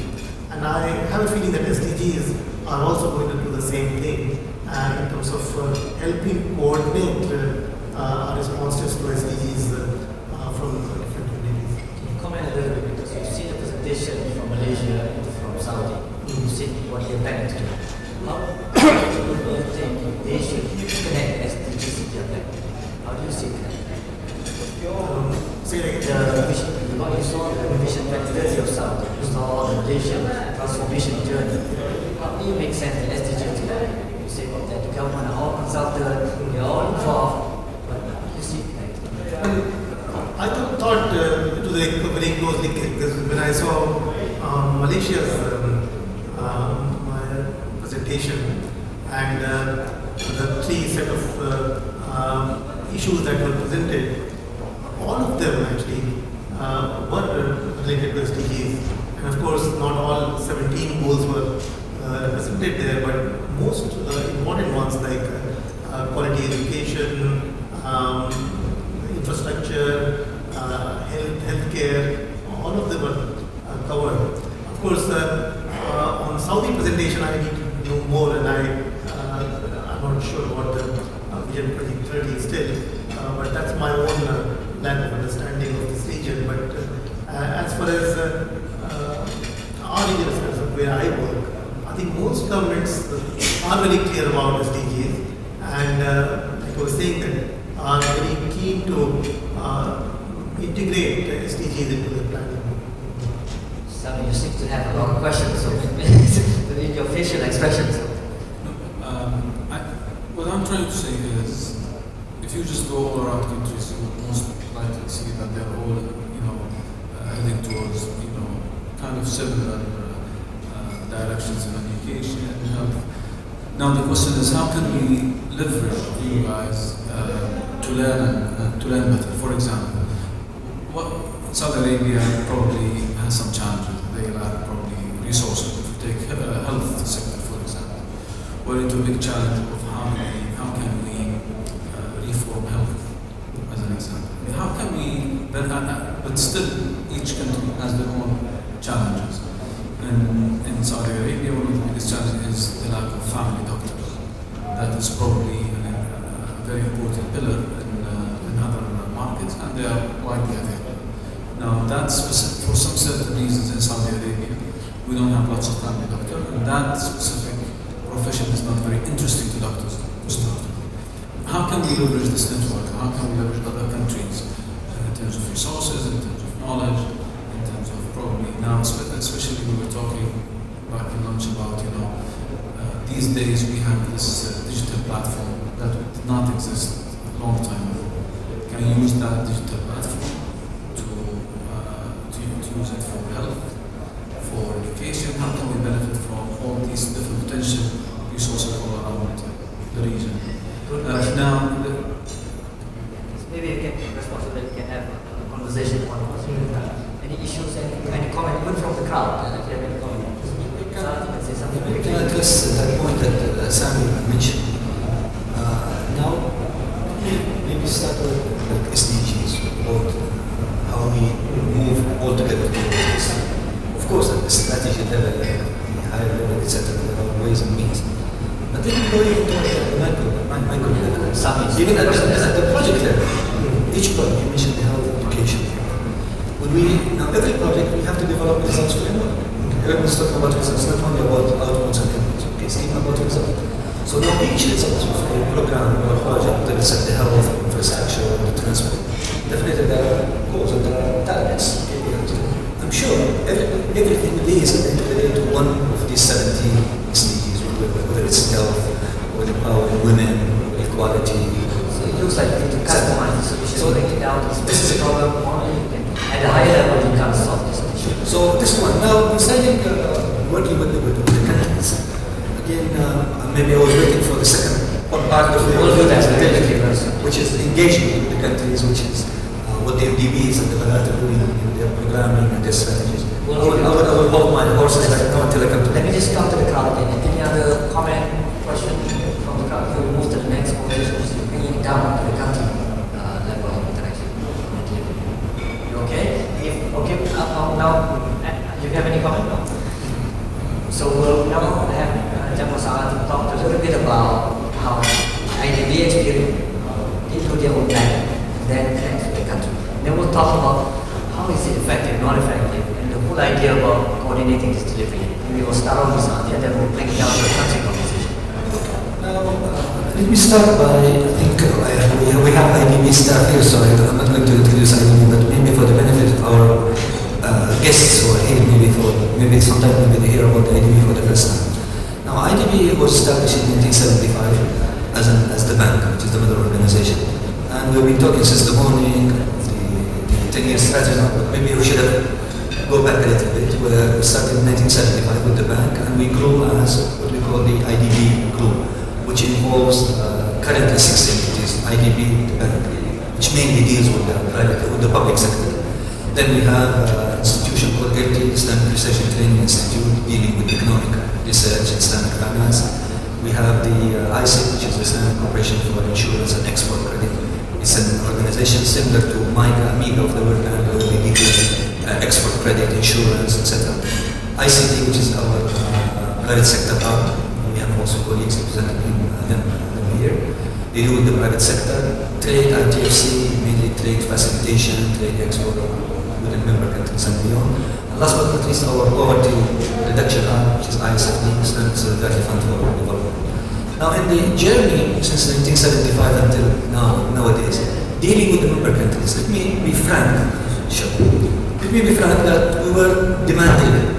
So whatever the country asks you for, you just try to fulfill it one way or the other based on the resources that you have. And I'm sure most of the MDBs and the bilaterals started this way.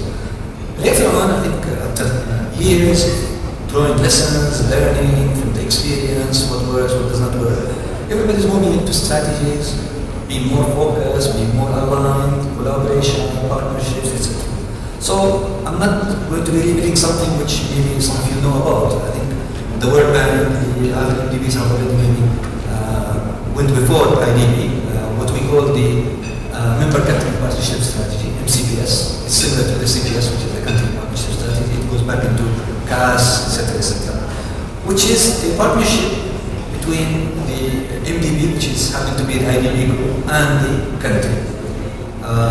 It's what what we call a medium-term strategy. And what's special about it, it takes into consideration huge consultation, both at the country level and also at the IDB. And by the way, what's unique about our MCPS is we go as an IDB group. So it's not only the bank, we go with the private sector, with trade, with insurance, even Islamic finance. It's not only about financing, even non-financing. So it's about knowledge, it's about capacity, it's about delivering knowledge from other member countries to a particular member country.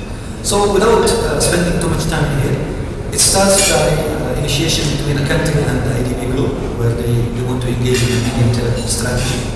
And then we do our homework. There will be lots of what about diagnosis studies, analytical studies, both sectoral, country, economics, many lessons learned, drawing of the past, consultation, internal, external. Also at the same time, at the country level, I'm sure there will be consultation at the higher level, ministerial, committees, like we take the example of Saudi Arabia. Sami has explained to us this morning the process for coming to the 2030 and the Transformation Plan 2020. So then the partnership starts by consultations. It's not only at the government level, government, private sector, academia, NGOs, everybody is consulted. Long process, it may take even a year until we come up to agree on what we call common grounds, areas where we share the IDB group and the country. Focus, alignment, and priorities. So we cannot do everything. We cannot do education and health and road and energy. We have to be very selective and focused. We may select infrastructure, we may select private sector, we may select capacity development. That's it. Why? There are many other partners who can do it.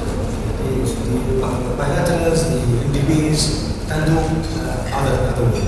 So this is the model that we are adopting. And by the way, talking about Saudi Arabia, we started a long time ago thinking about doing something for the GCC countries, not only for Saudi Arabia, for the GCC. What's common among the GCC countries? We looked at areas that can be shared between Kuwait, Saudi Arabia, Qatar, Bahrain, Oman, and we found few areas. Labor market, dependence on foreign labor, unemployment among the youth, issues regarding environment, scarcity of water, etc. These are common among the GCC countries. And we thought about having an MCPS at the regional level. We're still working on it, it did not go that far. We worked in Kuwait on another MCPS, which was mainly driven on the private sector. And now we're going to start a journey, and we'll be talking to Saudi Arabia, where we can start with them on the Vision 2030 and the ATP 2020. But before I move in there, I talked about the MCPS. It's very consultative.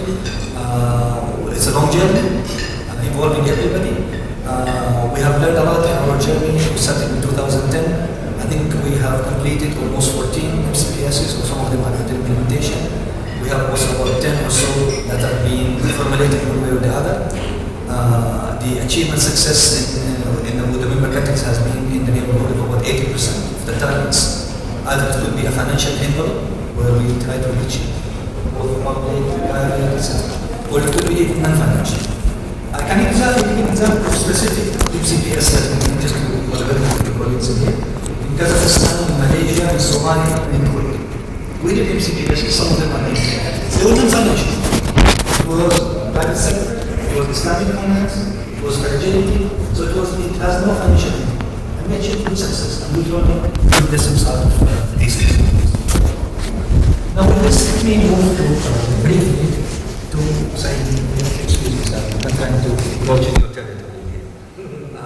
Sami gave us a good presentation this morning about the Vision 2030 and the transformation plan of the government of Saudi Arabia, moving from, again, dependency on oil, diversification of the economy, involvement of the private sector, and again, the vision has already been launched and the implementation is going on. So what we did at IDB, we started early by studying the Vision 2030 documents and consultations, and we went even into the NTP, the National Transportation Plan 2020, and we look at what entails. Just in a nutshell, again, it's a long, I would say, process of that.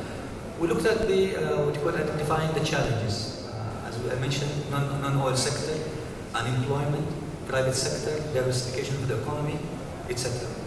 The NTP covering 24 ministries and different bodies within the government of Saudi Arabia. If I'm not mistaken, the number of strategic objectives in the NDP is about 178, 300 or so 71 indicators or KPIs, and even 346 targets, and a number of 542 initiatives. Now, can IDB do it alone? No way. Can all NDBs do it? No way. It will involve everybody, the government, the private sector, NDBs, bilaterals, you name it. So IDB, if it comes to help, to work with Saudi Arabia, it will just contribute maybe modestly. So again, this comes the issue of selectivity, alignment, and focus. And again, what we did is we tried to identify the ministries or agencies in Saudi Arabia. We came up to about 7 or 8, where we thought the IDB group can have some, I would say, positive contribution, one way or the other. So just to give an example, like in the energy and industry and mineral ministry or sector, there are 24 KPIs in the NTP. We felt that we as an IDB group, both in the public, private sector, we may be able to deliver on 3 of these targets. Going to, for example, King Abdullah City for renewable energy. We're talking about renewable energy, wind energy, etc. We feel like we can contribute as IDB group. In the labor and social development, SMEs, microfinance, employment for women, etc., etc. There are 37 KPIs. We may be able, as IDB group, to deliver on 5. Again, we need to consult with the private ministry, with the delivery unit, with the higher authorities moving forward. Health, similarly, 16, we can do 2. And going on housing, education, and environment. These are the areas or ministries where we feel today as IDB group that we can have a positive intervention. I have to emphasize this issue about private sector. We talk about PPPs. When we're talking about PPPs, maybe in Saudi Arabia, since we're talking about the Saudi Arabia vision, in the energy sector, I think PPP has been already tested and known, Aramco, Sabiq, it's known. However, when we go to sectors like education and health and all of that, PPP, private sector involvement, is new. Hence, IDB group, plus working with maybe with the best practice, we can help the government of Saudi Arabia introducing PPP. You need to develop the infrastructure, the regulation, the platform, the knowledge, etc. This is something that IDB group can contribute. I'll just conclude by just giving an example. We just took only, just for sake of illustration, the Ministry of Health. It could be another. So we looked at the objectives by improving quality of health, as Sami mentioned, expanding privatization, creating an attractive environment for both local and international investors, and again, budget balance, diversification. So what IDB can do, IDB group can do, is again to be involved in the transformation program of the health, contributing in the development of the PPP, health in the sector, and also in the legal framework, providing bankable documentation, working with the government, bringing private sector and investor, marketing the concessions, and last but not least, fostering the PPP through direct and indirect ways. This is just an illustration of what IDB group can do with a country like Saudi Arabia, which we have done in many other countries. Thank you, Mohammed. I think that's an illustration of how MDB or any development bank thinks about connecting their plans to the country. So it would be interesting to hear from the country themselves, especially from a delivery standpoint. I mean, they've done the planning. I would imagine the planning is another function, and that's our operation. Now let's try and focus around the effective delivery. And coming from Sami, from Fabian, may be useful to hear from a delivery point of view, this level of connectivity. Does it make sense? How do we do this delivery more effectively? Is this good enough? Is there anything else that's missing? Sami and Fabian. I think looking at this list of interventions, it's actually very helpful. If I think about, what you've talked about, the Triple P, all the legal platform that we need that will enable the private sector to participate, that is currently being developed and probably will need a lot of help to do that. This will be really extremely helpful. And in fact, we've talked about that, and he has also shown me what the selected, as here they were listed on the table, the selected fields that they think they can contribute to. I think this is very, very helpful. Can I ask a question at this point? Are they telling you what you already know? Is there any value add that we bring to the table from your point of view? Definitely, there will be other value added. What would it be? First of all, as I said, one of the challenges we're facing is engaging the private sector. As you know, in Saudi Arabia, most of the private sector is used to contractual kind of framework, less on risk sharing, more on just hand me the money and I will develop something. Now, and probably there are reasons for that. Besides history, it could be also there is no legal platform that enable the private sector to participate effectively and safely in this relationship.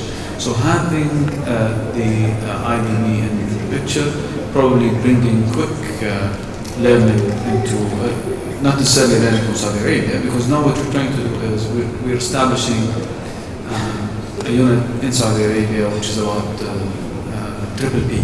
This unit is supposed to be actually gathering all the experiences that the country has been through so that we can leverage that on the country. Now, having the IDB in the picture, if the IDB has similar experiences that we can leverage from all around the region, not only limited to Saudi Arabia, this will definitely give us a boost out. So I see a huge collaboration there. So from the sector, you see that especially. Is there any collaborative opportunity at the PDU level or at the, what you call vision realization level? Would that be a better way to connect, or is it at the programming level? I mean, the example we are talking about is actually, it goes all the way from the beginning of the value chain, from planning to establishing the legal platform needed, down to execution, because there's lots of challenges in the public-private partnership at the execution, lots of resistance from employees. If you want to go to privatization, you also face lots of resistance from existing government employees. How are you going to deal with the job creation in light of that transformation from, today government employ lots of Saudis, and now we're moving to the private sector. People feel much more safer being employed at the public sector. Now you're making a big shift.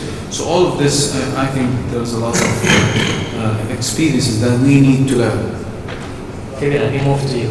I know Malaysia doesn't get any assistance from any MDBs, no financial assistance for sure. I know there's World Bank office there, and there's some ADB initiatives there, but not in terms of financing. Now, how do you see IDB in this sort of program? We got MCPS. I'm sure Asian Development has something similar. Yes. How do you see this connection, at least from the Pemandu point of view? From the Pemandu point of view, okay, I can only speak from the experience of our external work rather than our, local work. Because this is where we actually interface a lot with development partners or donor agencies. For example, one early example that we had was the work we did in Tanzania, which is primarily funded by DFID of the UK. So there's a lot of interactions together with the donor agencies and other. That's Tanzania. What about Malaysia? Malaysia, because in our history we have done it ourselves. But then how do you connect to the global goal? Okay, for example, do it alone. Okay, the global targets, for example. Yeah, like for example, the poverty. Okay. So you do it on your own. We do it on our own, but we based on those targets that that were set, because that's the global. If this is the scenario, aspiration, yeah. All the countries graduate to Malaysian level. Nobody needs MDB. Is that the scenario? No? Maybe an answer from you. Couple of things, Rafi. There was a slide in my presentation which I skipped. And if you go back, it was just exactly like this slide, where we are looking at. To bring back the whole slide. Well, we can use the same one because I. Excuse me. Yeah, right. Well. Okay. So this is exactly the same one, where you call it MCPS, and we are called CPS, Country Partnership Strategy.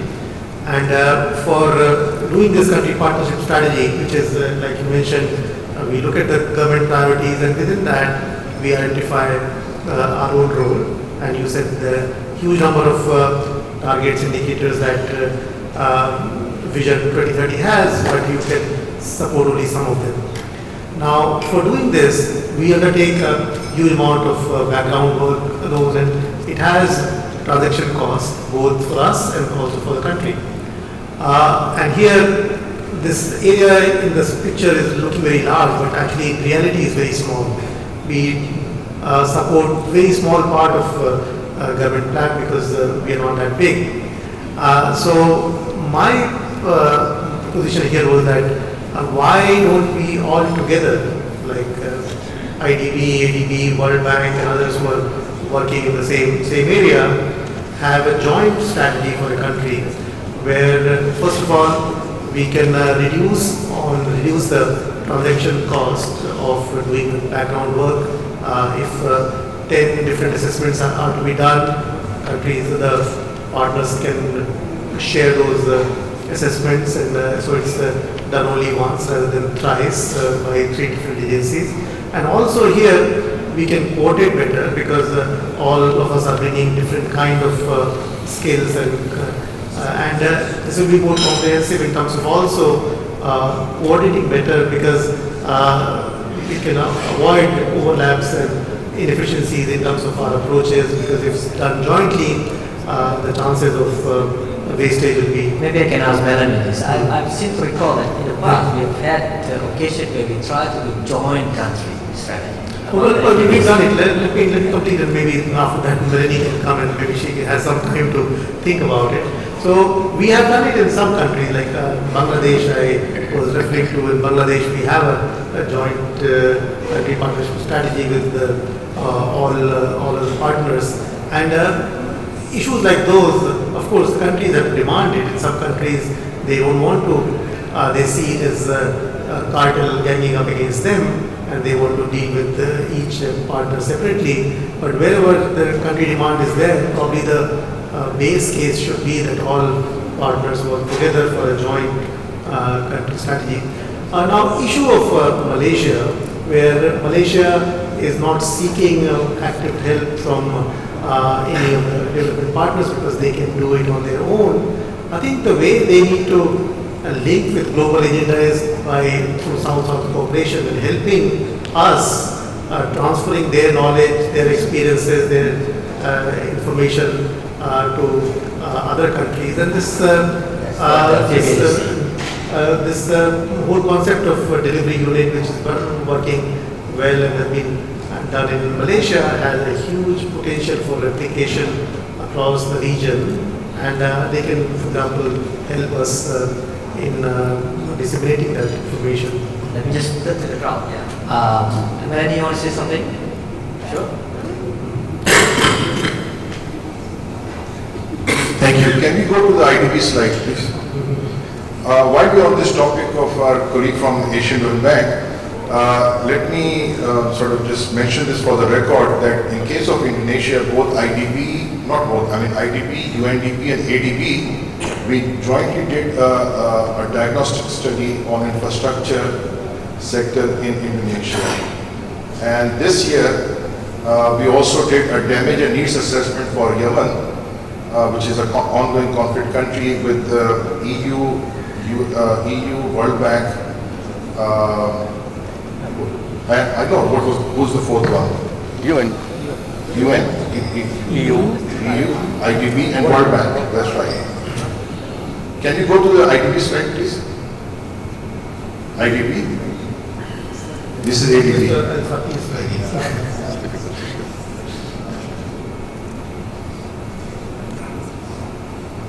While Zubair, we talk about the transferring the experience. We have a program we call reverse linkage. I'm sure it was mentioned one way or the other, where exactly what Indu mentioned, where we go to a country that has a comparative advantage or knowledge or experience, and we try to take that experience to other countries that would need. I just can give quick examples. Malaysia, we took them recently to Suriname, and we spent a few $1,000s to do a study and analysis in the rice sector. And now we are working between Malaysia and Suriname on a project worth, I think, maybe $100 million in rice production. Indonesia and Kyrgyzstan, where it's in artificial insemination in livestock. Also, we brought the experience of Indonesia to Kyrgyz and you can generate, projects between the two countries, and that's how this South-South cooperation and the reverse linkage come. So, Right. Now we have this slide here on the Ministry of Health KPIs, and I want to raise an issue and put it in the context of a delivery unit challenge.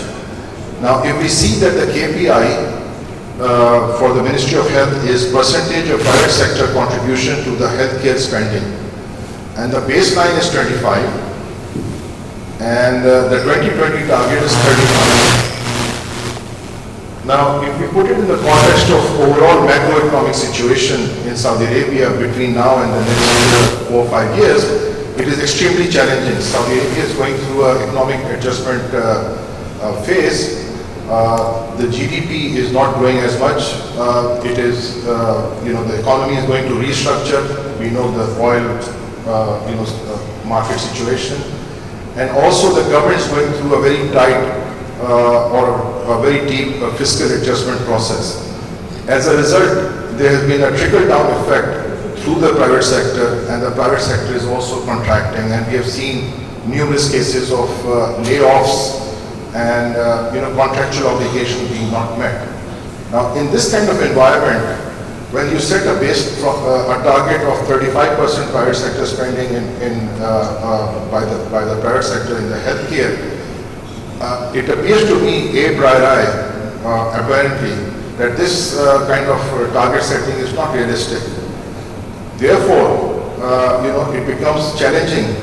No matter, you bring MDPs into the picture and whatever, but the overall macro plus the sector-specific situation is such that an achievement of 2020 target, this particular target, and there are other similar cases in the vision in this NTP 2020, where the targets have been set at I would say at an unrealistic level without taking into account the macroeconomic and the private sector situation. And this, I think, makes the job of the delivery unit very, very challenging in the government of Saudi Arabia. Thank you. So sort of a good comment. I mean, the target, I'm sure the country that produced the target have done the analysis. But maybe the bigger, larger question would be, as we go through time, every year things change. How then do you adjust all this target setting so that we can manage this from a delivery point of view? Maybe somebody can respond a little bit on that. And maybe one of them maybe can respond from the global agenda. Clearly SDG has the same challenge as well. I would like to thank you for that question, honestly.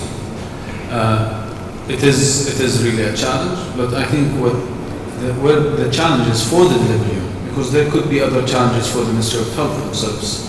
Setting this target, we were not the ones who put these targets in. Our challenge really is to break down this target and have like a cause and effect map from the bottom to the lagging indicators, and we see how this is the map, and if we follow the map, what we need to do, and precisely, and that really requires a lot of effort, is actually once you break it down, and once you throw this map down from progress indicator, leading indicator to lagging indicator, you will need to be able to spot where are the complex areas that probably might delay delivery, that's number one. And number two, that probably needs intervention, needs focus. And this is where we are as a delivery unit are going to spend most of our time and focus on. So this is how we are actually thinking about this. Now, speaking on how can we collaborate about that, I would love to, what we are doing right now, as I said earlier, we are currently, NTP, National Transformation Program, has 700 plus. The number you have here, 540, is actually 2000. It was the third. Now we are coming. It's a discount. Now we are focusing as a delivery unit. We would like to focus on 30 fires only. Inside those 30 fires, there are around 80 plus initiatives, because there are some overlapping initiatives. Some of them from different ministries, and this is actually what's actually making the delivery unit role more important. So those 30 files actually are the ones that we would like to collaborate on, and I'm glad to see health as one of them, and in particular the private sector participation. I would love to you arrange with Mr. Thamer, he's sitting here, who is the category manager leading the health sector, and so that we can show you what we have and how we can work together. Fabian, before I go to the MDB, because so we have talked about impossible target and changing target. How do you manage? You've been around for at least 6 years now. Yes. For Mandu itself, and you've got something called Vision 2020. Yeah. How do you go about doing that with the changing environment and all this impossible target? How do you manage it? Well, usually when we develop the so-called program, there is a total target, you see. So we break it down by years to accumulate to a certain target. How do you make sure it's real? That was the question. How do I make sure it's stay on course? Yeah. In most cases, to be realistic, there are some cases where you know they can't achieve the target, right? So what do we do? Yeah, but what we do is, of course, we try to encourage them, the agencies, to reach the target. We try to find the source of the problems, the bottlenecks, and so forth. And if we need to run subsequent labs to de-bottleneck, we will do it. Do you change the target? We do, actually. That's why it's flexible, because it's recursive. Of course, we have a full-term target, but along the years, some things may change. For example, health tourism. For example, from the economic perspective, we want a certain amount of collection from health tourism bills. Then along the way, we did another study. During the lab, there were some, of the stakeholders were not present, so some inputs were not given. So we had to recalibrate those targets. Doesn't that undermine the plan? Because that's the question. So now that number was changed from 35, and then after 2 years you want to change it to 30. How do you manage it? I wouldn't say undermine the target, because you see, sometimes we have to be realistic when we set the targets. When we know that, okay, at a certain point that it's not achievable, then we have to say, okay, let's review this. Because I think plans cannot be too rigid. It has to be so-called kind of, adjustment has to be made recursive. It's not cast in stone, but you must allow for some adjustment. Sam, you want to say something? Yes. I think similarly, the target is usually the commitment of the ministry. Now, they have committed to them. We are trying to help. Some of them, as in Malaysia, they are stretched. However, as he said, they are broken down into years. Now, where the trick is? The trick is everybody is like committed to 2020. But what's going to happen in 2018, 19, and so forth? The trick that is usually used is that some entities, they put low trajectories in the beginning and they just keep the hard ones to the end. And you end up with a curve going up exponentially in the last 1 or 2 years. And here is actually where we intervene. And we say, let's try to reverse those trajectories in terms of how can we accelerate some of the impact early on. And this requires lots of problem solving. And this actually would build the relationship between the delivery unit and the entity themselves. However, now again, this exercise is a problem solving exercise. And I think one other way actually to reverse those trajectories and start with delivering high impact sooner rather than later is actually to leapfrog and actually basically look into other entities, how they manage it. One of the also ways that we sometimes put pressure on entities on the target, the delivery unit has been so far engaged in budgeting and engaged in actually, for example, in 2017, all the initiatives that was approved were actually linked to the budgets. And all the discussion between entities and the center of government took place in the delivery unit. So the delivery unit kind of had an oversee on all the projects related to the target. Of course, there were lots of entities from the center of government participating in that discussion. One of them is ADA, who is responsible for the target. So if you are going to lower your targets, this is going to have an impact to the budget. So usually entities, they try not to reduce their target in order to get the budget, but they try to do this low trajectory curve And this is where we try to intervene and make sure that we, try to. Maybe from the MDB into talk a little bit about how target setting, how do you manage that? As a practice, whatever you do, planning or plans and all that. I think it's good always to have what we call midterm also reviews, where you look at your plans, your targets, your achievement, maybe adjustment. I don't maybe it's the right word, but some adjustment whereby your goals can be achieved, but you may do some gymnastics in here to adjust your targets. Just talking to without changing objectives, changing the objectives. Just talking to the slide itself, would IDB be able to help achieve that target in some way? How do you make sure that the assistance is coming through to the PDU of Saudi Arabia? If this is a stretch target, then how can IDB help? Sure, again, you can generalize by saying whatever an MDB, whatever entities can do, when you're a partner, definitely it's not only about financing, it's only about developing capacity, it's also about best practice, knowledge. That's what it is, depending on whatever activity that you're undertaking. For example, when you're talking about health, when you're talking about PPP, definitely, if IDB group has the capacity to help the delivery unit, or the concern unit. As an objective party. Exactly. Otherwise, definitely you have to look at help elsewhere. At the end of the day, we are a team. Your partners, at the end of the day, want to achieve that target. Maybe from your experience in Asia, in some countries in Asia, how those targets are being set and how ADB can help. Okay.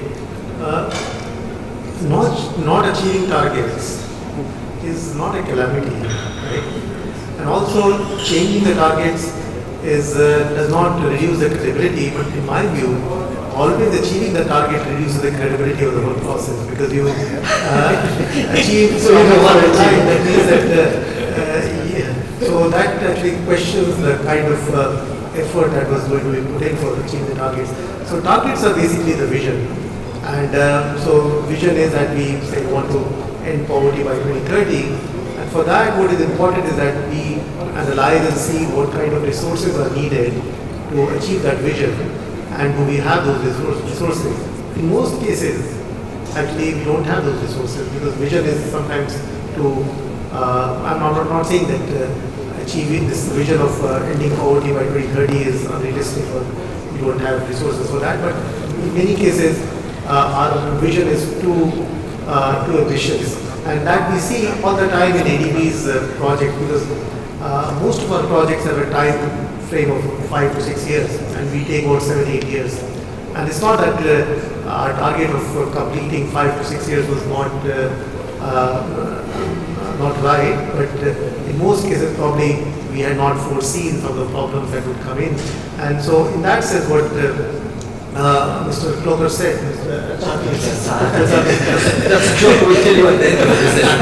Okay, what Mr. Sati said makes sense, that what is more important is to review it periodically and see where we stand, and are we on track to achieve the target? If not, then why not? And in some cases we can do some mid-course corrections and provide more resources to achieve those targets, but in some cases it's too late. Even with more resources, we can't achieve those targets. And in that sense, revising the target is a much more credible thing to do, rather than just keeping on with the target. Just I want to make sure, any other burning question that you have? Maybe to be behind, you have one friend.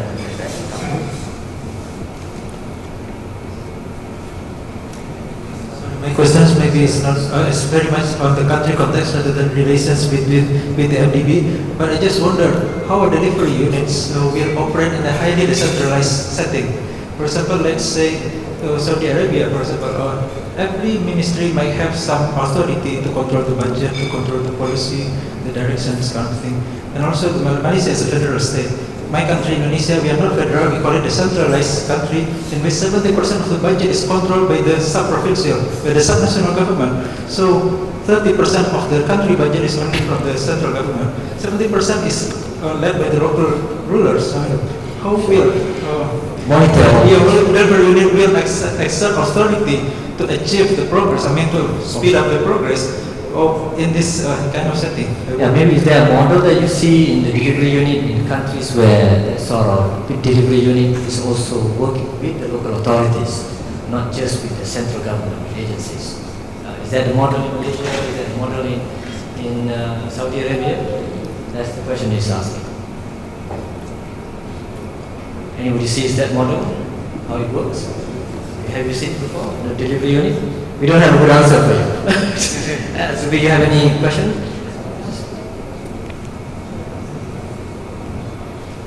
I think, based on the comments of our colleague from ADB and my director, Sathi, I think, when we're looking at the target, staying the course is important. And as our colleague from Malaysia mentioned, that, you look at what are the major binding constraints or, roadblocks or bottlenecks, and you try to remove those and stay the course and maintain the direction. Now, at the risk of, sounding a little controversial, our colleague from Saudi Arabia, Mr. Sami, I think, mentioned that there was a big exercise to prepare these targets in Huzam Palace for about 8 weeks, right? Now, this is my best guess. The baseline figure is 25 because I'm actually very much, fixated by these numbers. And they looked at the regional benchmark and they said 37. I bet a big debate must have taken place in that meeting, Huzam Palace, whether the 2020 targets should be above 37 or below 37, without doing a necessary macro modeling of the setting the health sector targets. Thank you. Thank you. So I think the whole idea about doing more diagnostic and all that is essential to coming up with a target. I think we all have a conversation that if the target is not realized, we have a revision. I'm reminded about the time. I have one last question because we all talk about, in terms of delivery, there's the issue of performance. Who does monitor the delivery units? Who monitors the monitor? How do you make sure that the monitor is effective? Is there a mechanism to do it? I mean, if the delivery unit is monitoring everybody else, who's monitoring the delivery unit? How do you make sure the delivery unit does the job? Any comments? Project management on top of it. No, again, how do you make sure you guys are doing a good job? How do you make sure these are your success factor? I'm not an Maybe you can answer this question. but I would guess that whether it's an organization or a government, I'm sure there are bodies. Let me just take an organization. Let me take IDB for example. We have a delivery unit, the president. However, performance, when it comes to budget, we have a budget performance, for example, department. So I'm sure there will be checks and balances, and there is a strategy department. So yes, of course, everybody is involved at the beginning in setting up the plan, the targets, etc. The delivery unit is in what do you call it, were requested or entitled to do to monitor the delivery, effective delivery, performance, etc. But again, other internal. I think Fabian, you probably have the longest experience. You've been around. I'm sure the citizen criticize the commandos. How do you respond? Okay, as you know, our end of the year we have this exercise to audit the results independently. So for commando folks, we have a very simple formula. Each director, if you're responsible for one or two ministers, like me for example, I'm responsible for the health minister and the welfare minister. My scorecard is actually just an average of the two. So if they do well, I do well. So for my CEO, his scorecard is the average of all the ministers' score. That's the simplest formula. You just, all the presentation in the morning suggested transparency and all of that. So shouldn't we see the citizen, the social media, being the judge of the performance of the performance unit? Wouldn't that be the best mechanism? If they want to judge us, they are free to judge us, but for our internal purposes, together with other ministers, that's how we build our scorecard. Okay, so it's a good food for thought on how we monitor the commando itself or performance delivery. The last thing, just to go, sorry, now you have a comment. Just to reinforce this point, we follow the same approach as the one in Malaysia. And it serves different purposes. So we measure our success based on the success of those that we are expected to support. as I said, it serves a different purposes. One, it creates the incentives for the delivery unit to help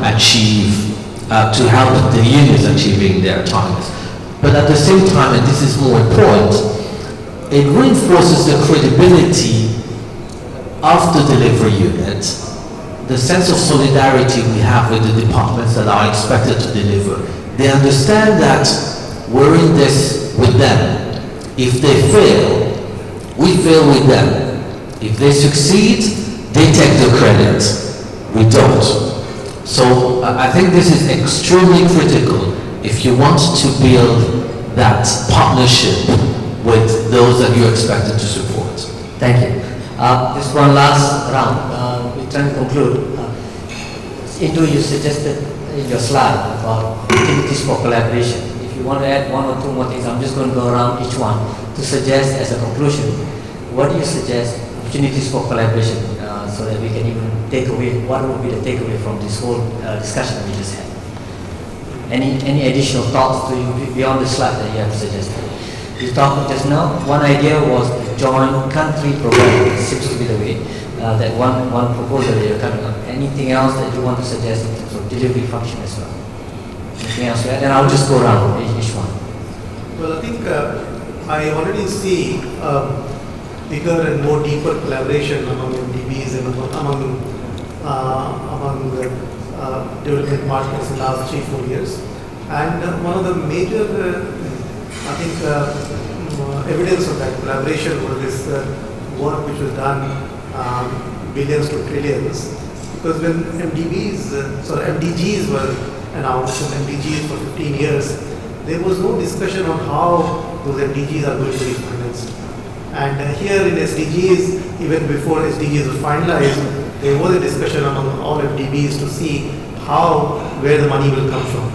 So now this report is there, billions to trillions, and identifies how MDBs can work together in mobilizing resources for getting SDGs done. So this could be a fulcrum on which I think our collaboration can further deepen in terms of seeing how we can work together in catalyzing and mobilizing more resources for SDGs, especially from the private sector. So I think that will be our bigger challenge, and I think we'll continue to discuss that among MDBs and how we can work together. There are many issues on this, on climate finance, on infrastructure financing, on optimizing our balance sheets and how we work together on that. I think there are several issues on which we can work together. I think also there are huge amount of opportunities for collaboration that can be taken forward. Okay, I cannot disagree regarding collaboration, further consultation, working together at the country level, regional level. But I may want to add two things. Number one, when you're talking about resources, I think innovative financing, thinking out of the box, I think is very, very important. You cannot just rely on the traditional resources.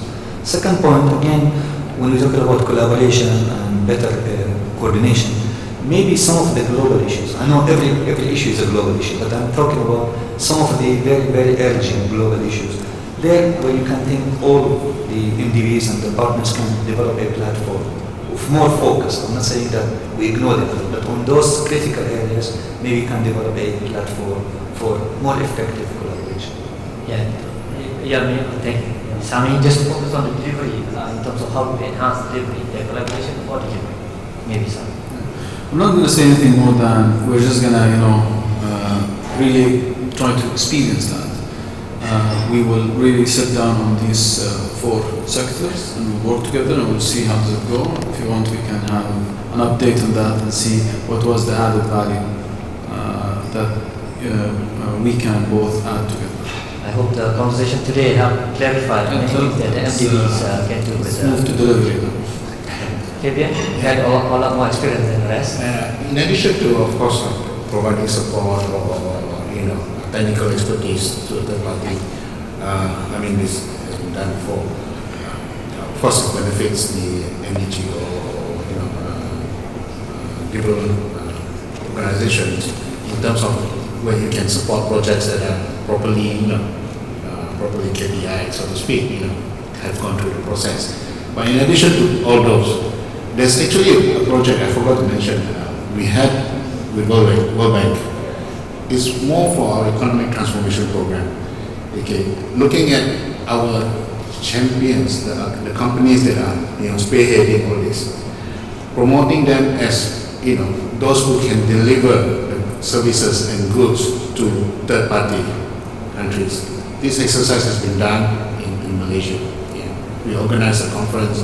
They provide the companies know-how how to tender for the projects and put them on board. So the assistance more soft services as opposed to financing. That's services. right. That's right. So I thank you very much for all. I'm looking at the monitor, Shefa, seeing whether we're doing a good job or not. So any other comment from Shefa? You're fine. Thank you very much, everybody. Thank you for thanking the panel. Very much, Brother Rafi. It has been a wonderful session.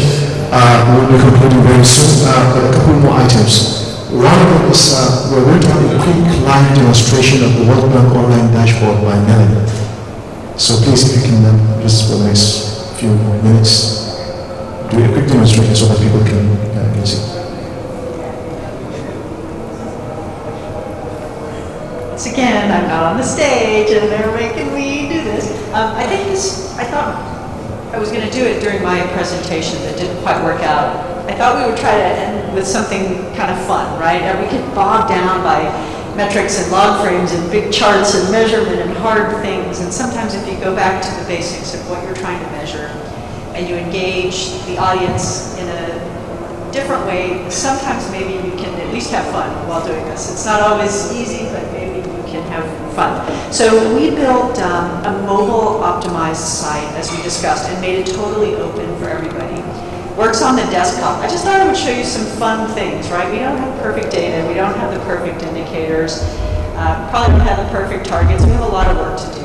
But I think we've had quite a lot of fun. People may not like the delivery unit. They may not like me. They may not like the work that we do, but we sure get a lot of great comments about the site. So sometimes if everything is terrible and the work can speak for itself, maybe you win a tiny little bit. So I thought I would walk you through this. If you have your phones and you're bored, like sitting on your in traffic or something in your car. We don't drive and text, but if you're not the driver, go to pdu.worldbank.org, right? Just PDU, it's really easy to remember. And I want to show you some fun things that we did.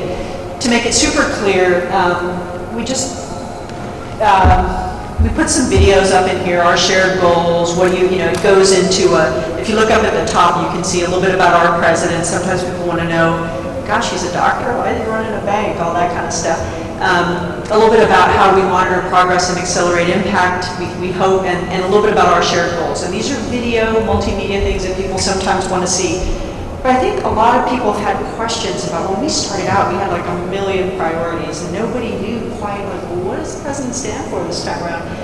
So we tried to make very clear that we have twin goals. 2 goals, 3 ways to get there, right? Inclusive, sustainable growth, investing in human capital, resilience to threats, and of course you got to care about operations. If you're the boss of thousands of people, you need to care about what happens to those people, so that's definitely a priority.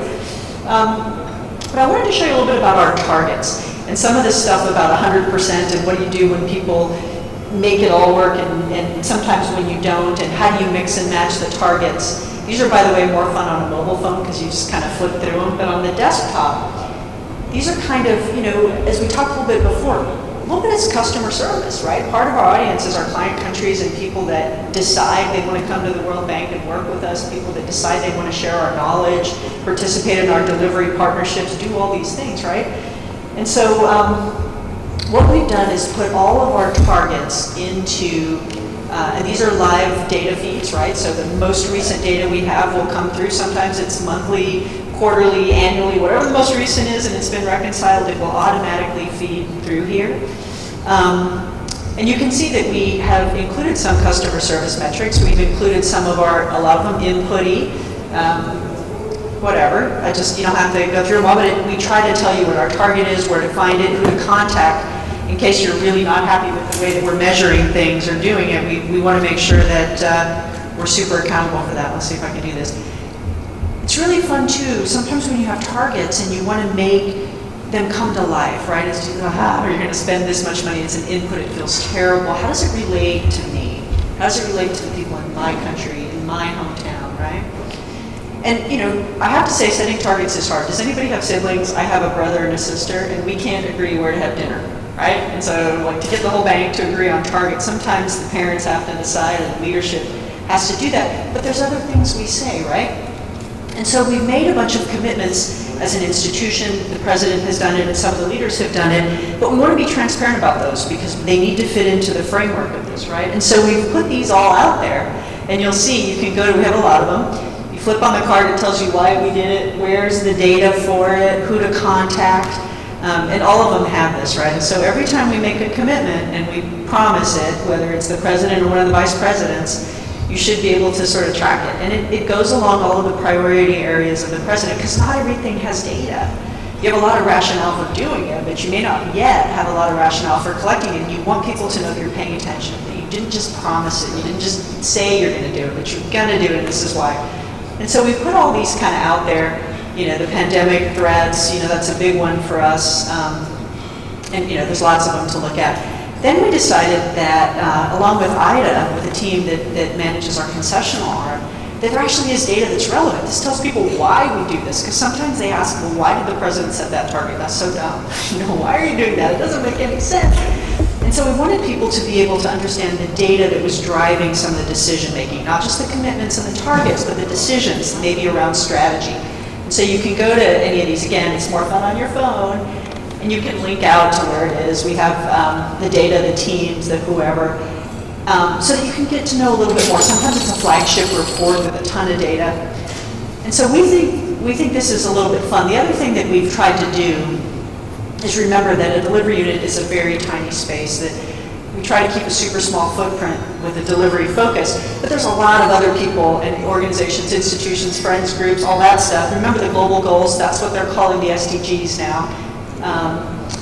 All of these things, we have a corporate scorecard that we're making digital, so starting in January, our entire corporate scorecard is going digital. I'm so proud of the team working on that. We have an open database that you can, I don't want to click on it because I might break the system, but you can click on it here and it'll go, it'll take you right to the place where you can find all of this stuff, right? So from all of this, we wanted it to be a sort of work can speak for itself. I don't want people to think delivery unit as a unit. I don't want them to think Melanie, or I don't want them to think team. I want them to think about the actual delivery. I don't want them to think about that. That's terrible. But I want them to have a place to go to let the work speak for itself. And I would encourage you, the more sharing you can do in a way that's understandable by anybody, whether you're an M&E person, whether you're a VP, whether you're a person working in the government at whatever level, that you can go somewhere and see what you do, so that if you go back to the where I linked it on there.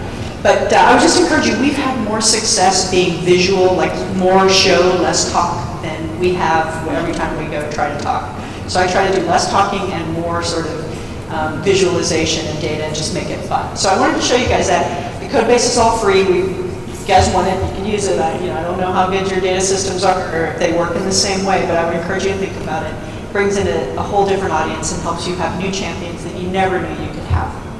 So thanks. Thank you very much, Melanie. But if you can hold on a bit, Melanie, one question coming to you, please. Yeah, just to say that this is clearly fantastic work in terms of bringing clarity as to what you are working on and what results you are achieving. Just have one, maybe two specific questions. One, I see some of these metrics are not expected to move significantly from one day to another, from 1 month to another. And therefore, my question is this a performance management tool or more a communication tool?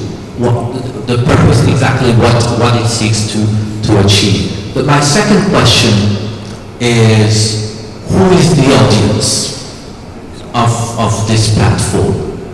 And from the experience now, I think it's been running for at least 2.5 years, maybe 3 years.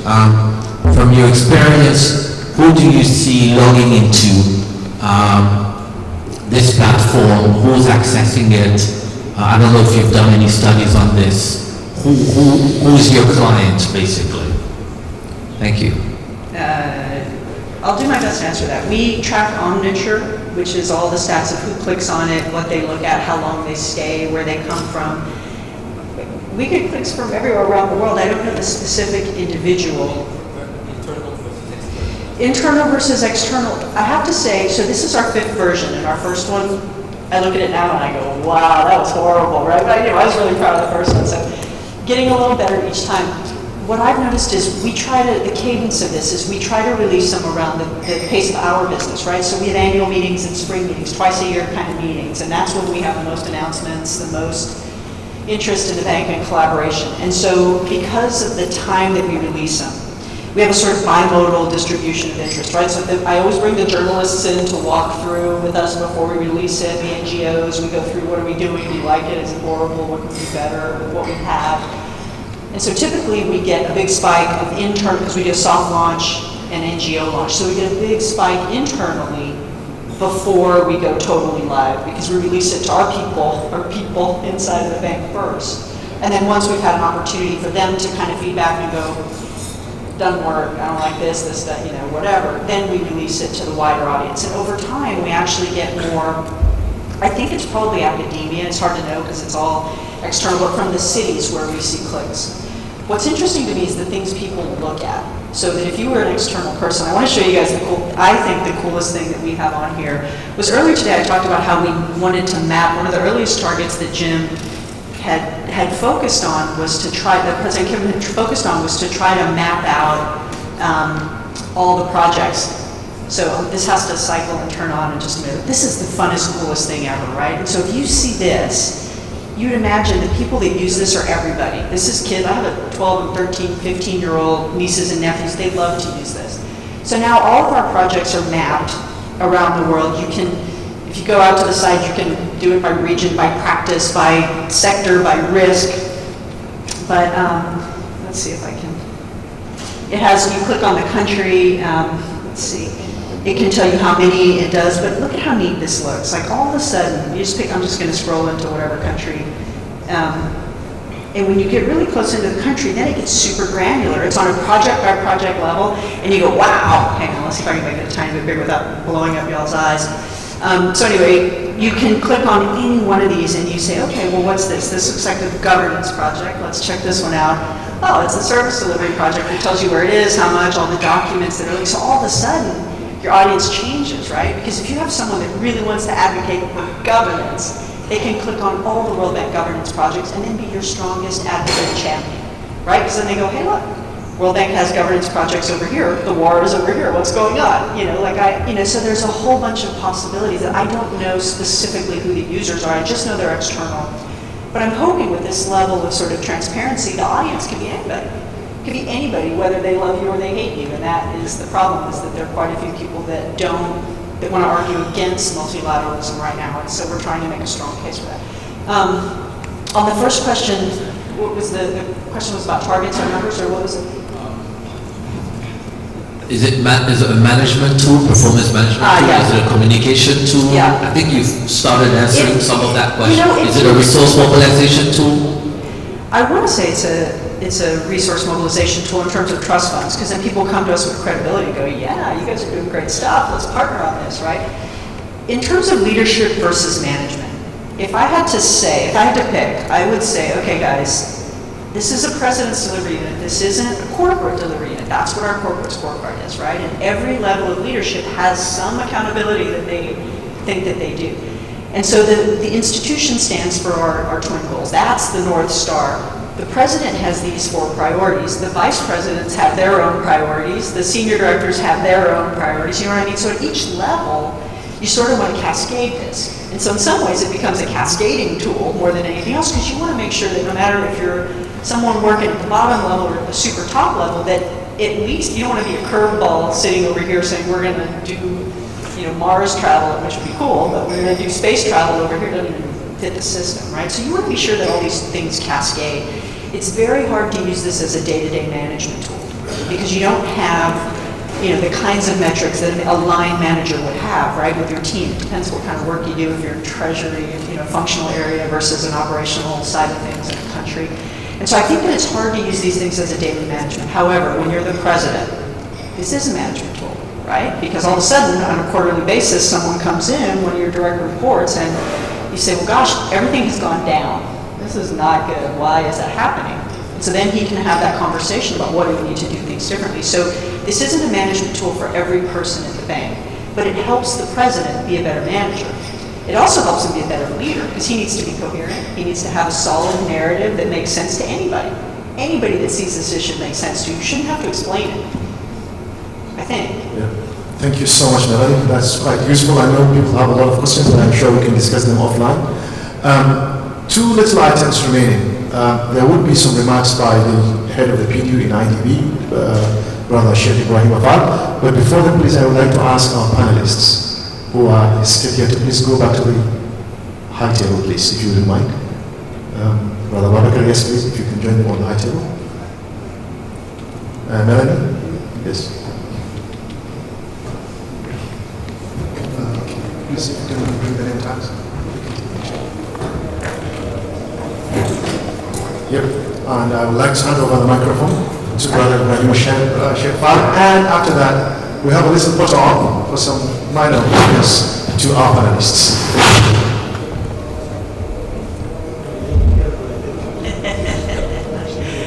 Thank you very much. I can assure you that I will not bore you. I think you have been overloaded without coffee break. I just want to thank all of you. As far as I'm concerned, my expectation has been met, more than met. This morning the President talked about two things he was foreseeing, expecting from this seminar. First of all, he talked about knowledge exchange, and he undertook to share as wide as possible whatever knowledge we'll grab from this gathering.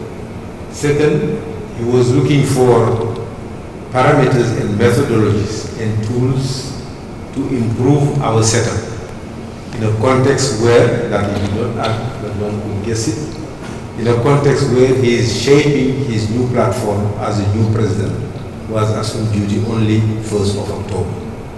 What I have heard, what we have heard so far, tells us that we need few key points which as early as tomorrow we'll be communicating to him. A, you need a very, very strong leadership championship for delivery.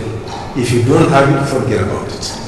And once you have it, you have to have the necessary tools, which means that top management has to give the necessary incentive and support. Because everybody is saying no punishment. I thought the reverse, but I've been told that that is not the case. You incite, you encourage, and you watch for redress, adjusting, but not at all punishing. We learn also that we have to differentiate between project management office and project delivery unit. Because in no way one can expect the PDU to deliver on the implementation of projects, which means that you have to cater very carefully the target you have to follow, which are tagged to the initiatives, which are tagged to a strategy and tagged to a vision. Once that is done, then you have some kind of arrangement. I think that is the third lesson we learned, means that top management, once they show leadership, they have to enter into mutually agreed covenant or MOU or what have you with the top management members, i.e. Vice President, and then we monitor the delivery. I hope that that point we have heard from all of you will pacify and reduce a little bit the probability of having animosity once we roll this out, and once we raise the red flag or the yellow flag whenever it appears. Fourth point, which we, I think, learned is that we have to combine all the time the quantitative, qualitative target with the need for reform. I think this point, which was not a centerpiece of the way we conceive this, has to come back on board and landed with the last lesson, which I think we can all agree with, is that the PDU performance, PDU activity, PDU output can be used for the purpose of transformation of a country or an institution. I think this for us, at least for my colleagues who are sitting here in the room, I consider, for those who have been with us since this morning, I consider from now on that they are part of the commando of the PDU agenda, i.e. the transformation agenda. And we have noted the list. We will not tell the President these are the members of the commando because they stay with us all day long, but we will find our way to justify the reason why we are flagging those names. Now, having said this, once again, I really thank all our guests, all the panelists. You know their names by now. And to show that we really thank them, Kamal, my colleague, and Nidal have engineered something. They said you can't just thank by saying, I thank you. When they leave, they have to carry something, which all the time shows them that we thank them. When they go to their office, every now and then, when they turn to a corner where they have put the thank you, they will remember that they have been very thankful. So it will be my pleasure to hand over to each one of them a plaque, which the first one of them will read, so that we feel whether we are guys satisfied that we have translated your feeling of IDB crowd who have been participating in this. So let me start, as I always said, although people don't like it, but I'm stubborn enough, I always say ladies first. Yes, we are going to start with Mr. Aman Yimana, officer in charge of the African Development Bank's delivery performance unit. You see, I say stop over there, you believe that they are disqualified. They say no, we start business.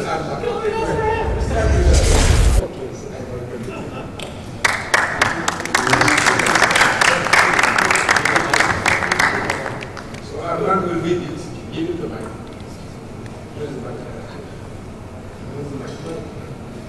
There is one over there on the podium. Thank you. So I'm going to read this impressive plaque. Yes, there is another mic this much.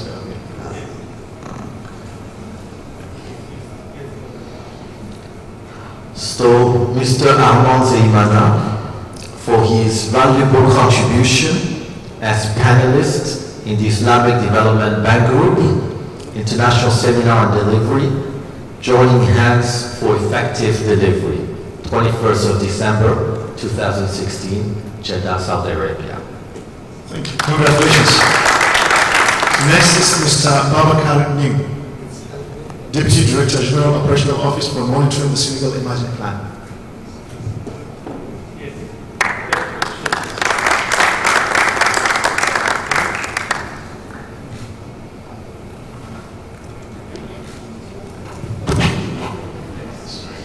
Next is Mr. Fabian Bigger, Director Healthcare Low Income Households, Performance Management and Delivery Unit, Malaysia.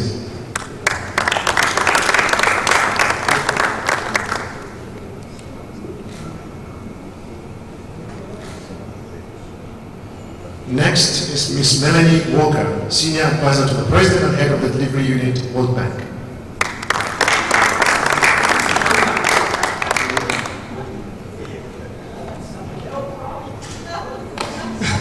It's fine. It's one of the challenges of delivery, so it's fine.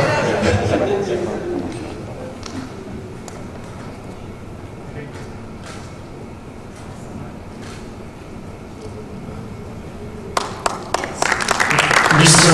Ndiru Bishan, Director General Strategy and Policy Department, Asian Development Bank.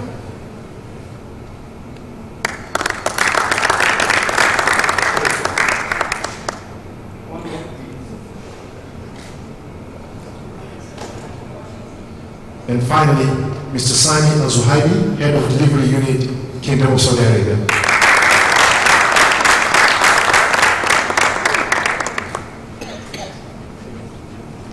and of course the biggest prize given to you for your patience and for staying all day. We really appreciate this gesture. Take it back to your office. Ladies and gentlemen, thank you very much. See you next time. We will make a proposal to all these institutions because we intend to organize a round network, which I have initiated way back in my days when I was in the World Bank. I organized a setup of all the secretaries of MDBs who usually now meet every year to exchange experience, problems, frustration, and issues. And I think that has served well because many other activities, treasury, auditors, accountants, all of them have followed suit. We intend to propose this to our hierarchy. If it is blessed, so you guys will receive a letter proposing this to you so that it can be also relayed to your respective hierarchy. Thank you once again. You love me.